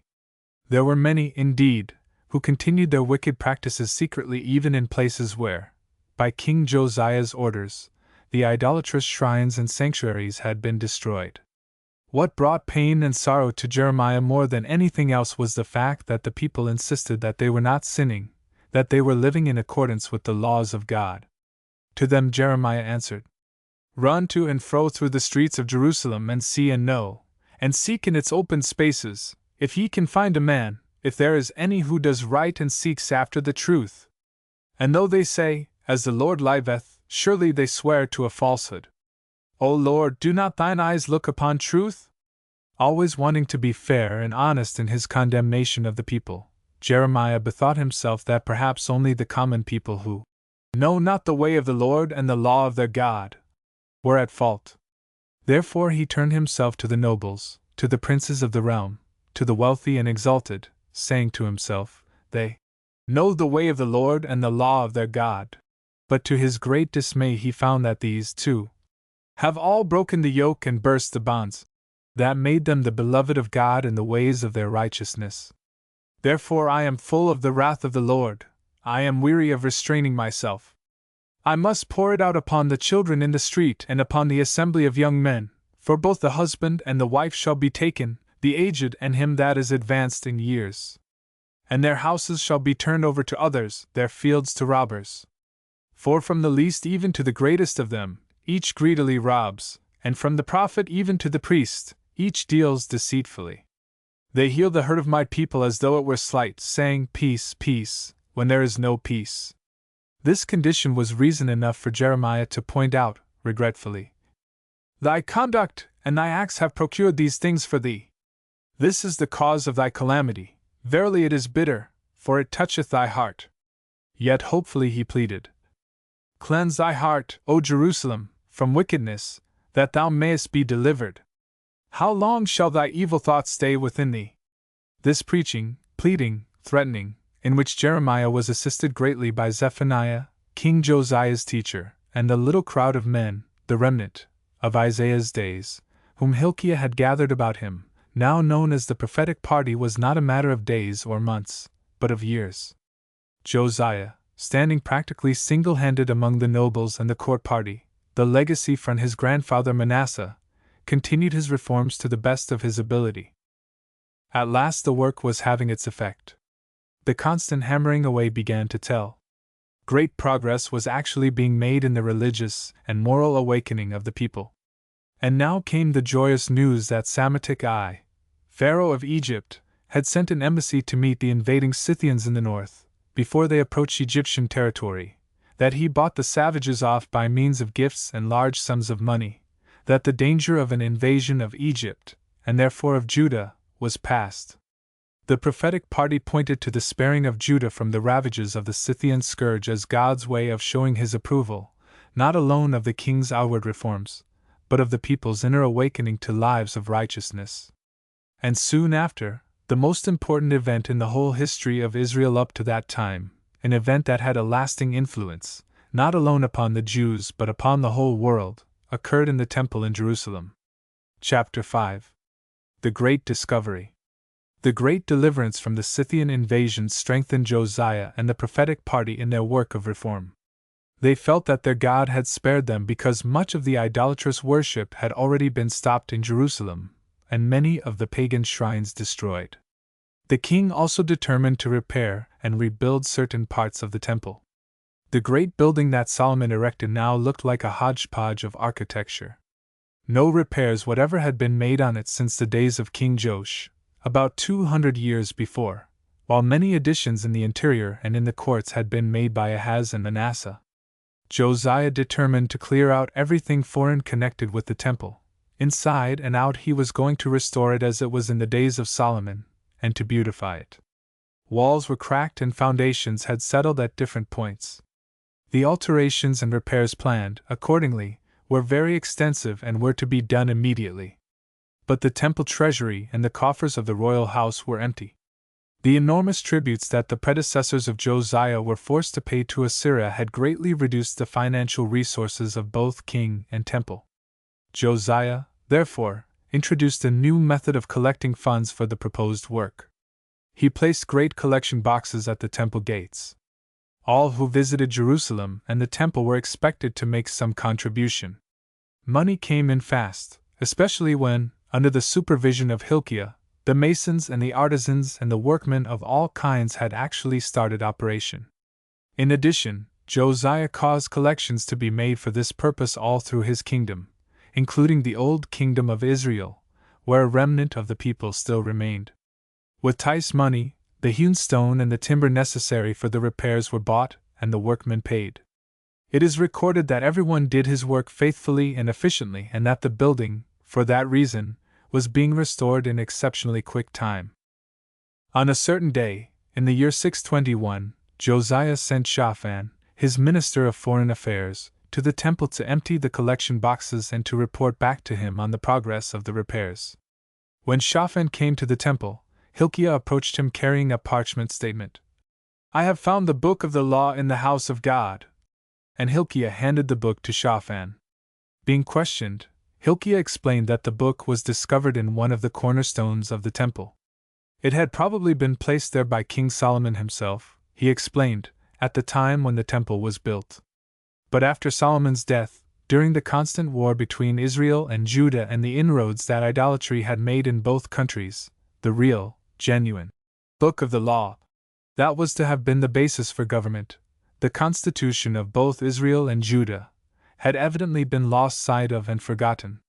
Now, by the merest accident, it was found again. When Shaphan glanced through it, he immediately saw what a wonderful discovery had been made. So he took the book to the king.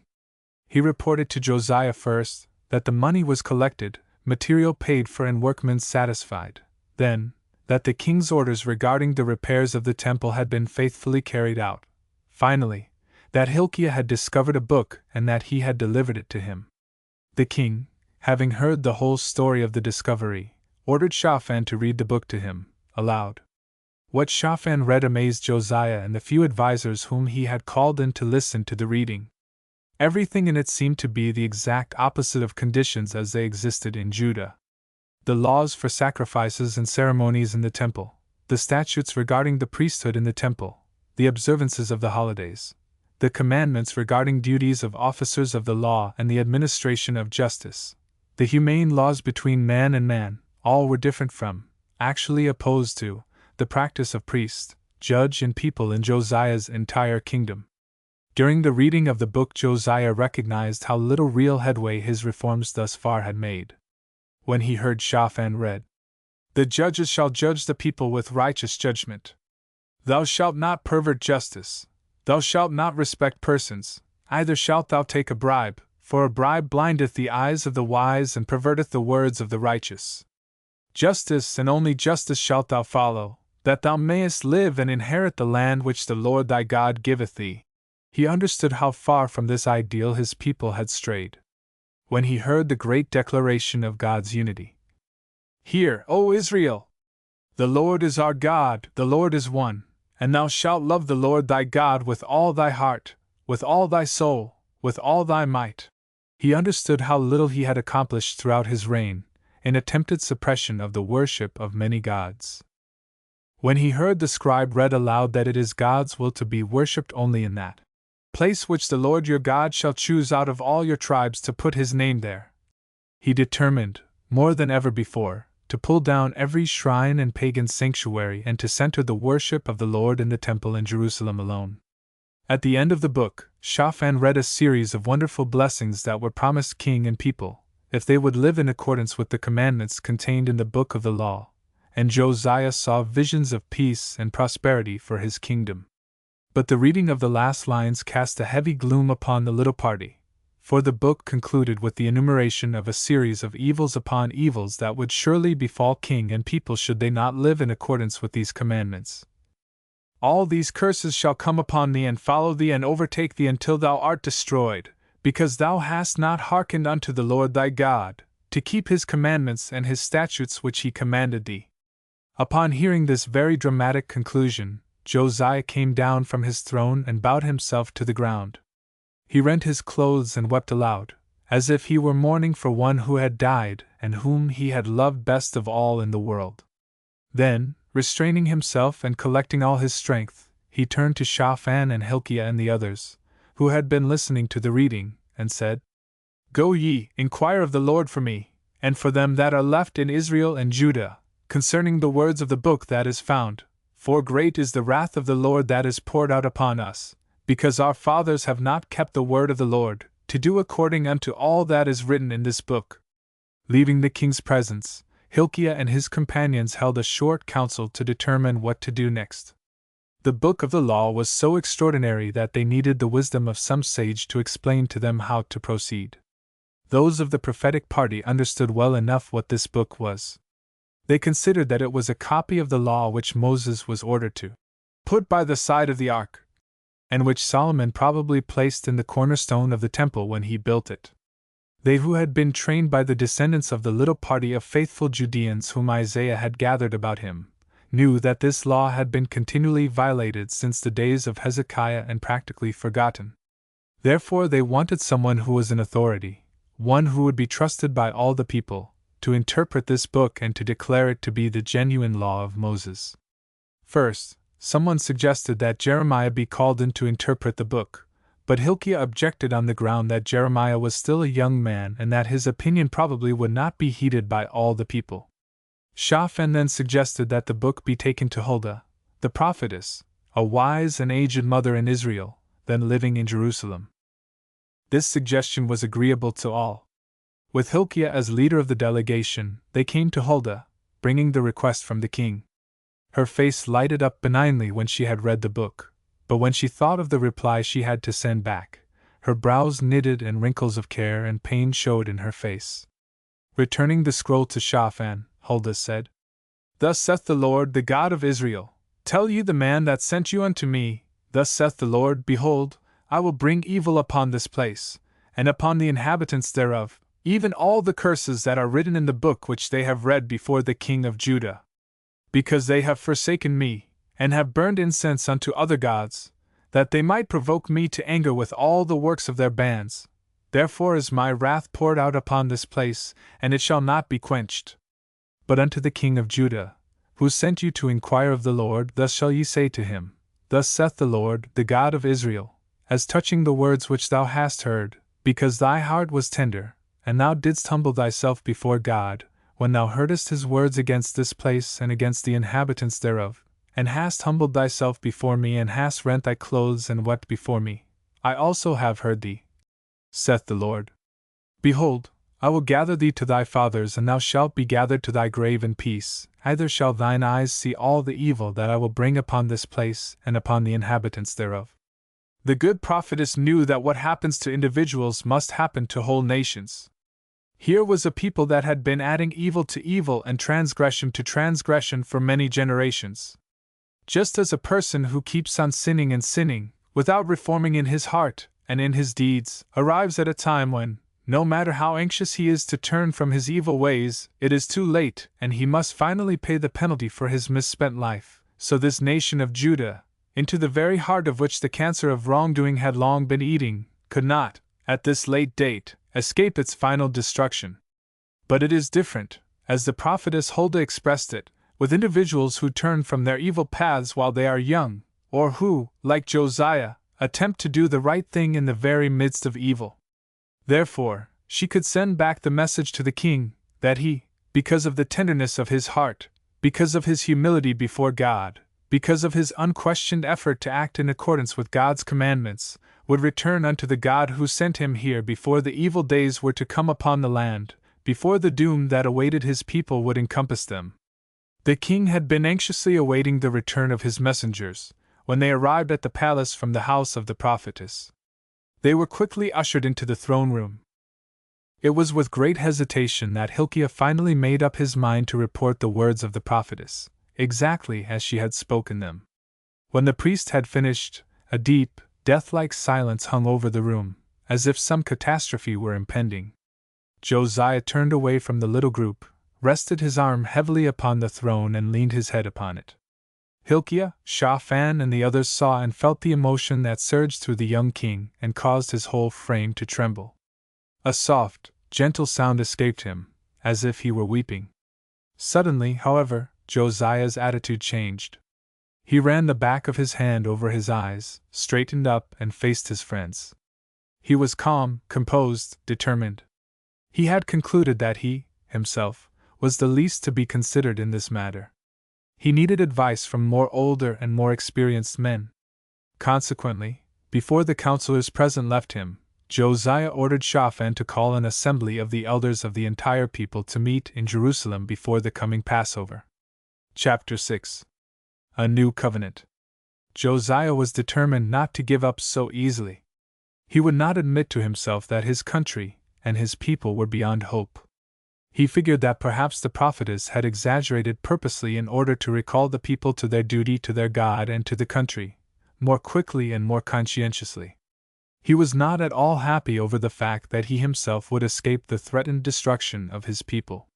What he wanted was to discover some possible way, and to make every attempt to save all his people. At the council of the elders, as a first step, he suggested that the coming Passover be celebrated faithfully in accordance with the commandments in the rediscovered law book. Messengers were therefore sent throughout Judah, and even up into Israel, to announce a pilgrimage to Jerusalem for the celebration of the Passover, by order of the king and the elders. Great and happy throngs came to the capital for the festival. It was a multitude of people far different in mien and behavior from that same multitude that had rushed to the protection of the fortified city when the Scythian invaders had threatened the country a few years before. Now, when the Passover Eve, that is the 14th day of the first month, was at hand, it was found that the great majority of the people did not bring with them the prescribed sacrifices, either because they did not know of the custom or because they were too poor. Such a condition, however, did not dismay Josiah and his officers. He himself, out of his own treasury, distributed the means for making the sacrifices to over 33,000 people. Hilkiah and the heads of the temple service, out of their own means, did the same for the priests and the Levites. So that everyone present in Jerusalem that day observed the Passover properly and happily. On the following morning, that is, on the first day of the festival, an assembly of all the people present, both great and small, was called in the temple courts. The king and his advisers sat on a platform especially erected for the purpose. When order was secured, the king arose and stood in his place and read of the words of the book of the covenant that was found in the house of God, before all the people. The impression made upon the assembly was wonderful. As Josiah proceeded with his reading, the murmurs and low exclamations of surprise changed into a deep and impressive silence that was not broken even when the king had finished and had laid aside the book of the law. Reverently and with bowed head, Josiah raised a prayer unto God. Look down from thy holy habitation, from heaven, O Lord, and bless thy people Israel. And with one voice the whole assembly answered, softly, Amen, O Lord, Amen. Then Josiah addressed the people.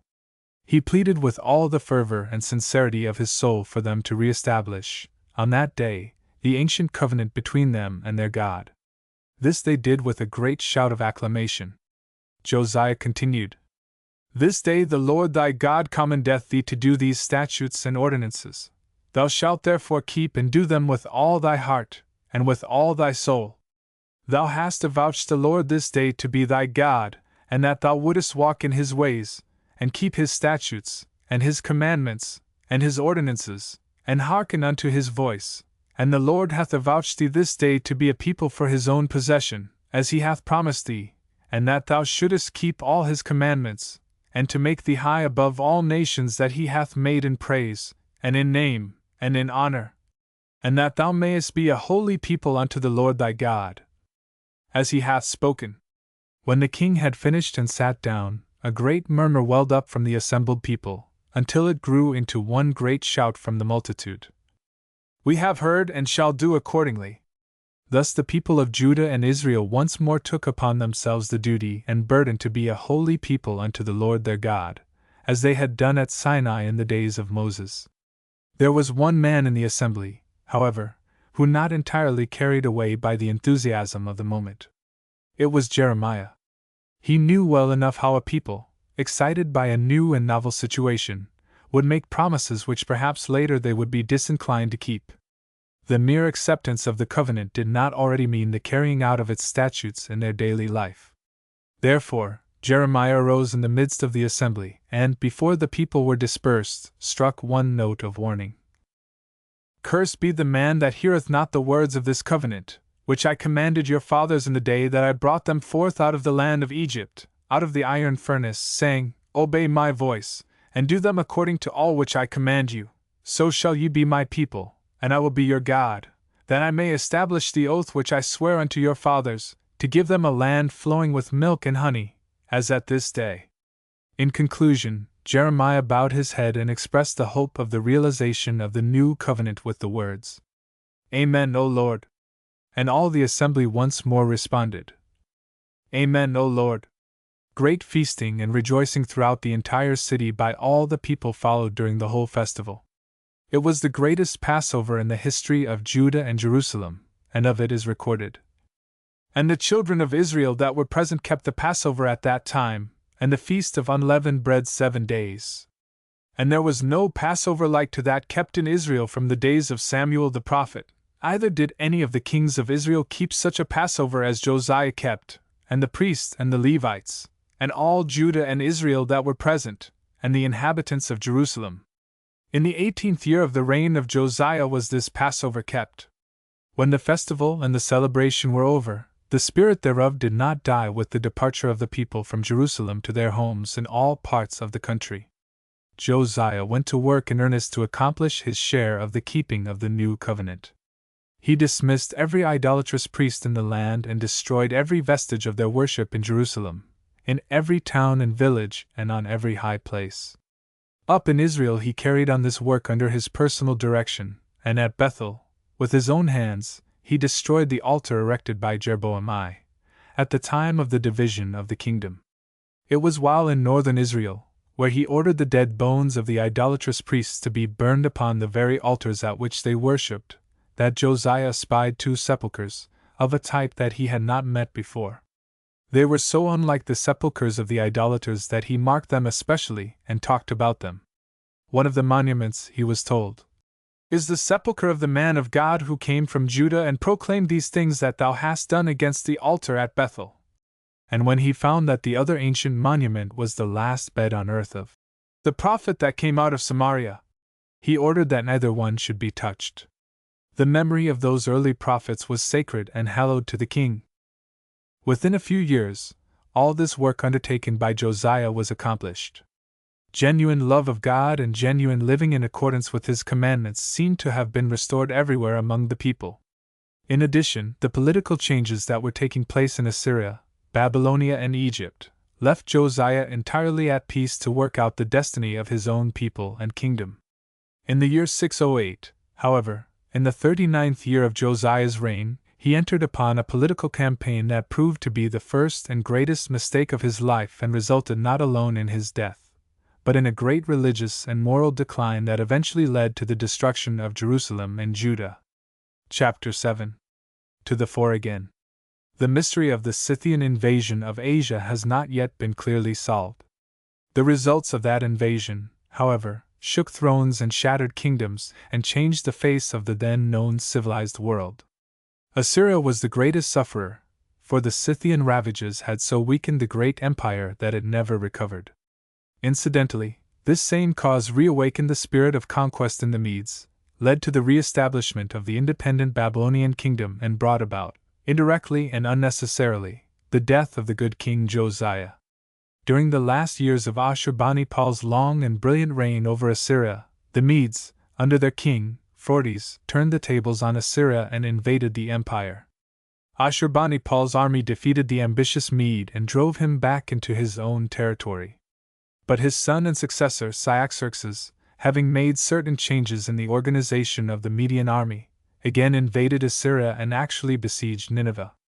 At the same time the Scythians began to swarm over Media, and Cyaxares was forced to return to his own country and defend it. Cyaxares, being a wise as well as a great king, managed to buy off the barbarian Scythians and later actually trained them for service in his army, both as teachers of archery and as mercenaries. In the meantime, the Assyrian successor of Ashurbanipal made the mistake that cost him his life and his empire. He appointed Nabopolassar, a Chaldean of ancient lineage and of enthusiastic patriotism for his age-old country. Nabopolassar immediately entered into an alliance with Cyaxares that had for its purpose the overthrow of Nineveh and the establishment of Babylonia as an independent state. Nabopolassar declared himself king of Babylonia, to the great dismay of the Assyrian court. To seal his alliance with the Medes, a marriage was arranged between Amytis, Cyaxares' daughter, and Nebuchadrezzar, his son and crown prince. Nineveh was attacked at the same time by the Babylonians and Medians in the year 608. The great capital was besieged for 2 years. So fierce was the vengeance wrought upon the city and its inhabitants by the united armies that when the capture was finally made both were completely blotted out. For many centuries not even the location of Nineveh could be found. This occurred in the year 606. The end of Nineveh brought to a close the history of the great Assyrian power that had ruled so masterfully over the then known entire world. It also brought about a situation that had its direct effect upon the beginning of the end of the kingdom of Judah. In Egypt history was in the making. Psamtik I, a Libyan soldier, recognizing in the crumbling of Assyrian power his own opportunity, made himself master of the country and established a new dynasty in Egypt. His son and successor, Pharaoh Necho, grasped the chance given him by Nabopolassar's attack on Nineveh to win back the provinces along the Mediterranean that had been Egyptian before they were conquered by Assyria. Without further ado, therefore, Necho, with a great army, started north to conquer all of Assyria that he could and add it to his own empire. This meant an invasion of Judah. King Josiah was by no means ready to sit still and fall helplessly from the frying pan into the fire, as it were. Once entirely free from Assyria, he intended to maintain his independence. At least, he was not going to allow Pharaoh Necho to slip the noose around his neck without a struggle. Josiah, therefore, organized his armies and went out to meet Necho. This was when the campaign against Nineveh began. To the Pharaoh's great surprise, when he reached the plain of Megiddo, he was confronted by Josiah. Necho sent him word that he had no quarrel with Judah whatever, but Josiah could see nothing in the future but the sovereignty of Egypt over his dominions and was determined to retain his independence at all costs. So, the war was on. It did not last long, however. It seems that not even a single pitched battle was fought. Josiah was picked off by a Libyan archer in the very first skirmish, and wounded mortally, to the dismay of his entire army. His old and devoted servant, Ebed-melech, was with the king in his chariot. The faithful Ethiopian carried the wounded Josiah from the royal chariot to another one. Protected by a detachment of the bodyguard, as if in mockery, Josiah was taken back to Jerusalem, dying. Before he reached the capital he was dead, and Necho declared himself master over Judah without the least resistance. He made it, at once, an Egyptian province. The mourning for the dead king in Jerusalem and Judah was sincere and widespread. It is recorded that many odes by the poets and musicians of that day were written in his memory, and that Jeremiah lamented for his friend in accents more woeful than did David for Jonathan. Ebed-melech hung around the sepulchre of his beloved master for many days. It was months before he returned to the palace to resume his duties. Like unto him was there no king before him, that turned to the Lord with all his heart, and with all his soul, and with all his might, according to the law of Moses, either after him arose there any like him. To indicate the force and power of Josiah's life with the people of Judah, and the genuine value in their own lives of the late king's reforms, the people at large passed over Eliakim, Josiah's eldest son, and raised his second son, Jehoahaz, to the throne of Judah. Eliakim was a weakling, who loved ease and luxury above everything else. The people feared that he would not continue the life and work of his father. Jehoahaz, on the other hand, was a true son of his father, and would have made a splendid successor to the throne of Josiah, had not Pharaoh Necho interfered with the will of the people of Judah. In the 3rd month of the young king's reign, he was only 23 years old, Necho ordered him to appear before him at Riblah, on the Orontes. Arrived there, Jehoahaz was immediately thrown into chains and sent a prisoner to Egypt. Necho then proclaimed Eliakim king of Judah, and to show his complete mastery over king, land and people, he changed Eliakim's name to Jehoiakim. The mourning in Jerusalem and Judah was now twofold. The people wept for their beloved king who was dead and for his beloved son who was a prisoner beyond hope. A few men like Hilkiah and Jeremiah, and the others of the prophetic party, saw in Jehoahaz's successor the coming of more evil days for Judah. To those who hoped that there might again be a political change and that Jehoahaz would return from Egypt, to reign in his father's stead, Jeremiah held out no hope. Weep not for him who is dead, nor wail for him, weep rather for him who is gone, for he shall not return, and never again shall he see the land of his birth.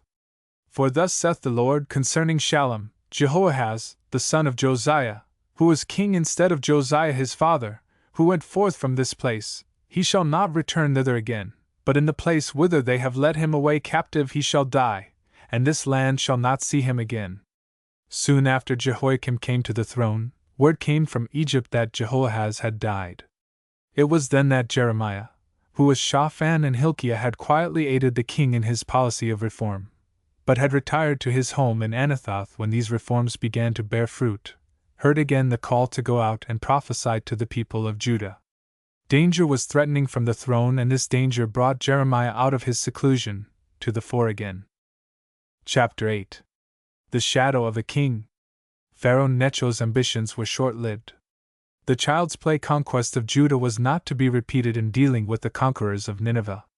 Nebuchadrezzar really had no thought of extending the sway of his reborn Babylonia to Egypt, but he would not countenance for a moment Necho's encroachment upon Assyrian territory.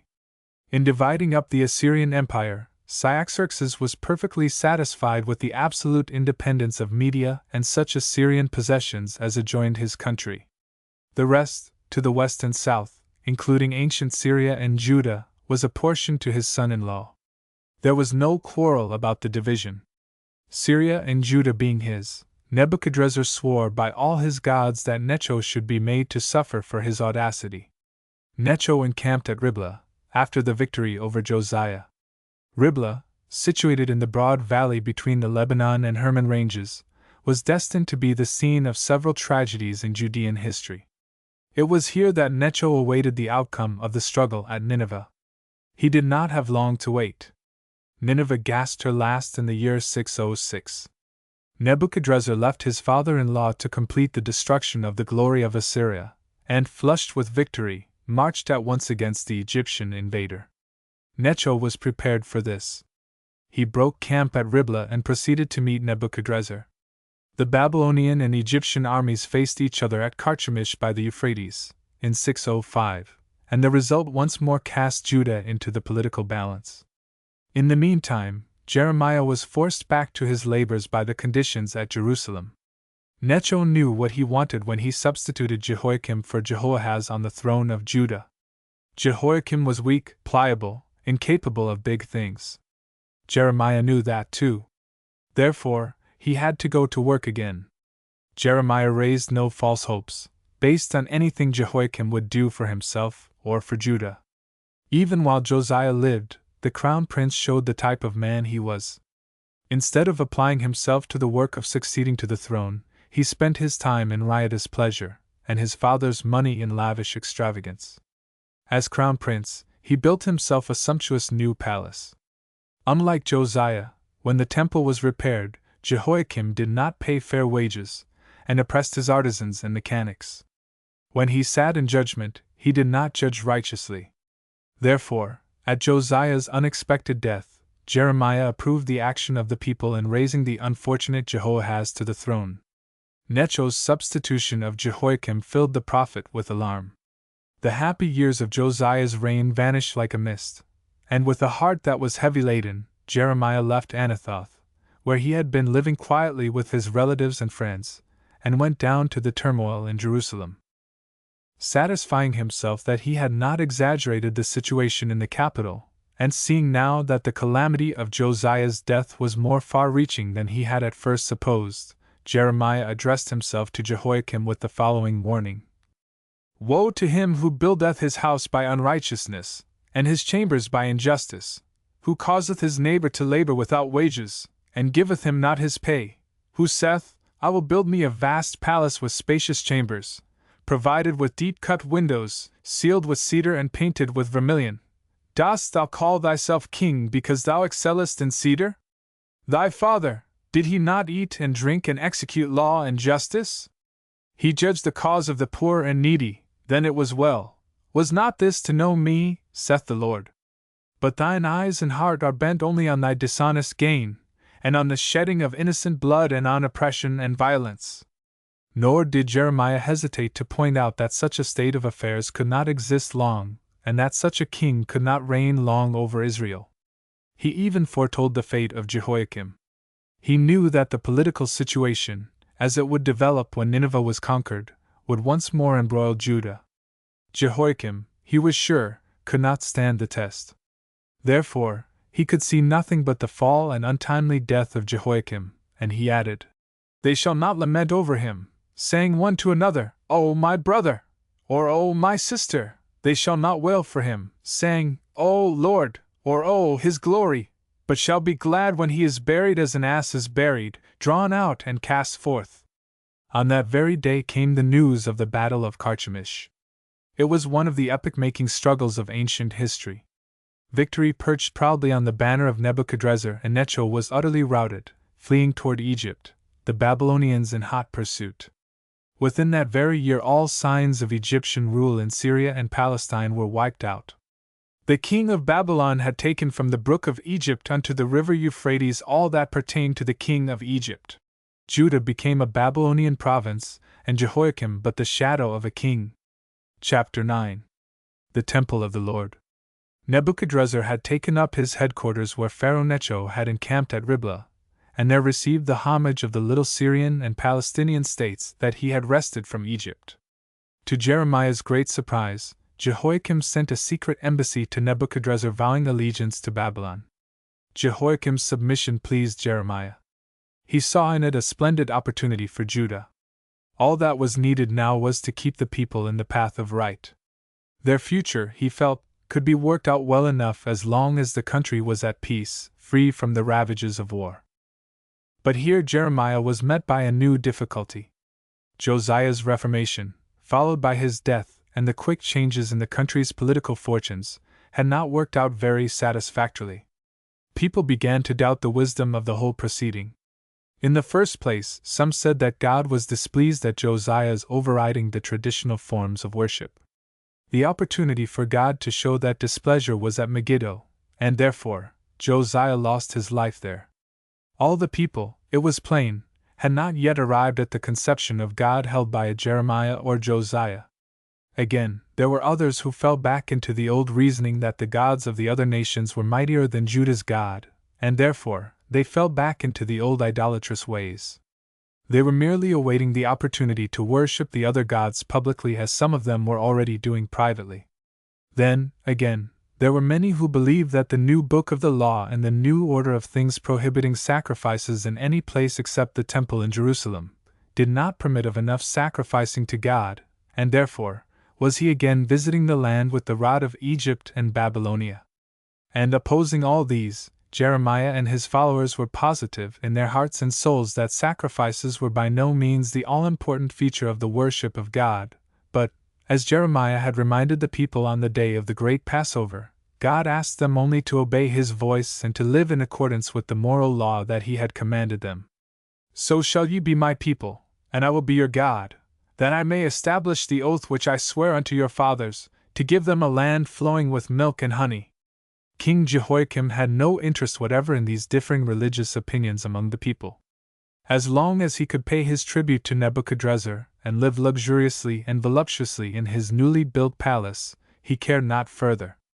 Religiously and morally he permitted things to take their own course, as if morals and religion had no part to play in the strength and safety of his people and in their national welfare.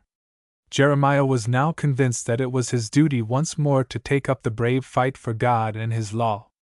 The opportunity came during the Feast of the Ingathering, in the year 604. Many thousands had come from all parts of the country to Jerusalem to celebrate the festival.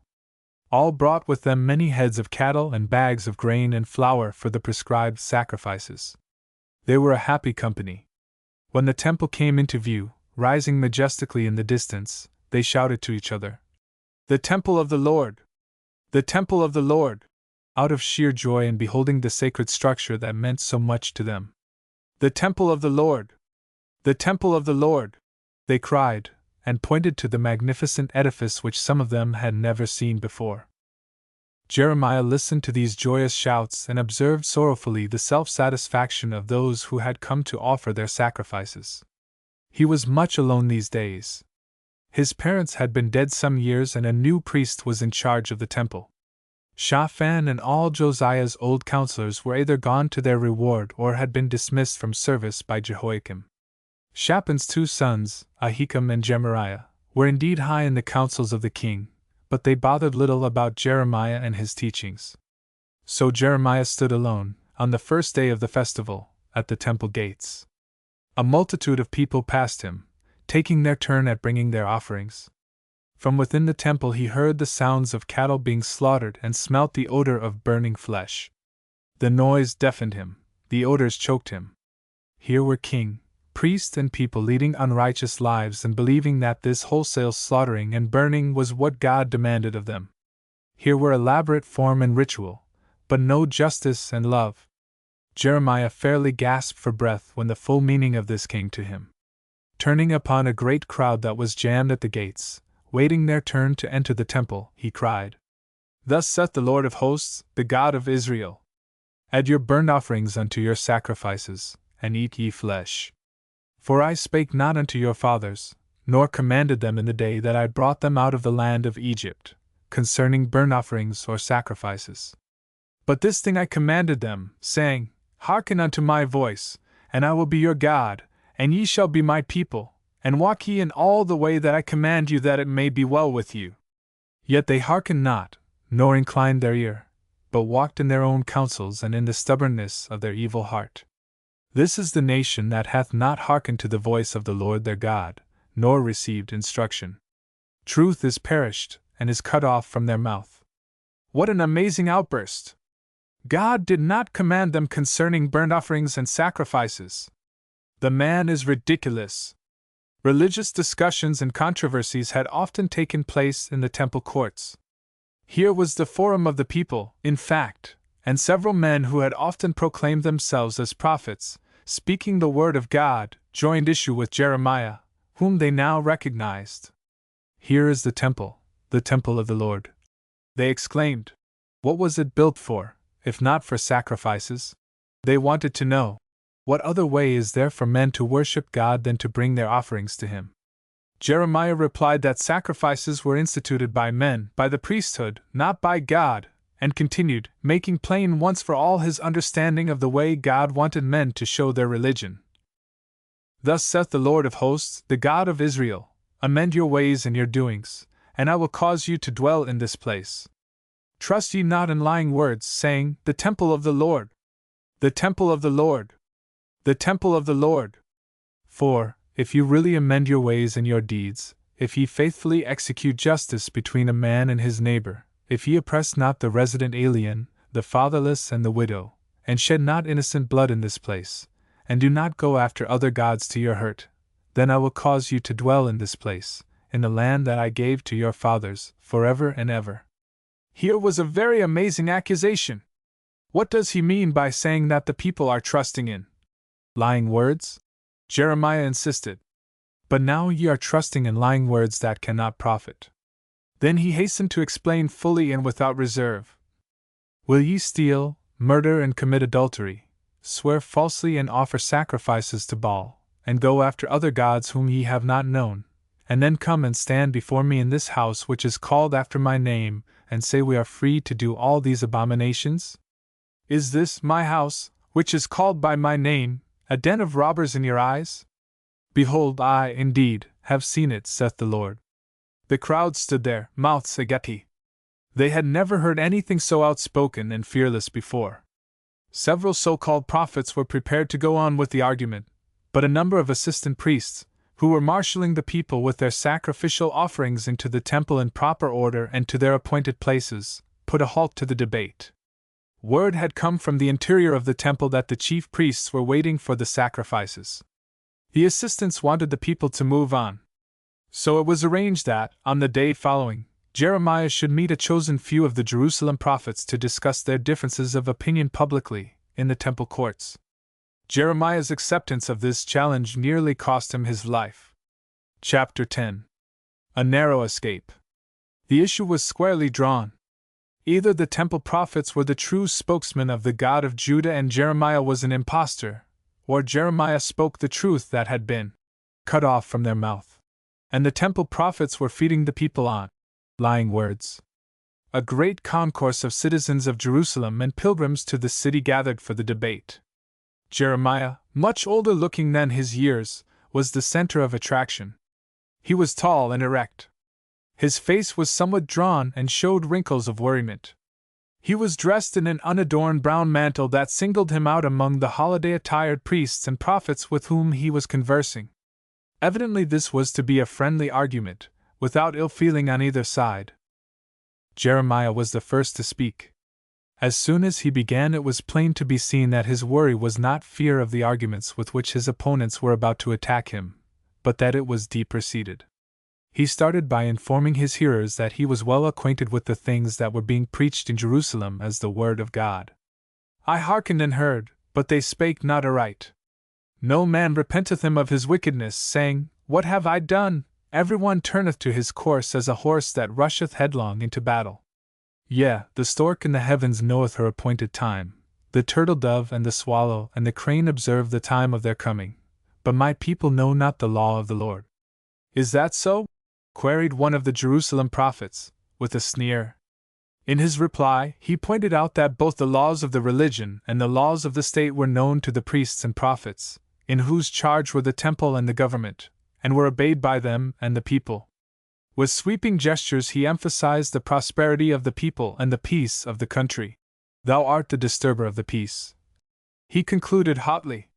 Leave the temple and the state to the wise men, the scribes, the priests and prophets in Jerusalem, and all will be well. The same kind of argument, thought Jeremiah, as he listened attentively to the speaker. They always fail to grasp the vital things that God demands of them. In his rejoinder, therefore, Jeremiah came back forcibly.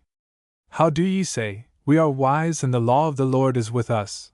But behold, the false pen of the scribes hath made falsehood of it. The wise men are put to shame. Lo, they have rejected the word of the Lord.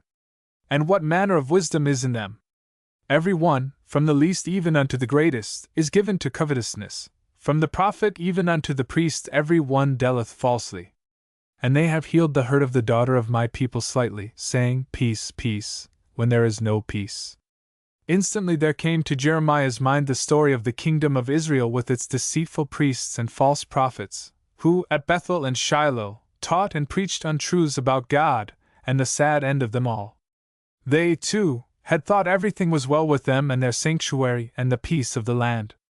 So Jeremiah continued, Then go now to my sanctuary which is in Shiloh, where I caused my name to dwell at first, and see what I did to it because of the wickedness of my people Israel. And now because ye have done all these deeds, and although I spoke to you insistently, ye have not heeded, and although I called you, ye have not answered, therefore I will do to the house, which ye call by my name, in which ye trust, and to the place which I gave to you and to your fathers, as I did to Shiloh. This speech started several commotions in different parts of the crowd. From the extreme edge, to the right of the speakers, one man began to come forward, shouting, Blasphemy! The cry was taken up all around him. From various directions men, throwing their arms in the air and yelling at the top of their voices, made their way with difficulty toward the speakers, crying, Blasphemy! Blasphemy! Jeremiah, at first, could not understand the commotion. What had he said, what had he done, that was blasphemous? Then, as the cry became general and the surging mob became threatening, the thought came to him that the people had been taught by the priests and prophets in Jerusalem that the temple was inviolable, that no matter what the political fortunes of Judah might be, God would never permit the house which is called by his name to be destroyed. Now Jeremiah understood, and he was helpless. His simile of the sanctuary at Shiloh suggested the destruction and ruin of the temple in Jerusalem, and that was blasphemy. He did not know, however, that his opponents had purposely planted men in various sections of the assembly to wait and watch for any blasphemous hint in his argument, and to raise the cry against him. Blasphemy! Blasphemy! The cry was now general. And the leader who started it, when he came within reach of Jeremiah, grasped his mantle and shouted, You must die! The temple guard rushed to the prophet's assistance. Blasphemy was punishable by death, but the punishment must come in the regular, legal way and not by the hands of the mob. Under protection of the guard, therefore, Jeremiah was led to the new gate, built by King Josiah, where the princes sat as judges. At his heels was the threatening, gesticulating crowd, goaded on by Jeremiah's enemies, demanding his life. The trial was opened without delay. Here were thousands of witnesses who had heard the man, and there seemed little hope for him to escape being stoned to death. One of the prophets opened the case for the prosecution, addressing himself to the judges. This man is worthy of death, for he hath prophesied against this city in the name of God, saying, This house shall be like Shiloh. This city shall be deserted, without an inhabitant. Turning dramatically to the crowd, he swept his arm over their heads, adding for the purpose of affirmation, As ye have heard with your ears. Aye, many responded. Blasphemy! Blasphemy! Shouted others. And still others demanded, He must die! He must die! When a semblance of quiet was restored, Jeremiah stepped forward from between the two guards who had him in charge, faced the accusing people, and said, very calmly and humbly, It was the Lord who sent me to prophesy against this temple and against this city all the words that you have heard. Bah! Jeered the leaders of the opposition, and many took up the signal and joined in the jeering. Jeremiah did not permit the jeers to interrupt him. Now therefore reform your ways and your acts and obey the voice of the Lord your God, and the Lord will repent of the evil that he has pronounced upon you. Hear him! Hear him! Arose from all directions. He blasphemes! He blasphemes! Jeremiah paid no attention to these outcries, but turned to the judges and concluded his defense. But as for me, see, I am in your hand, do with me as appears to you to be good and right. Only be assured that, if you put me to death, you will bring innocent blood upon yourselves and upon this city and upon its inhabitants, for verily the Lord hath sent me to you to speak all these things in your ears. Jeremiah ceased. He walked back to his place between the two guards to await his sentence. The mob was rather taken by surprise at the prisoner's defense. He made no arguments for release, no pleas for his life, but stated his belief in his work and his faith in God, trusting for the rest in the justness of his cause.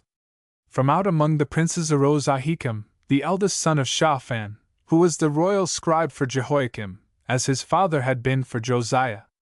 Ahikam and Jeremiah had been close friends as young men, even as their fathers had been all their lives. Recently, however, they had not seen much of each other. Jeremiah was busy about his business and Ahikam was permanently stationed in Jerusalem, at the palace. Jeremiah hardly recognized Ahikam when he began to address the judges.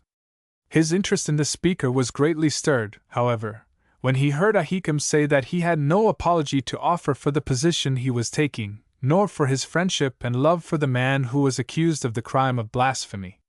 He said that he believed that his and Jeremiah's fathers were of the greatest service to King Josiah in the prosperity that attended his reign, and that, though the priests and prophets of Jerusalem might not understand it, Jeremiah wanted the peace and prosperity of the nation and of the capital, not their doom. Then, rising to a pitch of oratorical flight, he cried, "This man is not worthy of death, for he hath spoken to us in the name of the Lord our God." Up jumped Pashur, the chief officer of the temple, and told the story of Uriah, the son of Shemaiah, who also had prophesied in the temple in the name of God. Pashur continued, "And he prophesied against the city and against this land according to all the words of Jeremiah. And when Jehoiakim, the king, with all his mighty men and all the princes, heard his words, the king sought to put him to death. But when Uriah heard it, he was afraid, and fled and went into Egypt. And Jehoiakim the king sent men into Egypt, and they fetched forth Uriah out of Egypt, and brought him unto Jehoiakim the king, who slew him with the sword, and cast his dead body into the graves of the common people. But Ahikam, who, like his father, was acquainted with the history of his people, arose and answered Pashur. Micah the Morshite prophesied in the days of Hezekiah, king of Judah, and he spake to all the people of Judah, saying, Thus saith the Lord of hosts, Zion shall be plowed as a field, and Jerusalem shall become heaps, and the mountain of the house as the high places of a forest. Did Hezekiah, king of Judah, and all Judah put him to death? Did he not fear the Lord and entreat the favor of the Lord, so that the Lord repented him of the evil which he had pronounced against them? But we are on the point of doing great injustice to ourselves. To the surprise of the priests and the prophets, Ahikam's argument prevailed with the princes who sat in judgment, and with the people themselves. They dispersed without further ado, but they continued discussing the situation among themselves. No punishment was visited upon Jeremiah, but he had a narrow escape. Jeremiah and Ahikam left the gate arm in arm. They were happy at the renewal of their friendship, even if it took place in the shadow of death. Ahikam warned his friend to be more careful when they parted. Jeremiah left him with much to think about. It was the first time that he had been attacked and his life threatened. In addition, though Jeremiah did not hear of it that day, Pashur had sworn to corner Jeremiah yet, so that he could not escape. Chapter 11. A Taste of Martyrdom. Jeremiah returned home a very sad man, but not a wiser one from the point of view of his safety. He kept much to himself in the city of Anathoth and devoted his time to teaching a group of young men with whom he had surrounded himself. Among them was Baruch, son of Neriah, of a distinguished Jerusalem family, whose members had always stood high in the councils of the kings. Baruch was not only a disciple of Jeremiah, but also acted as his secretary when writing was to be done. Baruch was intimate with Jeremiah's family in Anathoth, and he informed Jeremiah that his cousins did not approve of his actions in the temple. They did not like the notoriety it brought them and hoped he would hold his peace. These cousins did not have the courage to speak their mind to Jeremiah face to face, and so he did not trouble about them, their likes or dislikes, their approval or disapproval. He had on his mind a very troublesome problem when it began to be rumored that Jehoiakim was about to reintroduce human sacrifices in Hinnom. Hinnom was the valley of the son of Hinnom, which is by the entry of the gate of potsherds, called Tophet. The southwestern gate of the city of Jerusalem overlooked this valley where an altar had been erected for the atrocious Moloch worship, but which was destroyed by Josiah during the Reformation. Jeremiah had but to hear of the king's proposal to re-establish the Moloch rites to act. He went to Jerusalem, despite the pleading of Baruch not to go, gathered a number of the elders who had been his father's and Josiah's friends and co-workers, and asked them to accompany him to Tophet. They proceeded through the southwestern gate, the gate of the valley, followed by a number of idlers, the curious who keep at a distance to see what will happen. Arrived at the ruins of the altar of Moloch, Jeremiah drew from under his mantle a potter's earthen bottle, and without giving a hint of what he was about to do, broke it on one of the altar stones. Turning to the elders, he said, "Thus said the Lord of hosts, even so will I break this people and this city, as one breaketh a potter's vessel, that cannot be made whole again." That was all. He had portrayed more vividly than he could ever have done in a long speech what would be the consequences if the king persisted in bringing back the horrible worship of Moloch. Returning to the city, Jeremiah stopped at the temple. He had not been in Jerusalem since he narrowly escaped stoning at the hands of the mob. As soon as he was recognized, and the word of his coming had been spread by the onlookers, who had returned from Tophet ahead of him, the crowd gathered about him, anxious to hear what he would have to say. He told them a story first. He had been down at a potter's house that morning, watching the potter at work. The vessel the potter made didn't suit him, so he destroyed it while the clay was yet soft and pliable. Then he made another vessel out of that same clay, as seemed good to the potter to make it. This story he followed up with a passionate plea to the people. "O house of Israel, cannot I do with you as this potter, saith the Lord? Behold, as the clay in the potter's hand, so are ye in my hand, O house of Israel. At what instant I shall speak concerning a nation, and concerning a kingdom, to pluck up and to break down and to destroy it, if that nation, concerning which I have spoken, turn from their evil, I will repent of the evil that I thought to do unto them.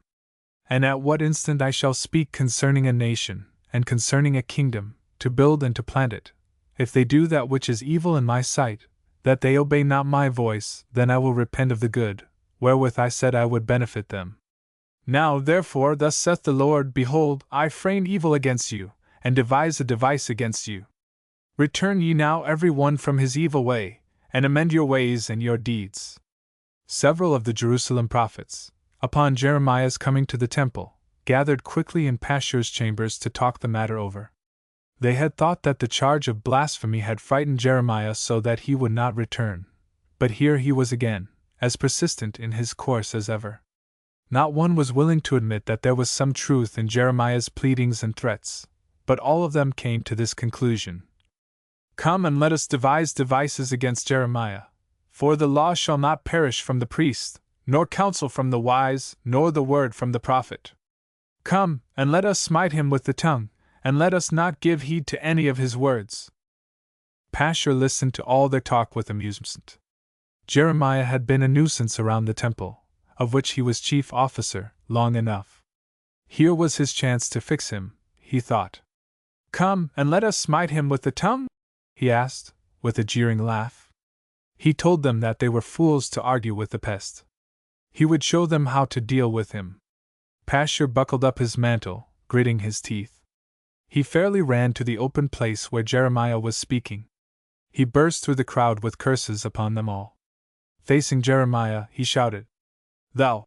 But his anger and hate overcame him. He almost foamed at the mouth with rage and could not speak a word. Before Jeremiah understood what the matter was, Pashur slapped him on both cheeks with his hands. Then he struck him square on the jaw with his right fist, and Jeremiah dropped to the slabbed marble of the courtyard, where he had been standing. The crowd was startled and amazed at what had happened. But Pashur gave no opportunity for remonstrance. A number of the temple guards, who had come up with their chief, dispersed the people with curses and blows.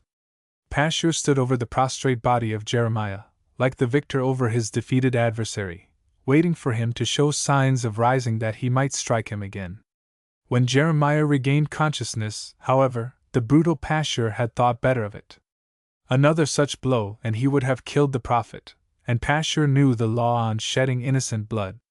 Therefore, when Jeremiah had fully recovered and had once more risen to his feet, Pashur arrested him and had him led to the upper temple gate, which is the gate of Benjamin. There he put him into the stocks with his own hands. That whole day and that whole night Jeremiah remained pilloried. Hundreds of people passed him. Some, urged on by the priests and the false prophets, mocked at him.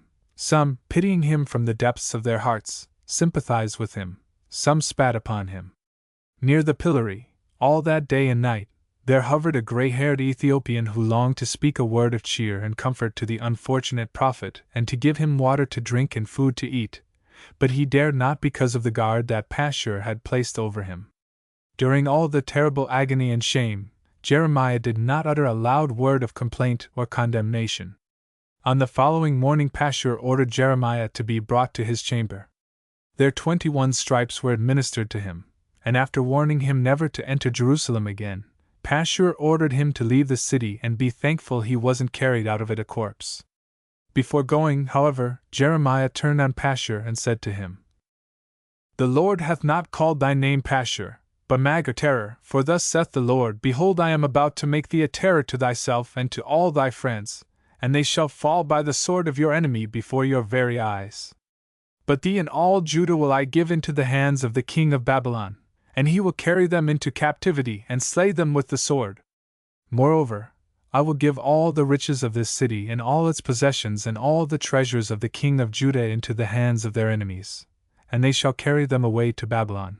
And thou and all that dwell in thy house shall go into captivity, and thou shalt die at Babylon and be buried there, together with all thy friends to whom thou hast prophesied falsely."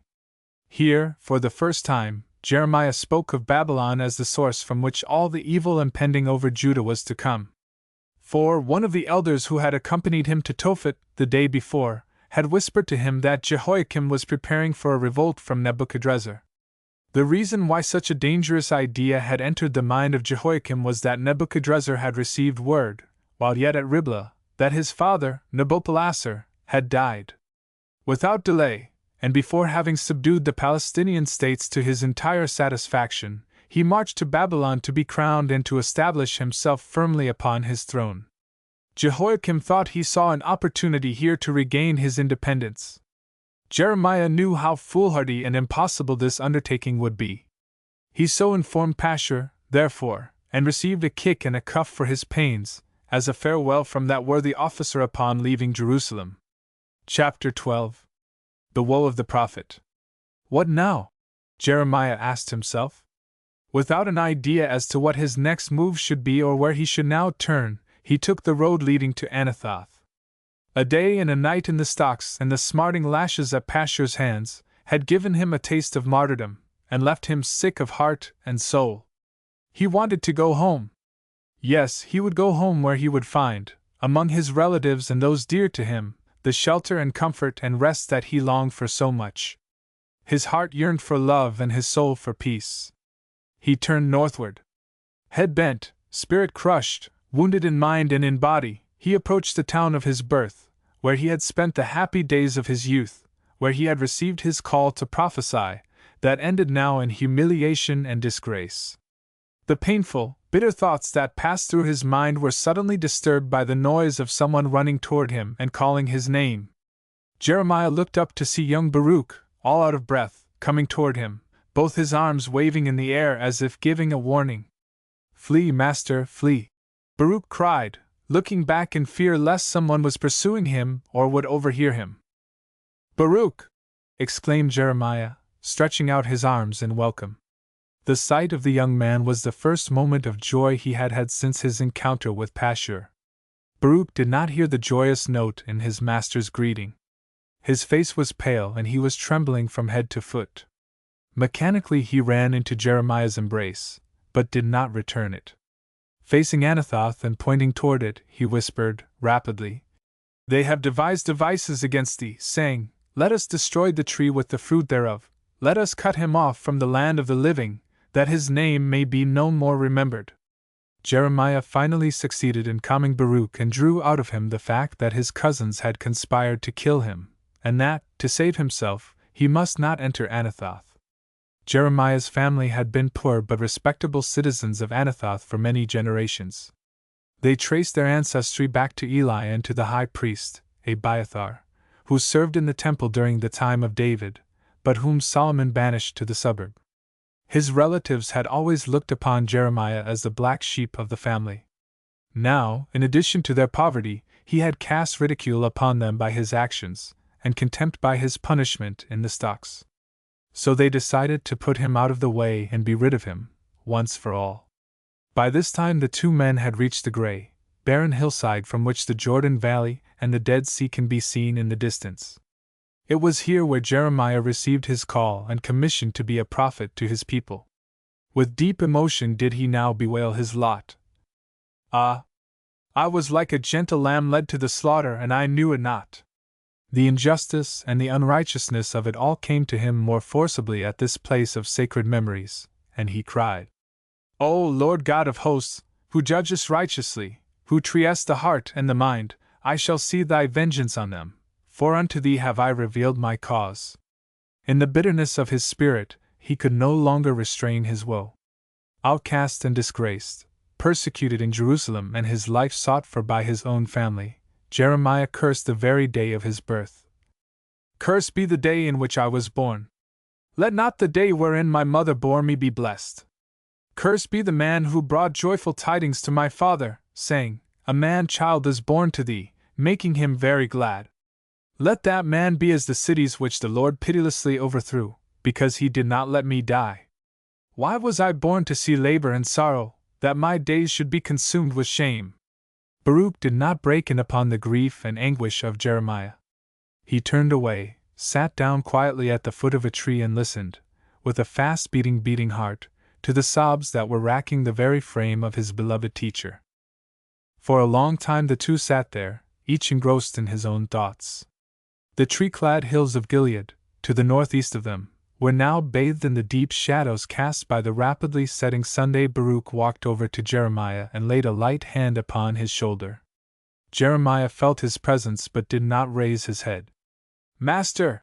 Baruch called softly. Jeremiah looked up into a tear-stained face in which he read sympathy, love, and sincere devotion. He arose slowly. The lines of a faint smile of appreciation played about his mouth. He grasped the young man in his embrace and clung to him as if he were his only remaining hope. "Baruch! Baruch!"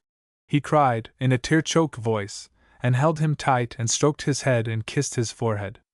The boy melted into tears in the man's almost crushing embrace, and his very soul went out to him in sympathy and love. There in the twilight, the bond of friendship had been established between Jeremiah and Baruch, to be broken only in death. Baruch attempted to comfort his friend, but he at once saw the hopelessness of the task. Then he suggested to Jeremiah that they run away, that they go to Babylonia, to Egypt, anywhere, to escape the horror of it all at home. But Jeremiah showed him the uselessness of trying to run away from duty's call. "And if I say, I will not think of it nor speak any more in his name, then there is in mine heart, as it were, a burning fire shut up in my bones." There was a fire burning within the heart of Jeremiah, impelling him to prophesy. He could not help himself. He would not escape it. And what is more, that day of woe and trial, and the night that followed, bound up Baruch's destiny with that of Jeremiah. Chapter 13. Teacher and Pupil. Wonderful is the love of teacher and pupil. There is no blood relationship to fuse that love. No selfishness enters into it. There is only the common interest of the spirit upon which it feeds and grows. It is, therefore, a love of the purest type. Such a love was that of Jeremiah and his pupil, Baruch. Just as the friendship between Josiah and Jeremiah was lasting, because as boys they passed through the same danger at the time of the death of Josiah's father, and just as the friendship between David and Jonathan before them was knit closely together at the time when David was in flight before the anger of King Saul, so Jeremiah and Baruch were closely bound together in friendship and love from the very first night that they spent outside of Anathoth together, when the pupil saved his teacher's life from the conspiracy of his relatives. Who knows what would have happened to the despondent, disgraced, heartbroken old man that day had not Baruch warned him of the fate that awaited him in his hometown? Yes. At 50 Jeremiah was an old man. His beard was gray, his hair white, his shoulders prematurely bent. Deep wrinkles, lines of care and woe, were furrowed in his face. Only at times, when he delivered his fiery addresses to the people or when he courageously faced an enemy like Pashur, would he straighten up to his full height and show a semblance of his gaunt form and strong physique. Teacher and pupil passed many days and nights together in the foothills, undecided on the next step for Jeremiah to take. Just then he dared go neither to Anathoth nor to Jerusalem, and Baruch would not leave him. Fortunately, for both of them, old Ebed-Melech, who had followed Jeremiah from the pillory to Pashur's chamber and from there, at a distance, when he started for Anathoth, brought them food and drink late that first night of their hiding, and continued to do so every night. For the present Jeremiah had little hope of returning to his task in Jerusalem. He, therefore, often prayed to God in behalf of his people, but always the answer came back to him. Sayest thou not what they do in the cities of Judah and in the streets of Jerusalem? Therefore pray not thou for these people, either lift up cry nor prayer for them, either make intercession to me, for I will not hear thee. But the effect of prayer is mightier upon the persons who pray than upon those prayed for.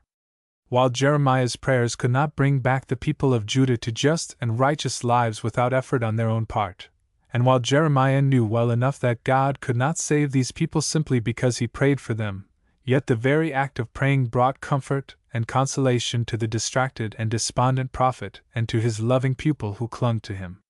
After some days spent in discussing various plans for returning to Jerusalem, an inspiration came to Jeremiah. He would write out the addresses he had previously delivered in Judah and Jerusalem, and add such new thoughts as occurred to him, exactly as the prophet Amos had done when he was driven out of Bethel to Tekoa. Many weeks were then spent by Jeremiah in dictating, and by Baruch in writing down the prophecies. At last, when the scroll was completed and Baruch looked up into Jeremiah's face, as if to ask, "What now?"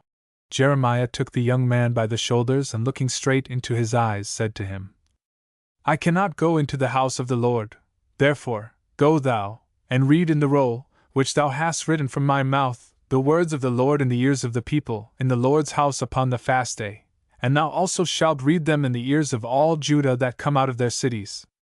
It may be they will present their supplication before the Lord, and will return every one from his evil way, for great is the anger and the wrath that the Lord hath pronounced against this people.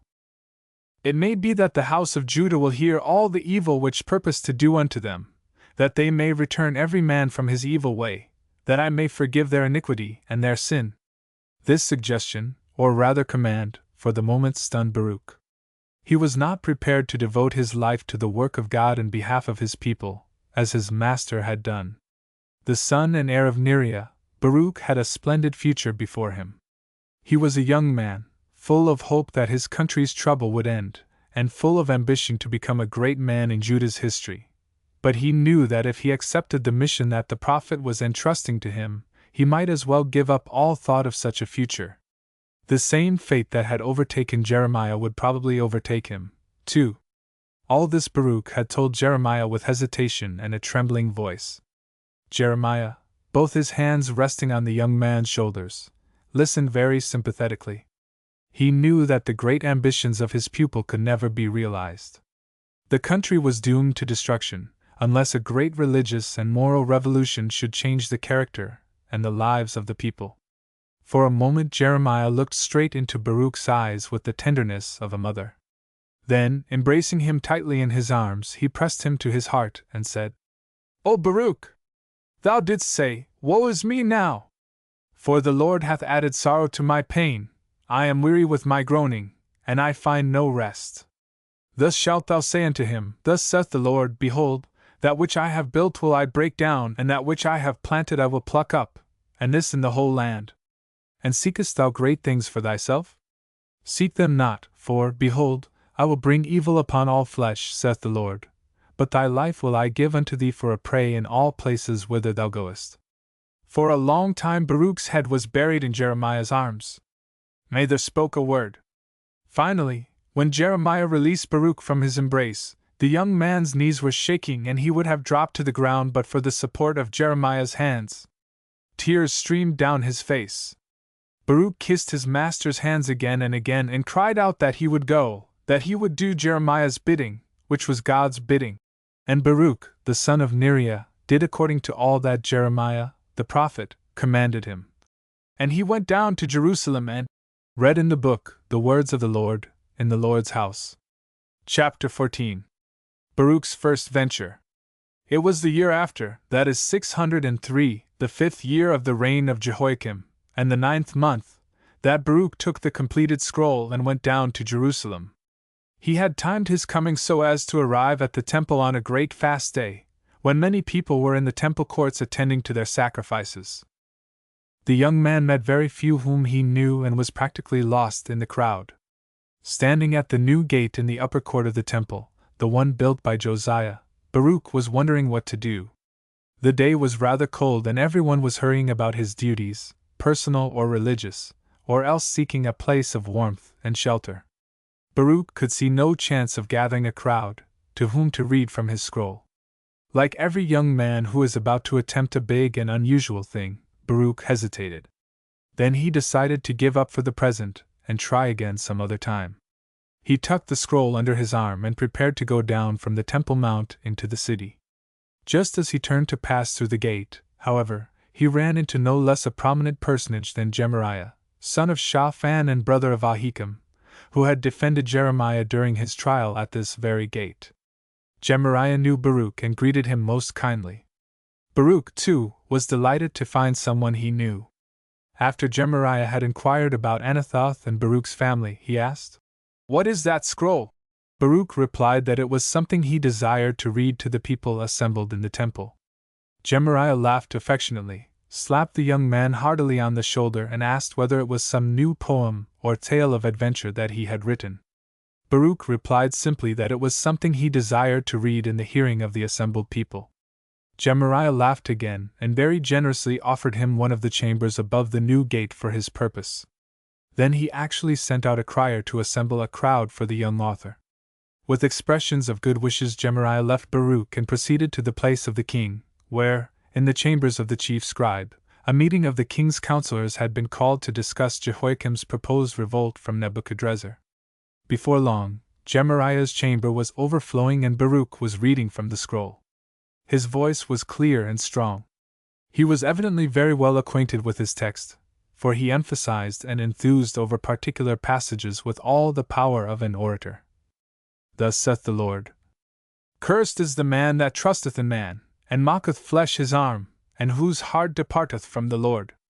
For he shall be like the heath in the desert, and shall not see when good cometh, but shall inhabit the parched places in the wilderness, a salt land and not inhabited.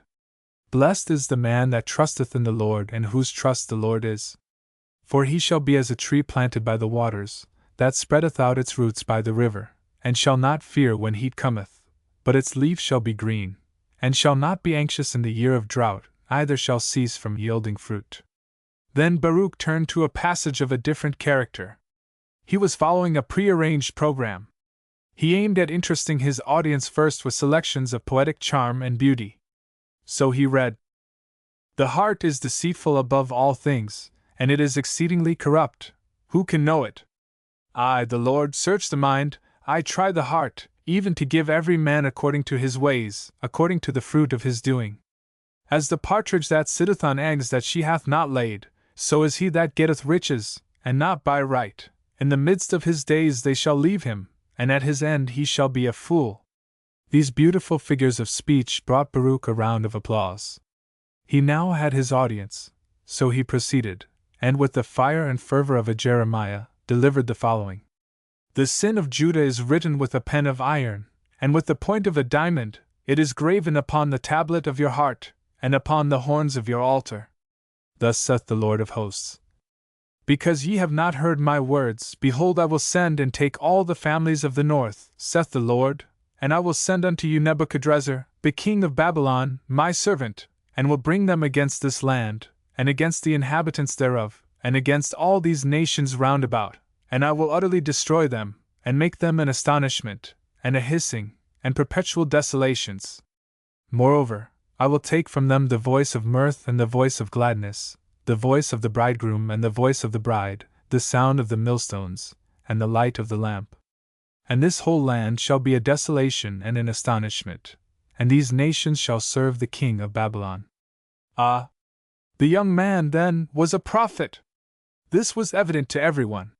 He was speaking as did the prophet Uriah, whom the king had put to death, and as spoke the prophet Jeremiah, who, last year, had been pilloried and driven out of Jerusalem. Murmurs of astonishment and of pity arose from the audience. Men whispered to each other about the brilliant young man's probable arrest, punishment, and perhaps death. Baruch felt instinctively the drift of the conversations and smiled. With a well-selected passage he brought the talkers back to attention by the power and forcefulness of his oratory. He was a transformed man, cool, collected, eyes ablaze and peering at the very souls of his hearers. He held them and swayed them and finally moved many to tears and to ask, Wherefore hath the Lord pronounced all this great evil against us? What is our iniquity? What is our sin that we have committed against the Lord our God? Now Baruch told them who he was and whose the addresses were. And in answer to the questions put to him he quoted from Jeremiah.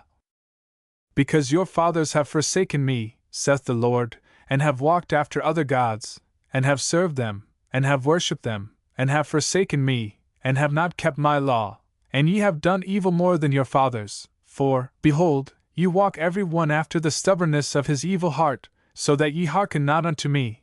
Therefore will I cast you forth out of this land, into the land that ye have not known, neither ye nor your fathers. It was, indeed, fortunate for Baruch that none of the temple prophets happened to be in the audience. There was present, however, a young man who was at first amused at Baruch's poetic fancies, then interested, then outraged when he discovered that he was listening to Jeremiah's prophecies. This young man was Micaiah, son of Gemariah, in whose chamber Baruch was speaking.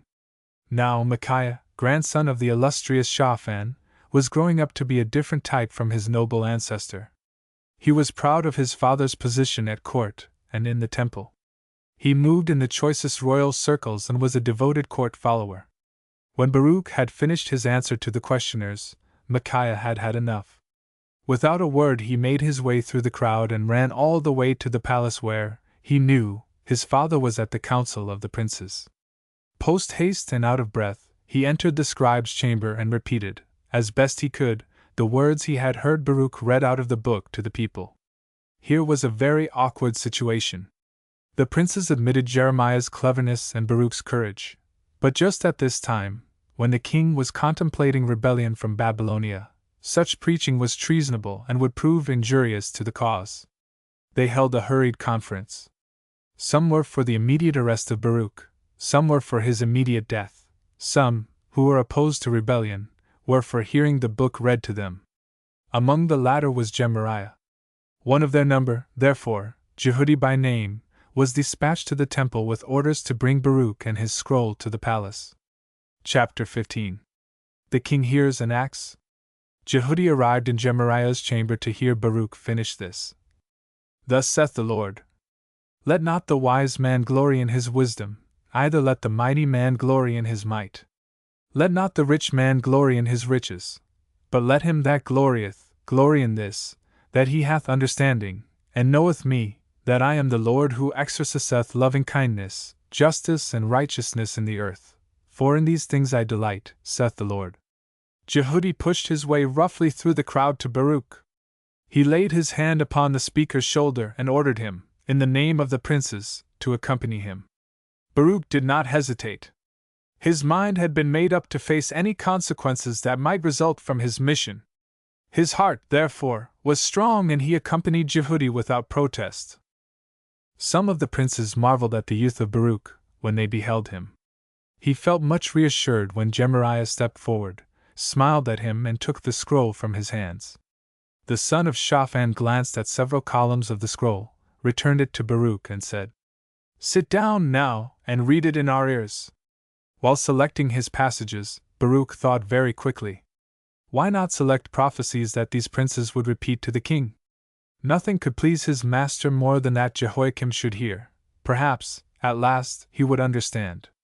Therefore Baruch chose the following, addressed to the King of Judah that sittest upon the throne of David, thou and thy servants and thy people. Execute ye justice and righteousness, and deliver him that is robbed out of the hand of the oppressor, and do no wrong, do no violence, to the sojourner, the fatherless, nor the widow, either shed innocent blood in this place. For if ye do this thing, indeed, then shall there enter in by the gates of this house kings sitting upon the throne of David, riding in chariots and on horses, he, and his servants and his people. But if ye will not hear these words, I swear by myself, saith the Lord, that this house shall become a desolation. As Baruch proceeded, he noted the restlessness of the princes under the thunderbolt denunciations contained in his master's words. So, he selected for his concluding passage this warning. For thus saith the Lord concerning the house of the king of Judah. Thou art Gilead unto me, and the head of Lebanon, yet surely I will make thee a wilderness, and cities which are not inhabited. And I will prepare destroyers against thee, every one with his weapons, and they shall cut down thy choice cedars, and cast them into the fire. And many nations shall pass by this city, and they shall say every man to his neighbor, Wherefore hath the Lord done thus unto this great city? Then they shall answer, Because they forsook the covenant of the Lord their God, and worshipped other gods, and served them. Upon hearing this, the princes turned in fear one toward another. And the spokesman said, We will surely tell the king of all these words. Baruch was happy. His first venture upon his mission had proved more successful than even Jeremiah could have hoped. He handed the scroll to Jehudi, expressed his thanks for the courtesy shown him, made his adieus, and prepared to leave. Gemariah stopped him at the entrance, however, and said to him, warningly and with emphasis, Go, hide thee, thou and Jeremiah, and let no man know where ye are. Baruch left the palace completely satisfied. Not only had he read the prophecies to the people, but also to the princes, and now the princes themselves were to read them to the king. On his way to Jeremiah's hiding place, however, some of the joy in his heart left him, because, thinking of Gemariah's suggestion, he feared lest the anger of the king should be aroused and a search be sent out for Jeremiah with the purpose of arresting him. The Winter Palace was one of the achievements upon which Jehoiakim always congratulated himself because of its structure and beauty. Gemariah and the princes found the king in the sun parlor. Though the day was bright and clear, it was unusually cold. A charcoal fire in an Assyrian raw brass brazier provided warmth for Jehoiakim, who, at this time, was by no means a well man. The king was greatly amused by Gemariah's story of the incidents at the temple gate and in the scribe's chamber. He laughed heartily at the fact that Neriah's son was turning prophet. Jehoiakim asked to see the scroll. Gemariah, not knowing what the king's attitude would be, had left it behind. Jehudi was sent for it.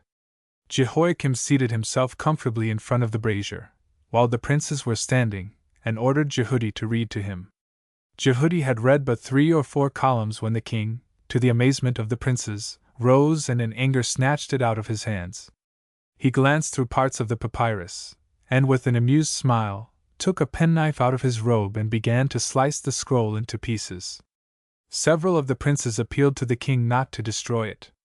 In reply, Jehoiakim walked up and down the chamber, cursing and swearing that such things should be in his kingdom.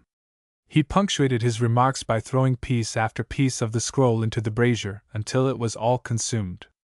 Then he dismissed the princes, called them back and ordered that the army prepare for rebellion, dismissed them again, once more called them back and gave command that Jeremiah and Baruch be found and brought before him, dead or alive. Chapter 16. Beginning of the End. Jeremiah waited eagerly for the return of Baruch and listened most attentively to the story of his adventure at the temple and in the palace of the king. His pupil's bravery and courage in trying moments pleased the master greatly, and he complimented Baruch on his achievements thus far. The question of the restoration of the scroll never entered Jeremiah's mind at all, on account of his gladness in having had his discourses brought home to the king. 3 days later, however, Ebed-melech brought with the provisions the news that Jehoiakim had burned the scroll. Upon hearing this, all the spirit of hopefulness left Jeremiah. He lost his temper and, at once, dictated the following prophecy against Jehoiakim. Concerning Jehoiakim, king of Judah, thou shalt say, Thus saith the Lord. Thou hast burned this roll, saying, Why hast thou written therein, saying, The king of Babylon shall certainly come and destroy this land, and shall cause to cease from thence man and beast. Therefore, thus saith the Lord concerning Jehoiakim, king of Judah. He shall have none to sit upon the throne of David, and his dead body shall be cast out in the day to the heat, and in the night to the frost. And I will punish him and his seed and his servants for their iniquity, and I will bring upon them, and upon the inhabitants of Jerusalem, and upon the men of Judah, all the evil that I have pronounced against them. Then Jeremiah took another papyrus and began once more the laborious task of dictating his discourses to Baruch. Those were indeed days of pain and sorrow for Jeremiah and Baruch. They were not troubled so much by Jehoiakim's designs upon their lives, for Ebed-melech kept them well informed on the progress of the search, as they were by the preparations for rebellion. They knew that this was the beginning of the end. At one time the faithful, old Ethiopian warned them that the search party was near at hand. They were forced to hide in a cave for 2 days. It was then that Jeremiah cried, Woe is me, my mother, that thou hast borne me a man of strife and a man of contention to the whole earth. This danger past, Jeremiah and Baruch continued their laborious task of finishing the new scroll of prophecies. Then came spring, and with it Jehoiakim's rebellion. Nebuchadrezzar had not yet fully established himself on his throne in Babylon. He was too busy to deal with the rebellious Judean himself. So he ordered a guerrilla warfare to be carried on by detached troops in all parts of Judah. It was only a question of time, however, when Nebuchadrezzar would invade Judah with his entire army and crush Jehoiakim like a snail underfoot. No wonder that Jeremiah asked, Who will have pity on thee, O Jerusalem? Or who will bemoan thee? Or who will turn aside to ask for thy welfare? His grief was not alone for the great and glorious city and for its people, but for himself as well, that he should have to witness what he knew was inevitable. Oh, that I could comfort myself against sorrow! My heart is faint within me. The harvest is past, the summer is ended, and we are not saved. For the hurt of the daughter of my people am I hurt. I mourn, dismay hath taken hold of me. Is there no balm in Gilead? Is there no physician there? Why, then, is not the health of the daughter of my people recovered? Oh, that my head were waters and mine eyes a fountain of tears, that I might weep day and night for the slain of the daughter of my people. Oh, that I had in the wilderness a lodging place of wayfaring men, that I might leave my people and go from them. This despondency and hopelessness did not last long, however. As Nebuchadrezzar's guerrillas continued their cruel and merciless warfare, destroying crops and whole villages, Jeremiah determined that he must once more return to Jerusalem. He was ready and willing to pay for his efforts in behalf of his country with his life, if need be. A comforting and encouraging message came to him from God at this time.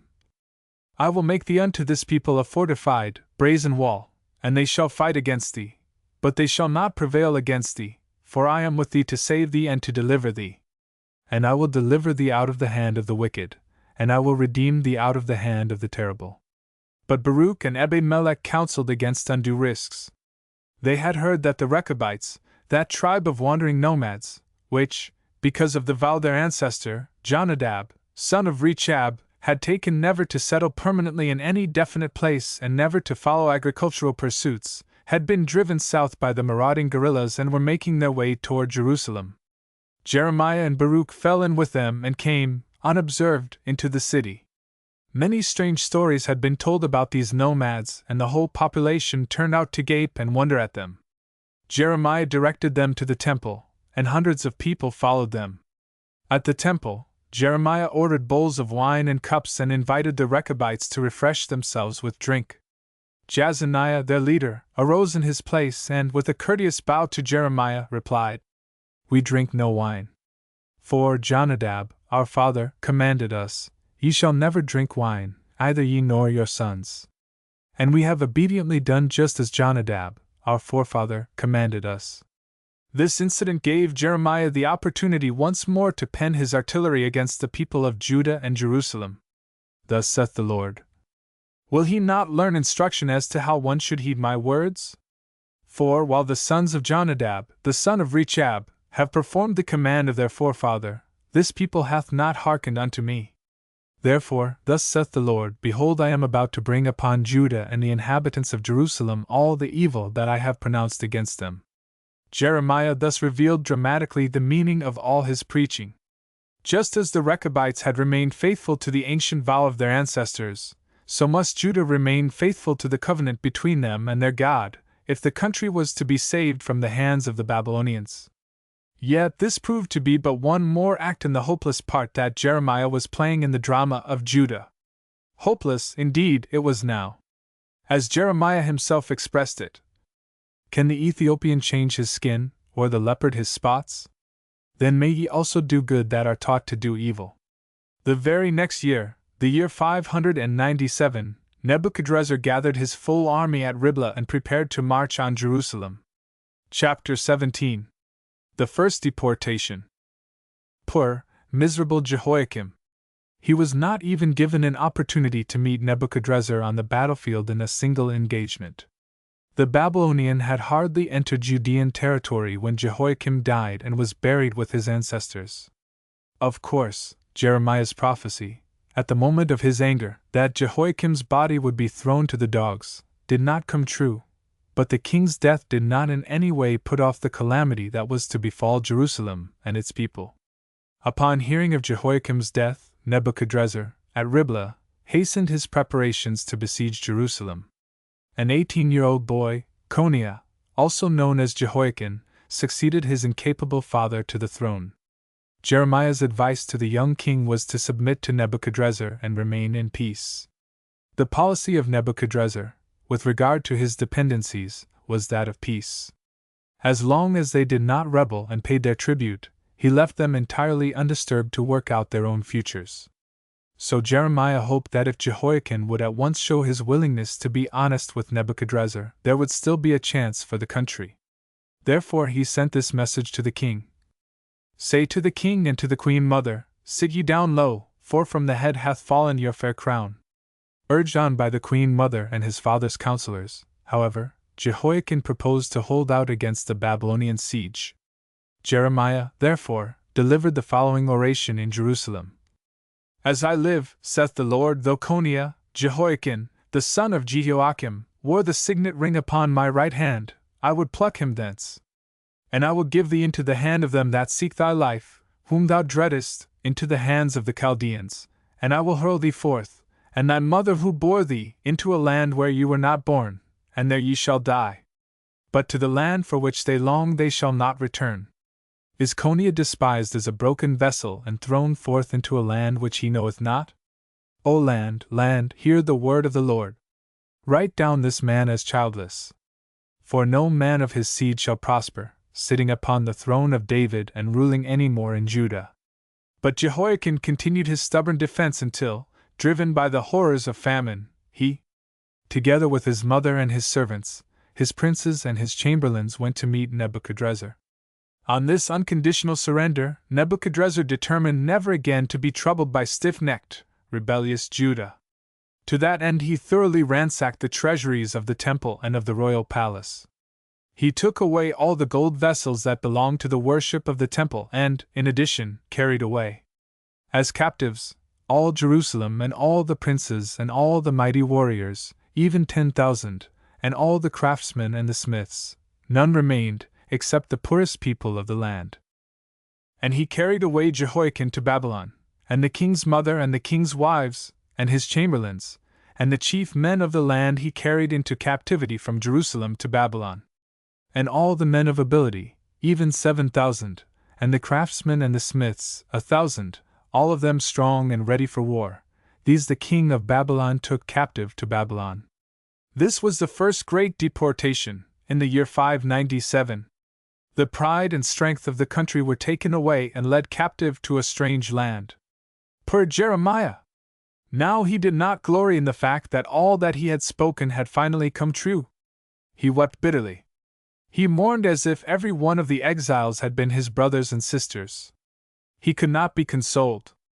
But when his first grief had worn off and the prophet had a chance to study the conditions and to consider the future, God vouchsafed to him a new message for his people, a message of hope and of promise. Chapter 18. In exile and in the homeland. Stripped of all its best people, the country was in a sorry plight when, in the year 596, Nebuchadrezzar, on departing for Babylon, raised Zedekiah to the throne of Judah. Zedekiah was an uncle of the ill-fated Jehoiakim. He was the third son of Josiah, and, like his brothers, Jehoahaz and Jehoiakim, he was to see the fortunes of Judah ebb to their lowest point, and finally to witness the destruction of the capital and the end of Judah. The king had to surround himself with a vulgar, arrogant, and uncouth set of people. All of the princes and leading Judeans who were taken to Babylon had been forced to sell their estates and properties at whatever price they would bring. These were bought up by anyone that came along, and created a class of newly rich that the country had never had before. The court was now, therefore, composed of these newly rich, who knew nothing about affairs of state, but who prided themselves on the fact that because they were spared in Judah, they were the choice remnant of God. Zedekiah himself was feeble, slow to make up his mind and to come to a decision. He went to everybody for suggestions and help, including Jeremiah and the horde of false prophets that swarmed in Jerusalem. Unfortunately, he always took the wrong advice. Notwithstanding these unpromising conditions, Jeremiah was filled with new hope for his land and people.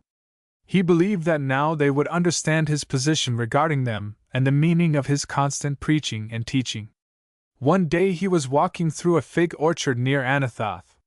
It was harvest time and everywhere there were baskets laden with figs. Under a particularly fine tree he noticed 2 baskets. One was filled with very good figs, the other with very bad ones. Immediately he saw in them a symbol for his people. He compared Zedekiah, his upstart courtiers and the remnant in Jerusalem to the basket of bad figs the princes, elders, mechanics and artisans, whom Nebuchadrezzar had carried away. He compared to the basket of good figs. There was no message of hope in the bad figs, now ruling the country. There was hope, however, in the exiles. Therefore Jeremiah sent the following letter to the Jews in Babylonia. Build ye houses, and dwell in them, and plant gardens and eat the fruit of them.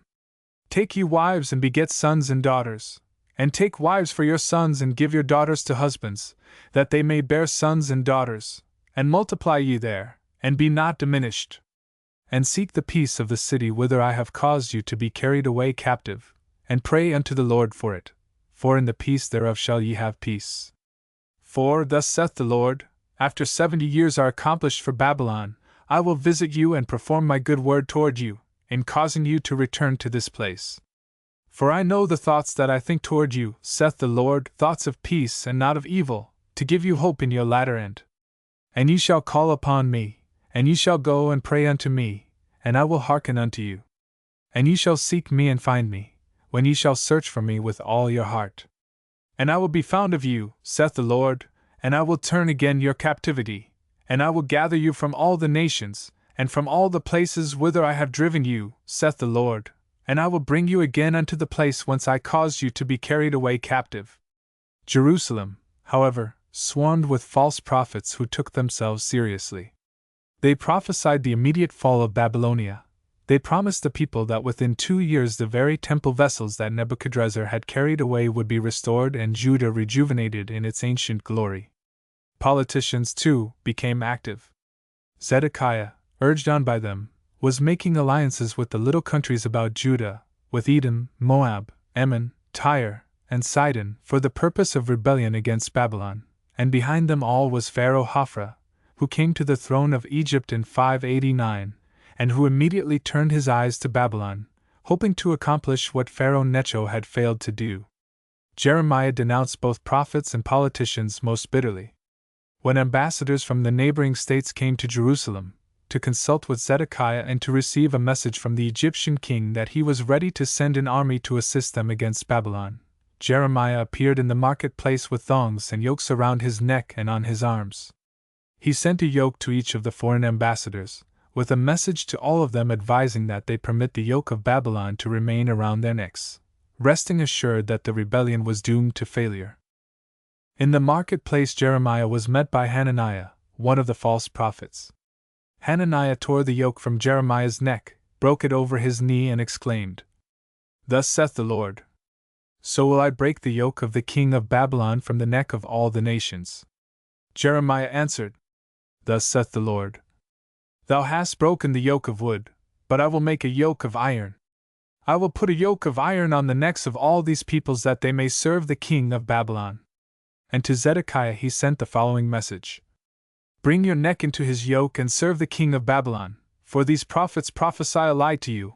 I have not sent them, saith the Lord, and they prophesy in my name falsely, that they might drive you out, and that ye might perish, together with the prophets who have prophesied falsely to you." But Jeremiah's efforts were all in vain. That same year, 589, the rebellion broke out. Nebuchadrezzar did not delay long. He poured his trained veterans into Palestine. They marched through the country with the ease and assurance of a brook running along in its smooth course. Within a few months they were before Jerusalem and, in 588, besieged it. Chapter 19. A Friend in Need. Zedekiah sent messenger after messenger into Egypt, urging, pleading, begging Hophra to come to his assistance. Jeremiah cried that it was too late, that Hophra would not come. "Pharaoh, king of Egypt, is but a noise, he hath let the appointed time pass by." Hophra, however, did finally bestir himself. Word came to Jerusalem, and it reached the besieging forces, that a vast army of Egyptians was on the march northward. To the surprise of all, Nebuchadrezzar withdrew from Jerusalem. The Jerusalem prophets were jubilant. They saw their hopeful forecasts all fulfilled and Judah once more independent. But Jeremiah knew better. He held out no such false hopes.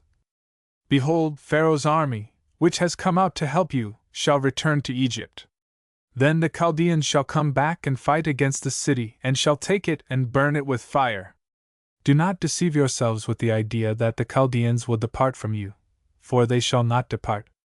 For though ye had smitten the whole army of the Chaldeans that fight against you, and there remained but wounded men, yet would these arise up each in his tent, and burn this city with fire."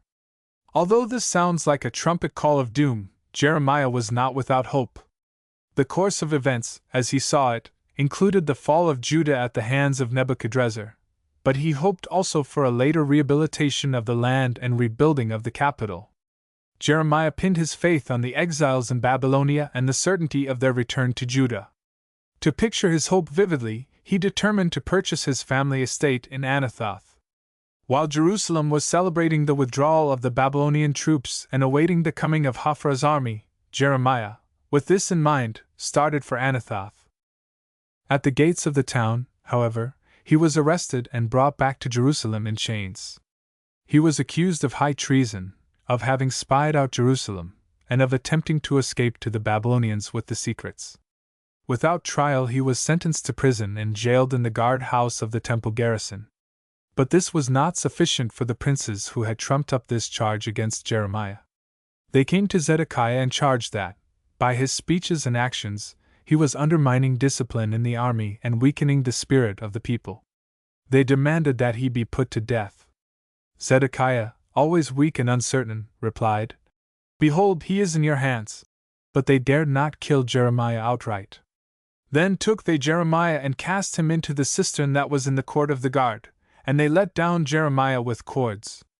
And in the cistern there was no water but mire, and Jeremiah sank in the mire. There was one person in the court of the guard who might have drawn Jeremiah right up out of the cistern where he had been left to die, had he not feared the wrath of the princes. It was Ebed-melech, the old, faithful friend. The Ethiopian was not afraid to die, but he felt that it would be useless to attempt to spirit Jeremiah away, for both would surely be caught. He cast about for some other means to save him whom he loved only as he had loved Josiah, the friend of his youth. Had Ebed-melech known, however, that Jeremiah was sunk thigh-deep in mud, and that he had given himself up to die, he would have acted more quickly. It was on the second evening that he stole quietly out of the palace and up to the court of the guards. With great care, so as not to be discovered, he crawled to the cistern prison and leaned his gray head on the rim to listen. Jeremiah was praying. "O Lord, thou knowest. Remember me and visit me. Know that for thy sake I have suffered reproach. Thy words were found, and I did eat them, and thy words were unto me a joy and the rejoicing of my heart, for I am called by thy name. O Lord, God of hosts, why is my pain perpetual?" Yes. There was no mistake about it. Jeremiah wanted to die. Hot tears coursed down Ebed-melech's cheeks as he listened. Then he whispered a hurried word of hope to the prisoner, and was off for the palace as fast as his old legs could carry him. Twice he was stopped by the guards, but each time quickly released. Everyone knew Ebed-melech, his story of Josiah's escape, his privileges in the palace. He was a fixture at the court, and people said that he would never die. Arrived at the palace, he demanded to see the king. Brought into the presence of Zedekiah, he asked to speak to him alone. When both were left alone, he fell at Zedekiah's feet. Pointing to the door through which several princes had just gone out, he said, "My lord, the king! These men have done evil in all that they have done to Jeremiah, the prophet, whom they have cast into the pit. He is like to die in the place where he is." Raising his head and looking straight into the king's eyes, he pleaded for the life of Jeremiah. He spoke very fast, his gray head shaking and his lips trembling. At last he finished his impassioned speech, prostrated himself before Zedekiah and kissed the hem of his robe. Zedekiah graciously yielded to Ebed-melech's pleading and sent 3 men with him to raise Jeremiah out of the cistern. More dead than alive, Jeremiah was again taken to the guard-house. Ebed-melech was given free access to his cell at all times. A few days later Zedekiah requested Ebed-melech to bring Jeremiah to him, secretly. Rumor had it that Pharaoh Hophra had halted in his march northward, because the Babylonians had lifted the siege, and was returning to Egypt. Zedekiah, therefore, wanted to know from Jeremiah, "Is there any word from the Lord? Conceal nothing from me." Jeremiah answered him, "If I declare it to you, will you promise not to put me to death? And if I give you counsel, you will not hearken to me." But Zedekiah wanted to hear. Vacillating as he was, he hoped that perhaps this time Jeremiah would bring him a message of assurance. So he swore to him, saying, "As the Lord liveth, who hath given us this life, I will not put you to death, either will I give you into the hands of these men." Thereupon Jeremiah fearlessly delivered his final message to the king. "They have betrayed thee, they have overcome thee, thy familiar friends. They have caused thy feet to sink in the mire, they turn back. They shall also bring out all your sons to the Chaldeans. You yourself shall not escape out of their hands, but shall be taken by the hand of the king of Babylon, and this city shall be burned." Zedekiah did not tear and rage as his brother, Jehoiakim, would have done at such a message. He did not possess enough energy or determination for that. In a hopeless sort of voice he simply sent Jeremiah back to the guardhouse, where Ebed-melech continued looking after him. Once more Jeremiah proceeded to give practical evidence of his faith in the future of Judah, if the country would only submit to Babylonian rule, or, if king and princes and false prophets persisted in pushing the country to its fall, of his faith in the Babylonian exiles, who, he truly believed, would return and build up Judah again. Therefore, with the assistance of Ebed-melech and Baruch, who was a frequent visitor to his master, Jeremiah arranged for and purchased the family property near Anathoth from his uncle, Hananel, and turning the deed over to Baruch, said to him, "Take this purchase deed and put it in an earthen vessel, that it may remain for years to come. For thus saith the Lord, houses and fields and vineyards shall yet again be bought in this land." Events that followed, however, seemed to mock his enthusiasm and his hope. The rumor of Hophra's return to Egypt was verified, and Nebuchadrezzar was still encamped at Riblah. Chapter 20. In the midst of despair. The year 586. What a terrible year it was for Jerusalem and Judah and Jeremiah! Oh, the famine, the misery, the horrors within Jerusalem when the Babylonians besieged the city for the second time. Oh, the carnage, the massacre, the hopeless destruction when the Babylonians finally captured Jerusalem and burned the temple. On the 9th day of the 4th month, the first breach was made in the outer walls of Jerusalem by Nebuzaradan, the commander of Nebuchadrezzar's bodyguard, who led the besieging forces. True to his character of weakling, Zedekiah, with his nobles, at this first sign of danger to the city, fled from Jerusalem through the king's gardens and the south gate, by night. When the news of the king's departure reached the Babylonians, Nebuzaradan, with a chosen troop, followed immediately in hot pursuit. The whole renegade lot were captured in the plains of Jericho. Thrown into chains, they were sent to Riblah, to Nebuchadrezzar, while Nebuzaradan returned to his command, to push the final capture of Jerusalem with an energy equal to that with which his master had destroyed Nineveh. Two terrible tragedies were being enacted at about the same time, in Jerusalem and at Riblah. Nebuchadrezzar timed his performances at Riblah with the news that was brought to him from the doomed Jerusalem. On the day when the report of the capture of the second defenses reached Riblah, Nebuchadrezzar gathered all his court in the marketplace, which had been transformed into a festive arena. Zedekiah, his sons, and the Judean princes of the blood, in full regalia, were enthroned on platforms, on one side of the arena. Nebuchadrezzar and his courtiers were enthroned in full state on the other. Zedekiah and his people, who had heard no news from the besieged capital, were greatly astonished at this whole procedure. They were soon to understand, however. At a given signal, heralds entered and announced the report from the front. Following this came Nebuchadrezzar's bodyguard leading the lesser Judean nobles in chains, and, at a command given by a Babylonian officer from Nebuchadrezzar's platform, these were slaughtered before the eyes of Zedekiah, and of his sons and princes, in cold blood. When the news was brought that Jerusalem had finally fallen, a second festival was held in Riblah in the same way.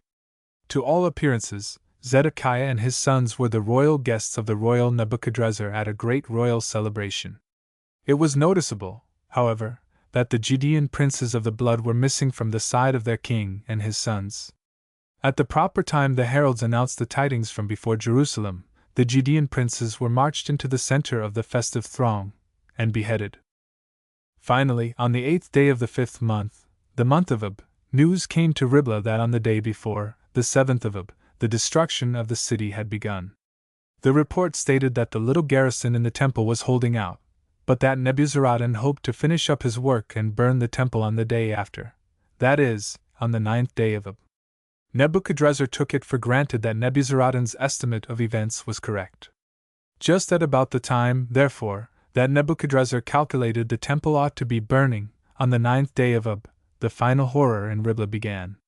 This time Zedekiah sat alone on his platform, a hopeless, shrunken figure, the mockery of a king. His heart told him the tragedy that he was about to behold, but he did not know what terrible thing the Babylonian had prepared for the climax. Zedekiah's sons, mere boys, were brought into the open space before Nebuchadrezzar. Rings had been pierced through their noses and they were led by chains, like animals. A loud fanfare announced their coming. The trumpet notes were like so many sword points in Zedekiah's heart. The young princes, too, knew what awaited them. Innocent of any crime, they marched bravely to their fate. One after another they laid their heads on the block, brave descendants of King David. Zedekiah saw the executioner's axe rise, and fall, and again, and again. His heart stopped beating. His brain was numb. His body was without feeling. He never knew just when he was led from his mock throne, nor by whom, nor where he was led to. He did not hear the jeers and howling of the blood-infuriated Chaldeans, nor the commands given him by his captors, nor the words addressed to him by Nebuchadrezzar himself. All at once he felt a severe pain in his head, a shock through his entire nervous system, a red fire-like blur before his eyes, and he was blind forever. The eyes that, for the last time, had looked upon the writhing bodies of his headless children had been pierced out by the royal spear in Nebuchadrezzar's hand. In Jerusalem the tragedy was less studied and, therefore, the carnage was much greater. Imprisoned in the guard-house, Jeremiah did not know the worst, but he surmised it. He had not seen Ebed-melech or Baruch for several days. He did not know what progress the siege was making. No one had time to stop and speak with him. Even food was no longer brought to him. In his loneliness and helplessness, he turned to God. "There is none like unto thee, O Lord! Thou art great, and thy name is great in might. Who should not fear thee, O King of the nations? The Lord is the true God. He is the living God and an everlasting King. He hath made the earth by his power. He hath established the world by his wisdom. By his understanding hath he stretched out the heavens. O Lord, I know that the way of man is not in himself. It is not in man that walketh to direct his steps. O Lord God, correct me, but in judgment, not in thine anger, lest thou bring me to nothing." Finally came the 7th day, and then the 9th day of Ab. He heard the shouts and the clang of hand-to-hand fighting. The thick prison walls could not shut out the curses of hating, contending men, the shrieks of the wounded, the prayers and moans of the dying. On the night of the 7th day of Ab he knew that the Babylonian had entered Jerusalem. The red sky told him that the city was burning. On the next day, he judged from the noises and commands within the garrison that preparations were being made for the last stand. All that day and all that night long he heard the fighting on the Temple Mount. He pictured to himself every step of the retreating, beaten Judeans and the oncoming, victorious Babylonians. On the morning of the next day, the fatal 9th of Ab, the oppressive heat told him that the temple was on fire. Through the day, the shouting and the fighting died slowly away. Jeremiah knew that the end had come for his beloved fatherland, and for himself. His presence in the guardhouse had been accidentally or purposely forgotten. At sunrise the next day, he was suddenly aroused from his aimless, mental wanderings by the noisy marching of troops. They passed his prison without stopping. He shouted, but they did not hear him. He could not see who they were, but surmised that they must be Babylonians. Several hours passed, and once more he heard the heavy steps of troops. This time he shouted at the top of his feeble voice and pounded the iron bars. They halted. Several were dispatched to the guardhouse. They broke open the door and brought forth a gray-headed, gray-bearded, unkempt little man, whose face and bearing showed the horrors he had been through.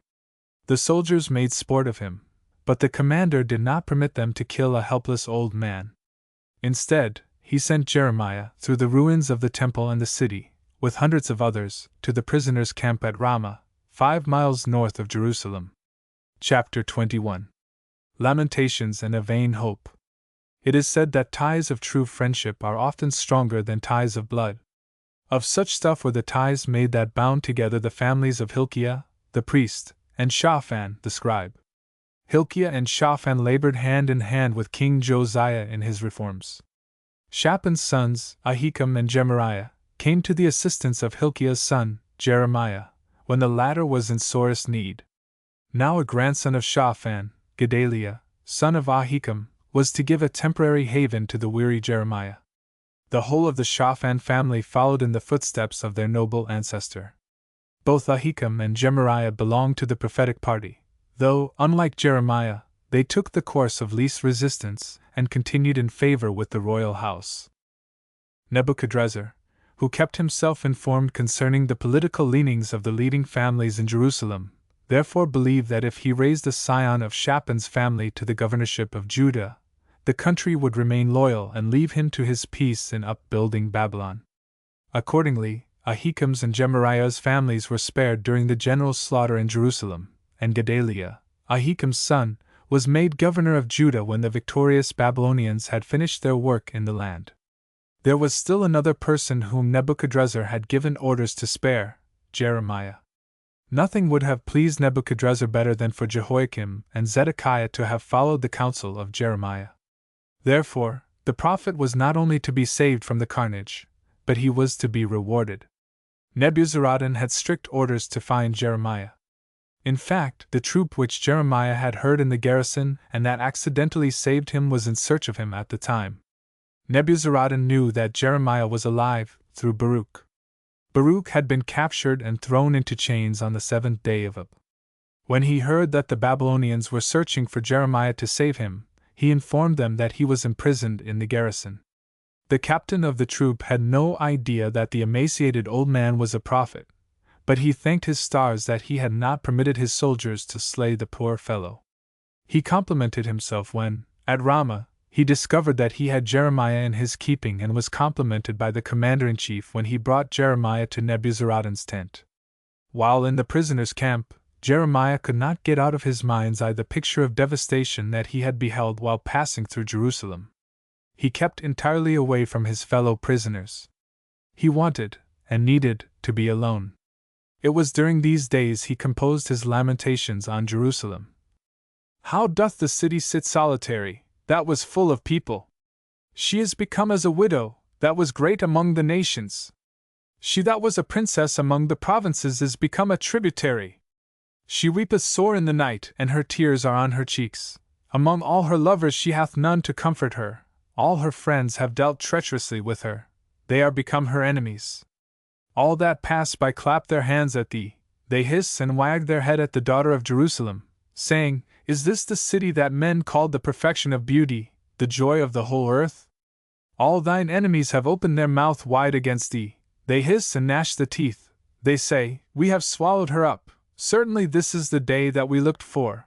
We have found, we have seen it.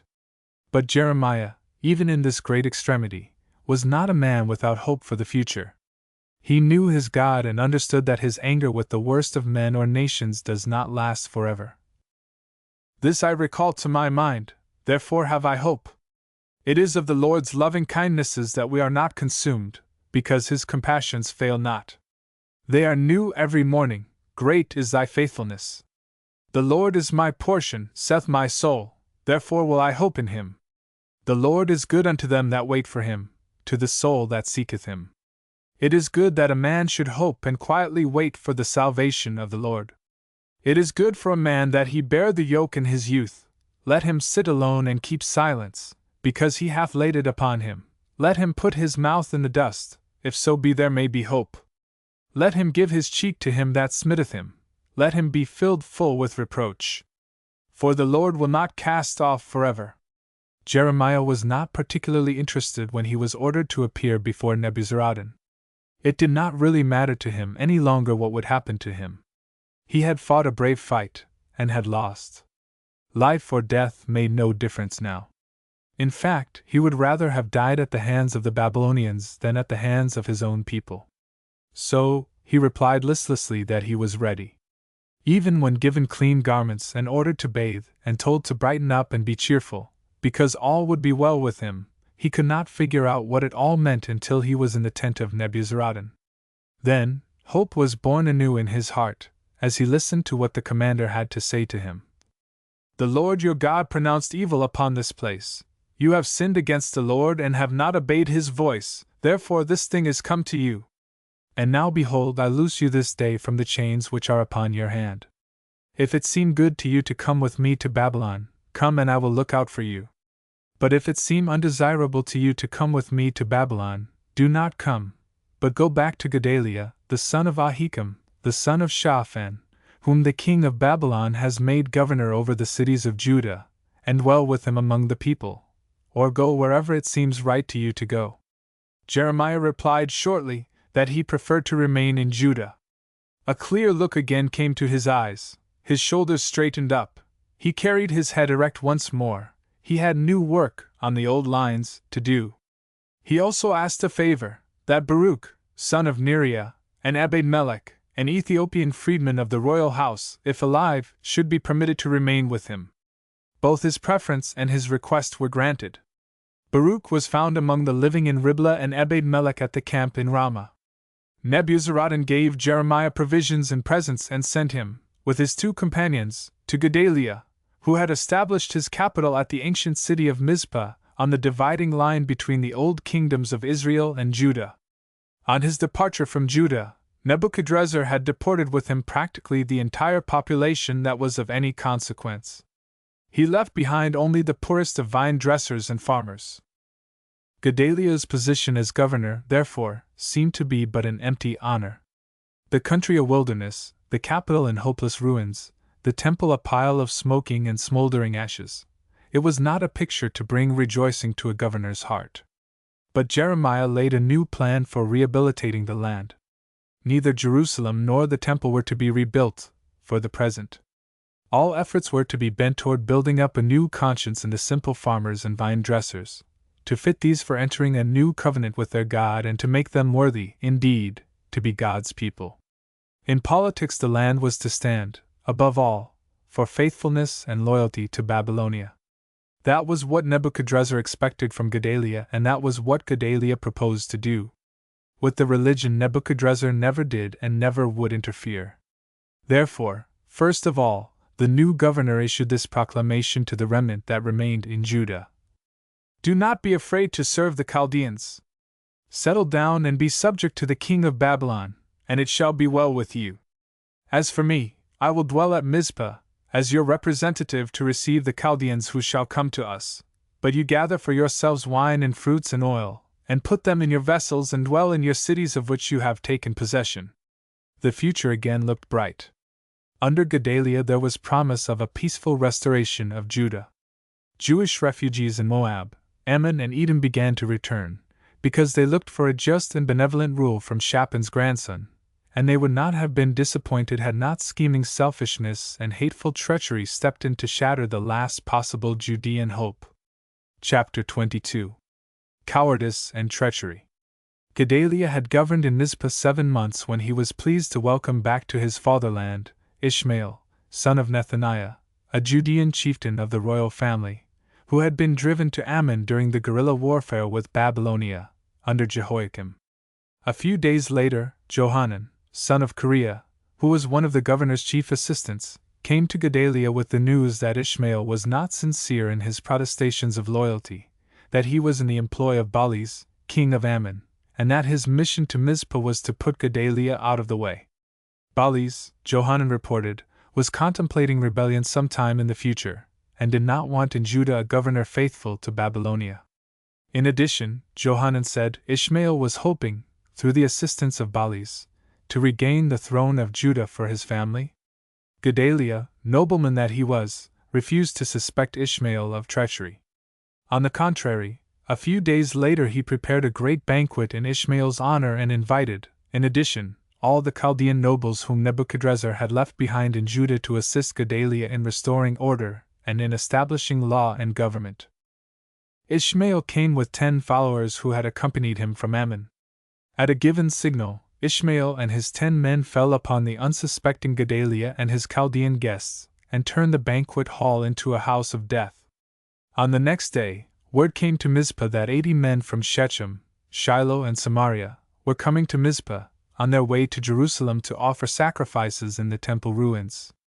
These men had been selected by the survivors in that section of the country to express their thanks to God, in this manner, for having been spared by the Babylonians. Ishmael went out to meet them.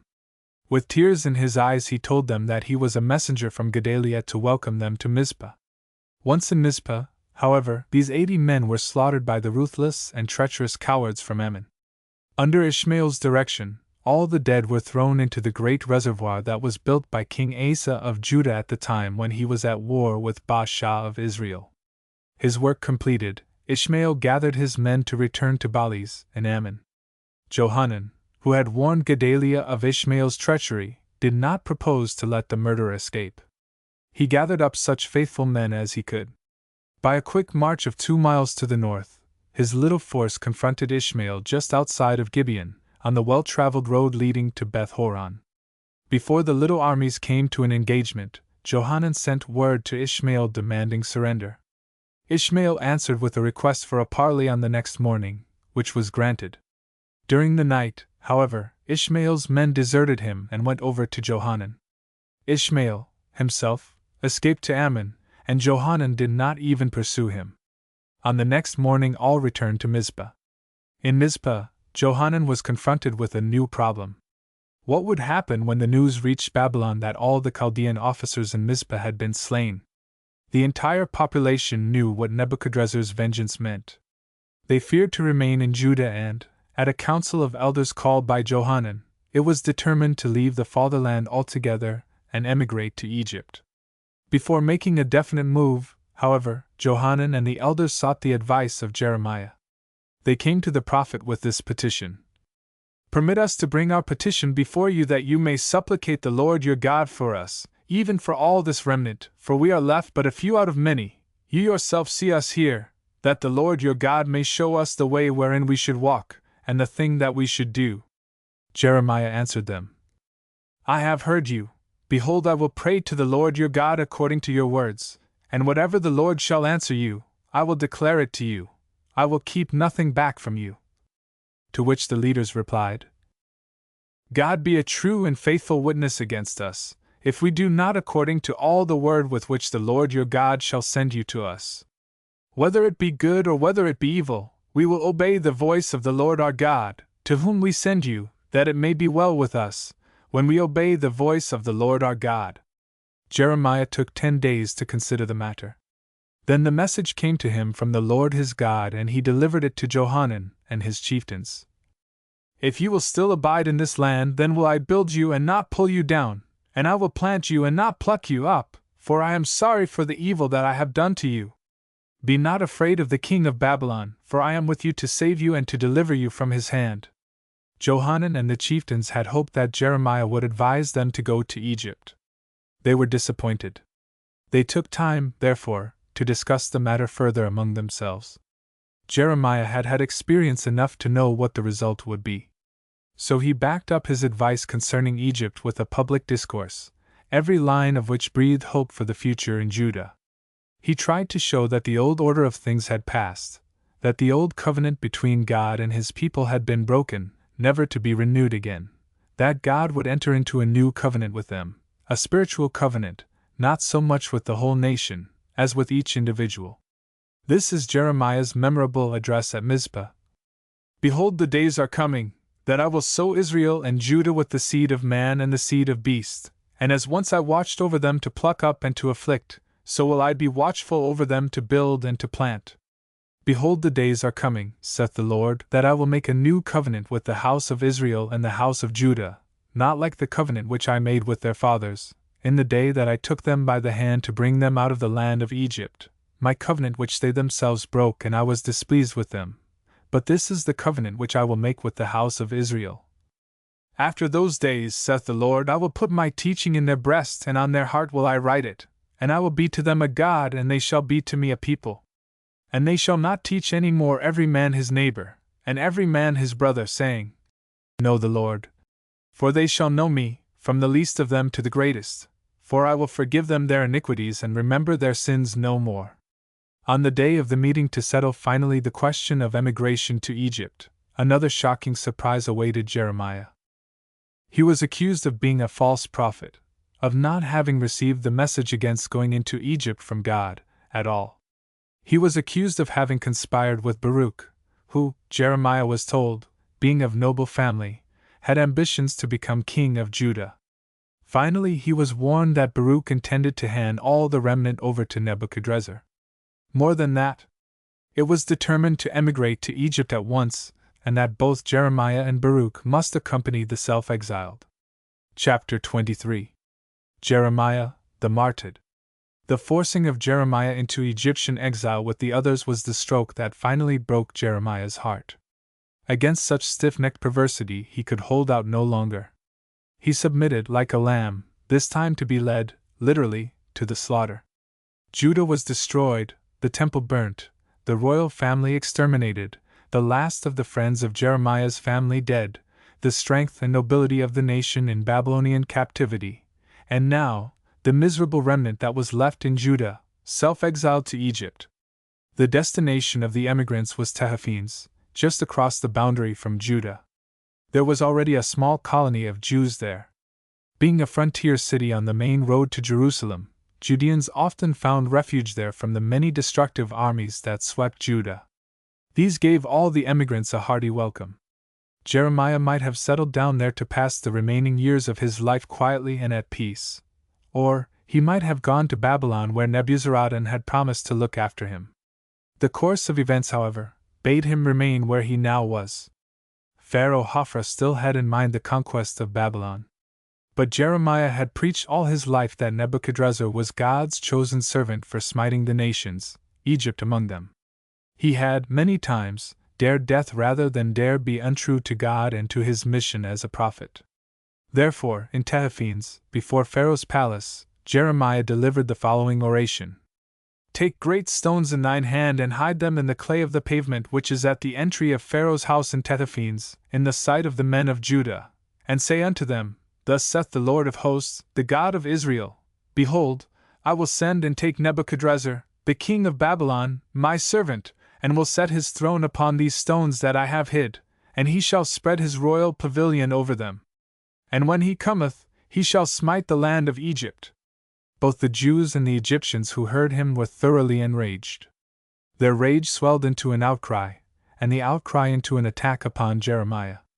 The very stones of which he spoke were showered upon him by the infuriated mob. Death, that he had often faced but escaped, now came to Jeremiah in this way, and Baruch, loving disciple and friend that he was, and Ebed-melech, faithful admirer and servant that he was, stood by Jeremiah's side to the last, sharing his fate with him. Through no fault of his own, but as God's chosen servant, speaking naught but the word of God as it was revealed to him, Jeremiah had been despised, degraded, spat upon, made to suffer for the sins of his people, and finally, he was martyred at their hands. It is held by some that the martyrdom of Jeremiah inspired a later prophet to write the following remarkable lines, although most Jewish scholars explain these lines as personifying the people of Israel and referring to its sufferings. Who would have believed what now we hear? And to whom was the Lord's arm revealed? Why, he grew up like a sapling before us, like a shoot out of dry ground. He was despised and forsaken of men, a man of pain and familiar with sorrow, yea, like one from whom men hide their faces, he was despised, and we esteemed him not. Surely our sufferings he himself bore, and our pains he carried, yet we esteemed him stricken, smitten of God and afflicted. But he was wounded for our transgressions, crushed because of our iniquities. The chastisement for our well-being was upon him, and through his stripes healing came to us. All of us, like sheep, had gone astray, we had turned each his own way, and the Lord laid upon him the guilt of us all. He was sore pressed, yet he resigned himself, and opened not his mouth, as a lamb is led to the slaughter, and as a sheep that before her shearers is dumb. Shut out from justice he was hurried away, and as for his fate, who regarded it? That he was cut off out of the land of the living, stricken to death for our transgressions.